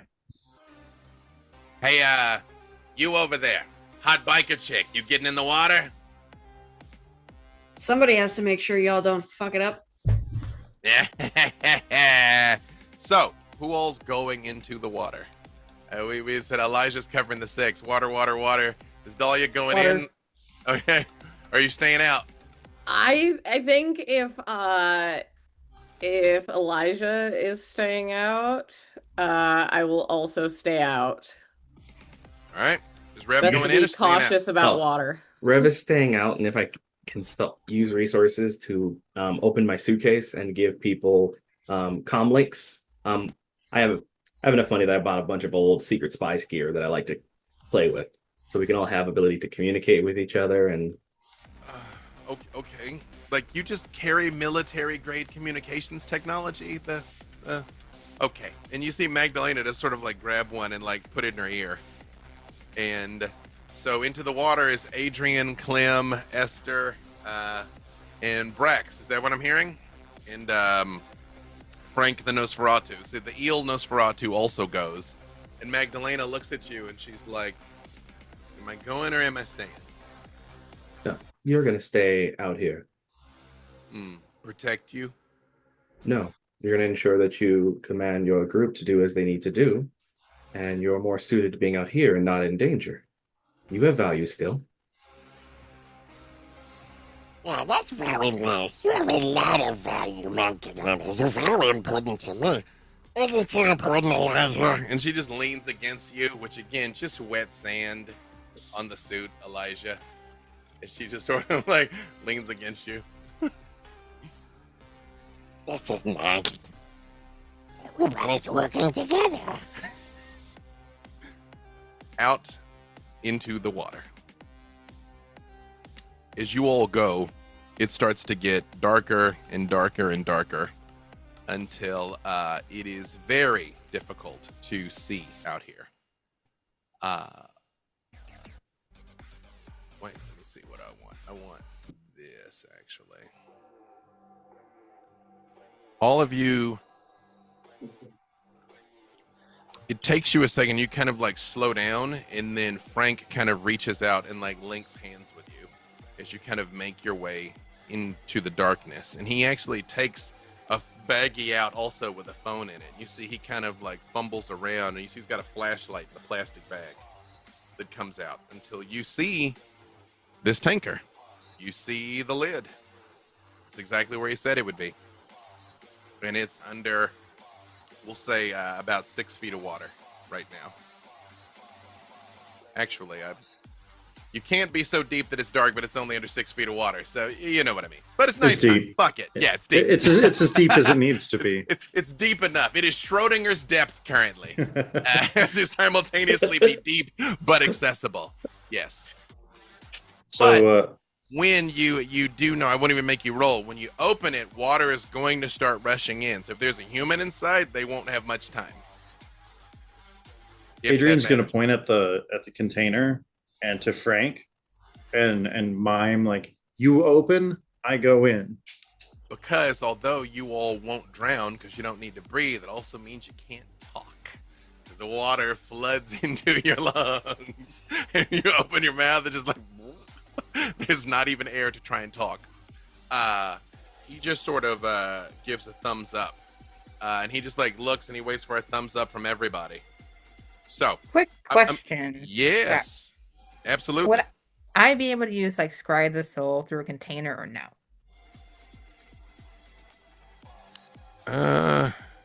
My default answer is fuck it, but I'm gonna make sure it doesn't directly. It doesn't say direct line of sight. Let's see.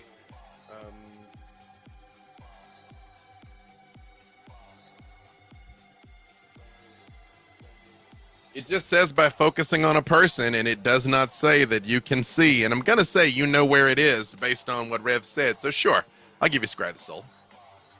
That's what I'll do. Roll it.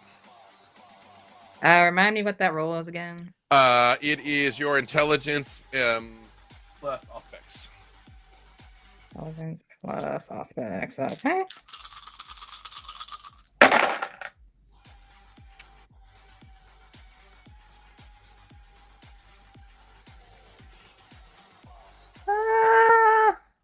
We're gonna burn one more willpower just to see if I can't. And well, because if you crit, you find out something you wouldn't otherwise know. Yeah. Mm-hmm. Let's go. This one, and this one. Come on, let's go. I believe in you.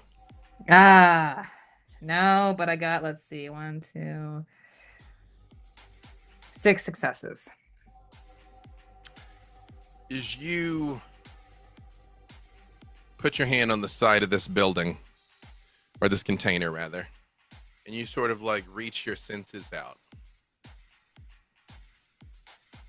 You detect what you were told. There's 2 people inside. There is a life force that is fading away but is not gone.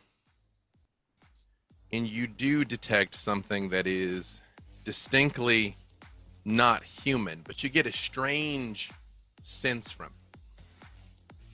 You get a sense of an absolute zealot.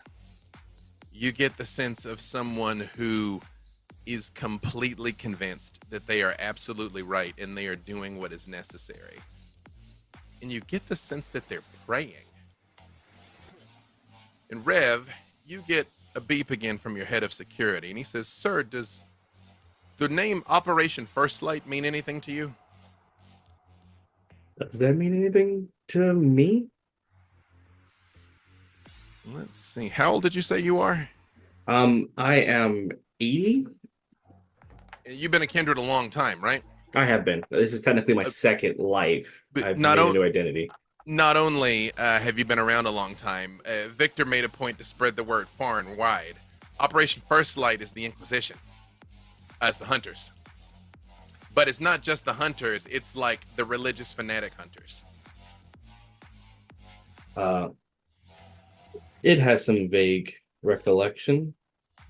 We did some facial recognition off of the guy. Crossed him with some records as they tried to delete his identity. Apparently, his name is Morgan Nelson. He was some sort of Green Beret. Infiltration, execution, just sort of a terrible guy that like found religion. I'm going to try on the go to the comms. Everyone be aware. The individual, Morgan Nelson, former Green Beret, military experience, and goes over the rap sheet as my security passes so they can be aware of what they're about to step into. Frank gets real close to you, Adrian, and he kind of makes this sort of like horrifying, like gurgling noise that they've kind of used to communicate. And you can barely make out a whisper. "Guess he's already been baptized then." But I will say, I will allow you all to have coordinated this on the way in because you knew what you were in for. So when he opens the door, I'm going to give it, Braxton, you get to tell me what Braxton does, what Esther does, and what Adrian does, because this was the plan. He's going to rip it open. So what's Adrian going to do? He's not doing it yet. I'm just like, what's the intent? Right. It is Adrian's intent to flood into the container with the water, grab the victim, and soaring leap the fuck out. Perfect. What's Esther's intent with this? You were unmuted and you just muted yourself. Just kidding. Sorry. Yeah. Esther's I will say you've passed every rouse check but failed every mute check. Yeah, right? That's what's brought balance to all of this. Yes. Right. Balance in all things. Mm-hmm. Esther, having communicated like who is who, what's in the container, is just going, because they're not like that strong. They are just going to unseen passage and make sure everything is Gucci. So that whoever's in it doesn't like do some mystical bullshit and like, or whatever randomness might be happening, they don't want to be completely visible for it. Perfect. They just want to be on standby. What is Braxton's plan? Since Adrian's intent is to save the victim, which is fine, I would give the tranquilizers to Frank, and my intention is to work together with him to get this guy trained and bring him out of there. Frank just sort of nods, and he's like, all right, so that's the plan. So, this is what we're going to do. Frank's going to open it. And, oh, wait, Clem came too. Sorry, what's Clem's intent? I apologize. Sorry, what's That's Clem's okay. intent when the door swings open? Clem's intent is to keep an eye on anything that might come up as a surprise or anything that might change the playing field unexpectedly. She's better at perception than she is at action, so she's going to try to stay clear, but keep an eye for things that might need to be interfered with. Perfect. All right, hold on 1 second here. Let me just check one thing. Oh, Yep, I remember. Perfect. Okay, so here's how this is going to go. We're going to do something called 3 rounds and out, where we're just going to roll real quick 3 times, and that is going to resolve the whole entire thing. So, as you all come up, Frank just sort of looks at all of you, thumbs to everybody, and begins spinning the lock.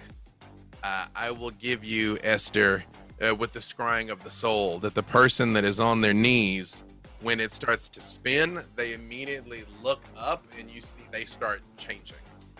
The door swings open, and Adrian, you, as the water comes flooding in, inside of this is the absolute last thing you expected to see.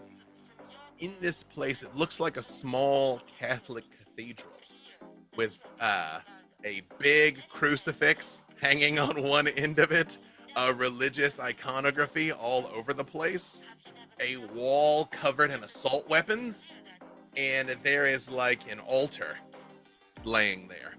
And you see this person was standing basically with a leather strap that they were going to strangle this woman who was on the altar.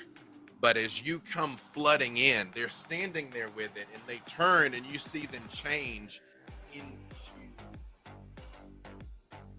Adrian's seen a lot of things, but this is somehow worse at the same time. His body doesn't change gracefully like the Lupine's does. It more bends and breaks and cracks. And although he gets larger, he somehow becomes more hunched at the same time, as his fingers come out into like long bent over knuckles and claws, and his face extends into these terrifying, nasty, jagged yellow teeth. But around his neck, you see 2 things hanging: a cross and a badge. As you come flooding in to try and grab this person. Esther, I believe you said we're staying outside. Braxton, as you come in right after him and you see this also, I'm going to go back in the opposite direction, where all of you see the ratkin with the strap immediately lunges forward like he's about to try and tackle Adrian. So Adrian, give me your dex in either athletics or dex and brawl to get this woman out of here, because the water is almost immediately knee high. Finally, a fucking roll I should be good at. I believe in you. Can I add prowess to this or not? Absolutely. Rouse for that. We do get hungrier. That is a problem for tomorrow. Adrian, as the bee starts to echo in your ears, hey, look at this thing, man. All right, yeah, we gotta get this lady out of here, but then we're gonna fuck this dude up. He's a fucking rat and a cop, a rat that's a rat. Come on, man. Meanwhile, I'm gonna, Braxton, as you see this thing lunging forward, you also either give me strength plus brawl or strength plus athletics. Are these tranquilizers that you shoot or tranquilizers that you got to stab him with? I think I probably have to stab him because it's from an animal hospital, right? It's not like a... Perfect. All right, same thing. Strength plus brawl. Okay, I'm gonna rouse my strength. I succeed. So that's what you got, Adrian? Can I... 8. 8? Yep. He has 6 plus a crit, which is not enough. Adrian, you come in and you scoop this woman and leap out of this now knee-high water that is coming up. And you do shoot up out of the opening, getting her out of there. At least is you see she is unconscious. And as you're looking close to her, you can see bruises forming around her neck, where basically he's been choking her till she's unconscious and then letting her wake up and then doing it again is what he's been doing down here. And That changes things a bit. as you are leaving with her, he lunges, and although he misses, he hits the side of the wall with such force, like boom, that the entire thing begins to rock to the side so that the entrance is facing out in towards the water. And so the water starts rushing in much faster. But Adrian, you do escape with her and make it to the surface. Point of order. I Yes. actually, that would change my plan. Okay. I would want to pass her off. Okay. From like seeing that damage. Mhm. I would want to pass her off to one of the kindred outside. So you, instead of soaring, leaping with her, more like potato sack, yeeting her out? Kind of like here, like from coming up out of the container, handing her off, and then going back in. Who else is in the container with me? Clementine and Esther stayed outside. Braxton and Frank is coming in. He had to open it. He hasn't come in yet, but the plan was that he would come in. So I will let you get her out of it, but instead of hitting You the can pause shoulder, there. he basically like power doubles you as you're in it, and boom, the whole thing kind of falls to the side, and the lid starts to close on you, Adrian, as you're sort of like pinched in it, as it like rocks over to the side here. No, this is fine. This is all fine. Adrian.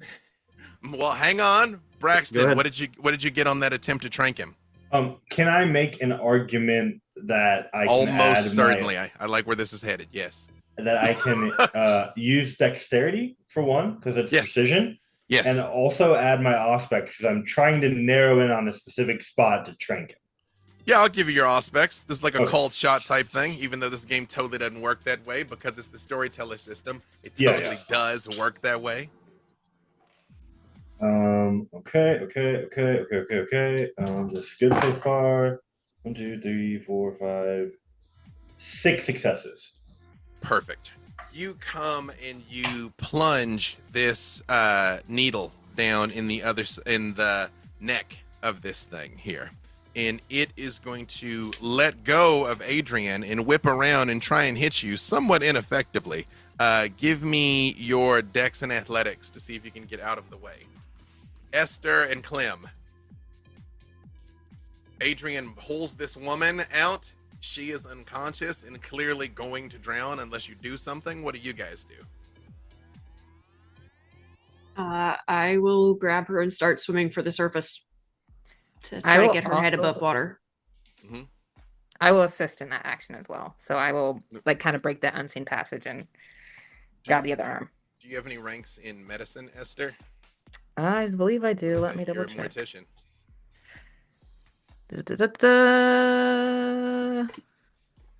Yes, I do have a dot in medicine. You realize she's going to need CPR, but currently your lungs are full of water. Meanwhile, back on the shore, Rev, you get a call again, and he says, sir, I believe we may have a problem. Yes. All of the satellites have gone dead. And sir, I mean, all of the satellites have gone dead. I don't know what that means, but it's probably not good. What about local connections? I got to you piggybacking on the police band. And you see as you look around, people are kind of like looking at their cell phones and like, what? And then all of you start to hear the sounds of chopper blades. I had asked him to try to backtrack whoever was monitoring. Was he able to get that in time? That's how he got to the Operation First Light. But Okay. He didn't know what it meant. I'm going to reach out to the group. This is speculation at best for what my character might know. If that individual was connected to the First Light at all, we may have something either. I think the First Light is Inquisition type people, right? And when you hear that coming through your earpiece, because both Adrian and Braxton, even though the mouth of this is now fully underwater, so water's rushing in, but there's still a pocket of air there that is just like quickly rising. And this thing turns and looks at you, Braxton, and pulls the needle out and says, "You all are demons.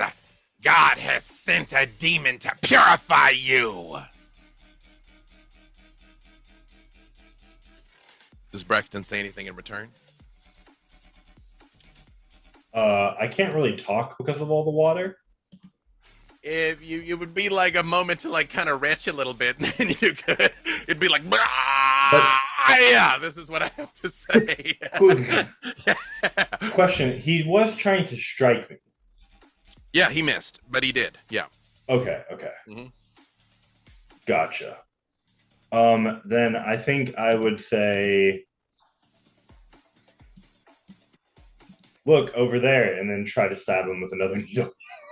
Adrian, you have taken 1 aggravated damage from being like essentially pinched in this thing as Frank is trying to get the lid off of you as it is like continuing to roll there. But he does kind of open it up and like offer to give you like a handout. Gonna hold his finger up, and he's gonna go back in because Braxton's still in there. Oh, Braxton's in there, yeah. I'm gonna do something very fun. This Like guy headed. is a fucking tyrant, and he was torturing that poor woman. I'm gonna let my Bruja beast out, and I'm gonna ride the lightning. That is a thing that a person can do. You can let the beast out on purpose. How do you let the beast come out, Adrian? I'm not. I don't remember how this works. Exactly. No, this is purely narrative. There is a like roll where you try, but I'm definitely gonna allow it. But he says to you, "You all are demons, and God has sent a demon to purify you." And then you slide in there and say what? I'll show you a demon, and then I'm perfect. Here's what we're gonna do. I don't even remember what the writing that actually does for you. So here's what I'm gonna do. I'm just let you roll. I'm gonna give you at least 1 automatic crit on everything. But your hunger is also going to go up to 5. So replace 5 of the dice that you roll, but you have a guaranteed crit as you go for it. Braxton, what are you doing? I'm trying to. It seems like he slammed the crap out of Adrian. I stuck him with the tranquilizer. Then he tried to hit me. Did not work so good. So I want to try to trank him again. I want to try to trank him again. Roll it, Esther and Clem. I need Dex and Athletics to see if you all can swim and hold this woman up, because you all are corpses which you think would float, but you're not full of gas. So no, you don't. You sink. Give me Dex and Athletics. Can I rouse? You absolutely can. Cool. Not hungrier. Good.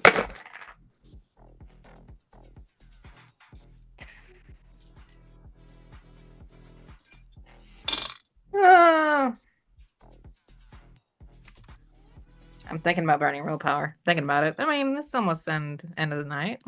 If not, no, but you're not gonna need them for anything else. It's fine. Yeah, as I burn mostly all of it. Yeah, might as well.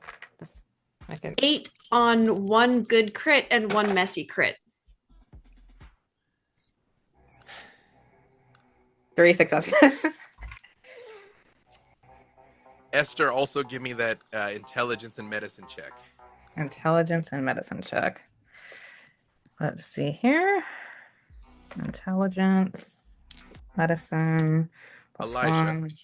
Oh, talking to a human. Man, what does that even look like, Clem?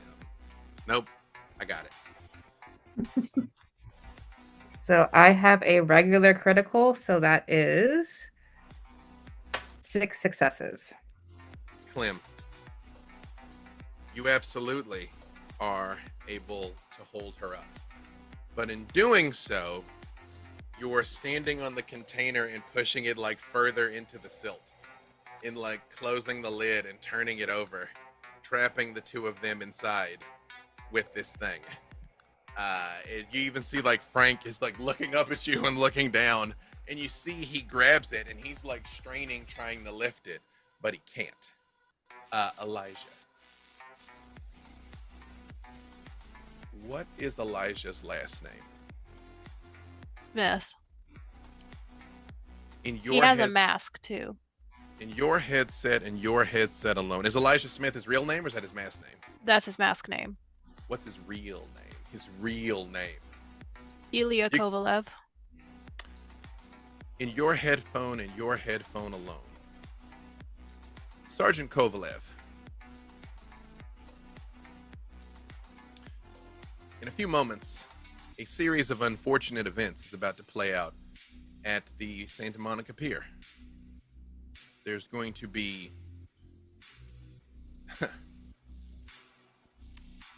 some unfortunate incidents involving high-profile characters, of which numerous casualties are expected, but you do not have to be one of them. Wanted to give you an opportunity to get on the right side of the conflict while there's still time. Do I recognize this voice? Never heard it before, but you know a military cadence. He's gonna pause for a second.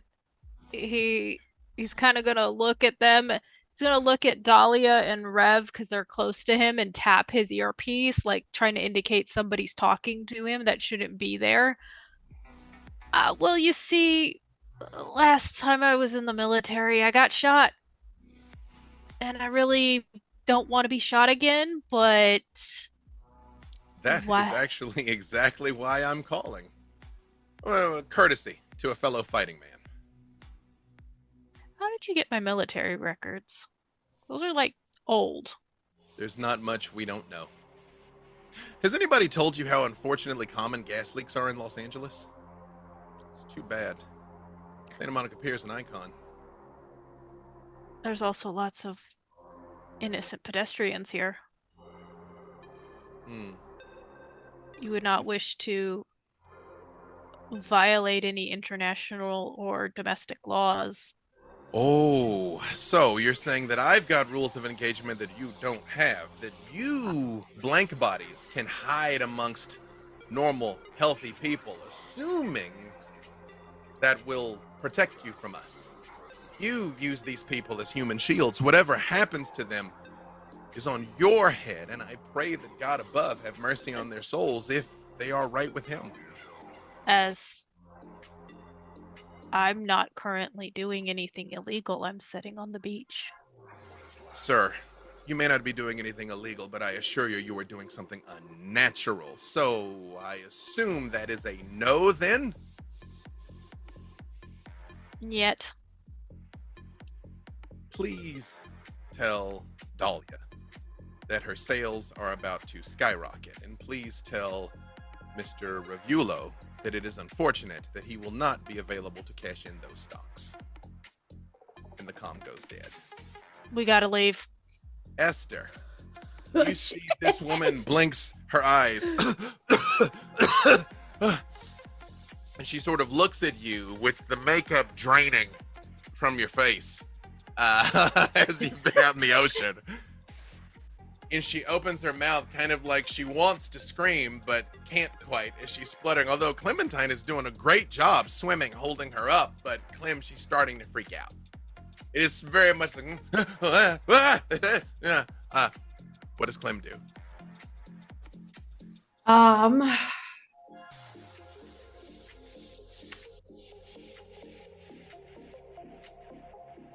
This is gonna sound so weird. It's the only thing I can think to do. I like where this is headed.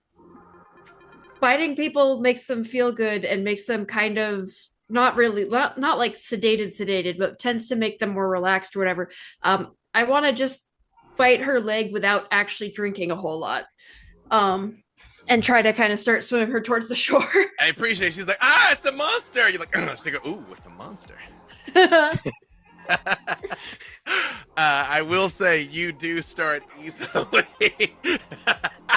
moving her away. Because being fed on is pleasurable. A lot's happening, but it's like, ooh, all right. Meanwhile, what did you get on that roll to trank him again, Braxton? I'm so glad you asked. It was an 8 with a messy critical. He again got 6 with a crit. as he goes to claw you again and you stab another tranquilizer into him.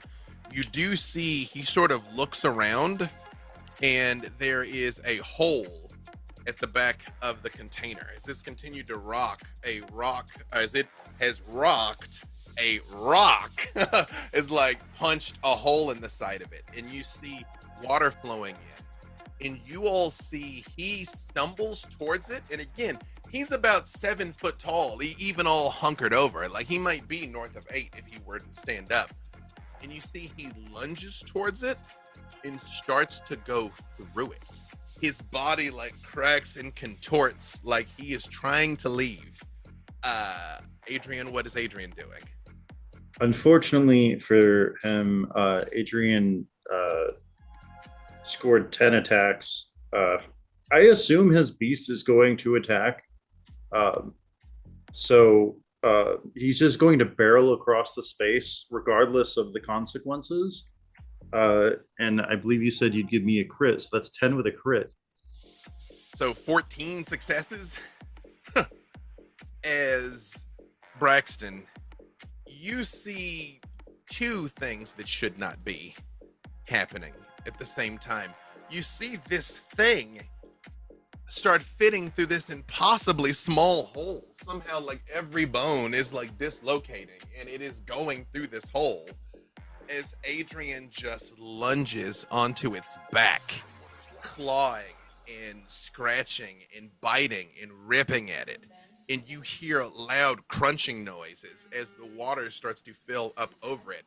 And you start to hear this ratkin, "The Lord is my shepherd, I shall not want," as the water starts to come up over him while he's like ripping and clawing at him. And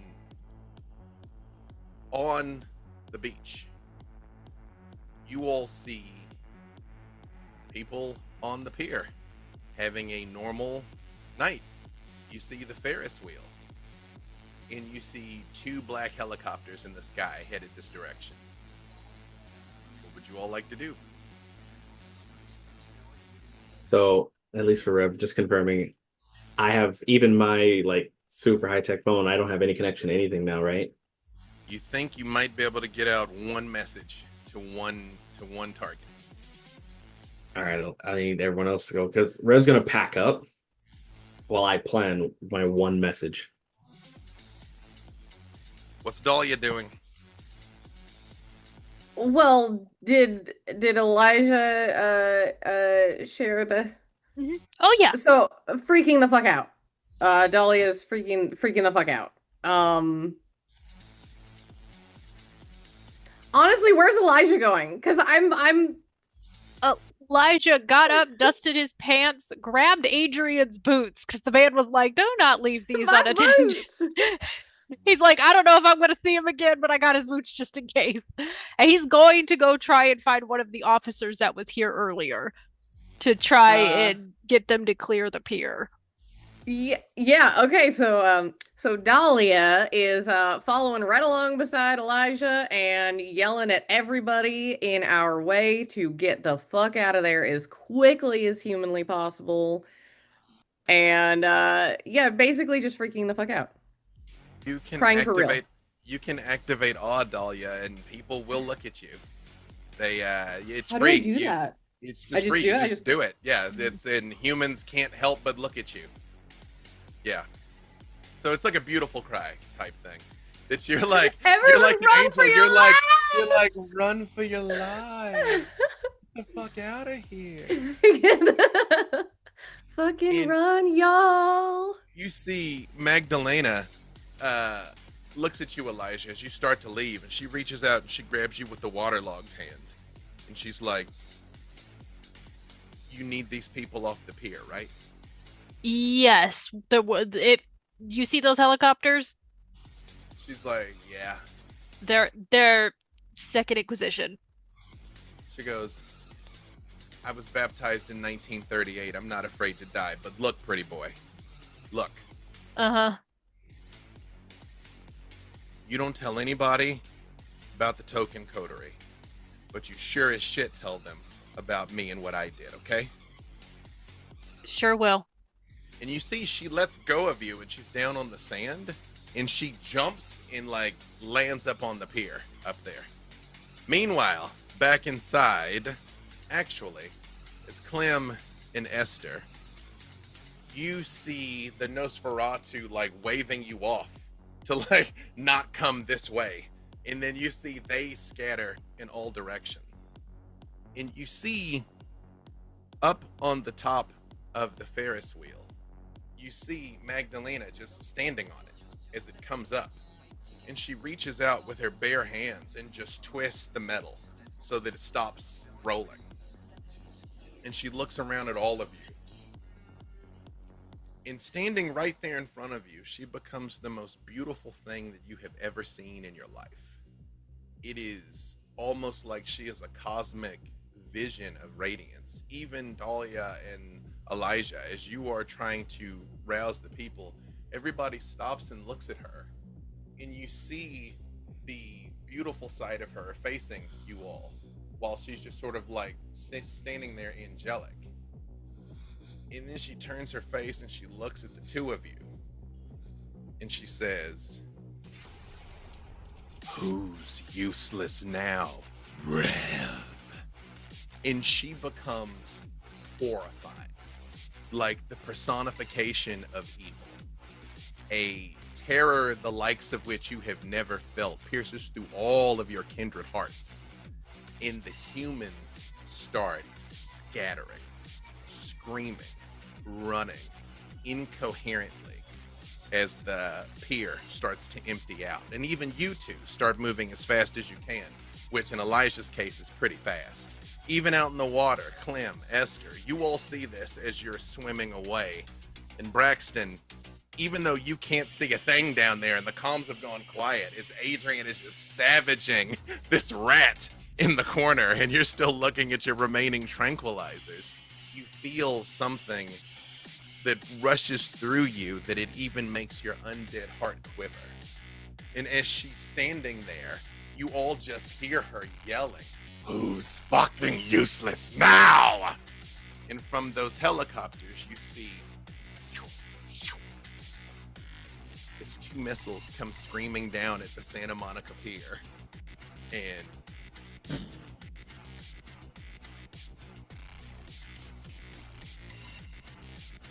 as you all flee into the night, an iconic landmark having been destroyed in the ongoing war against the humans, that is a good place for us to stop.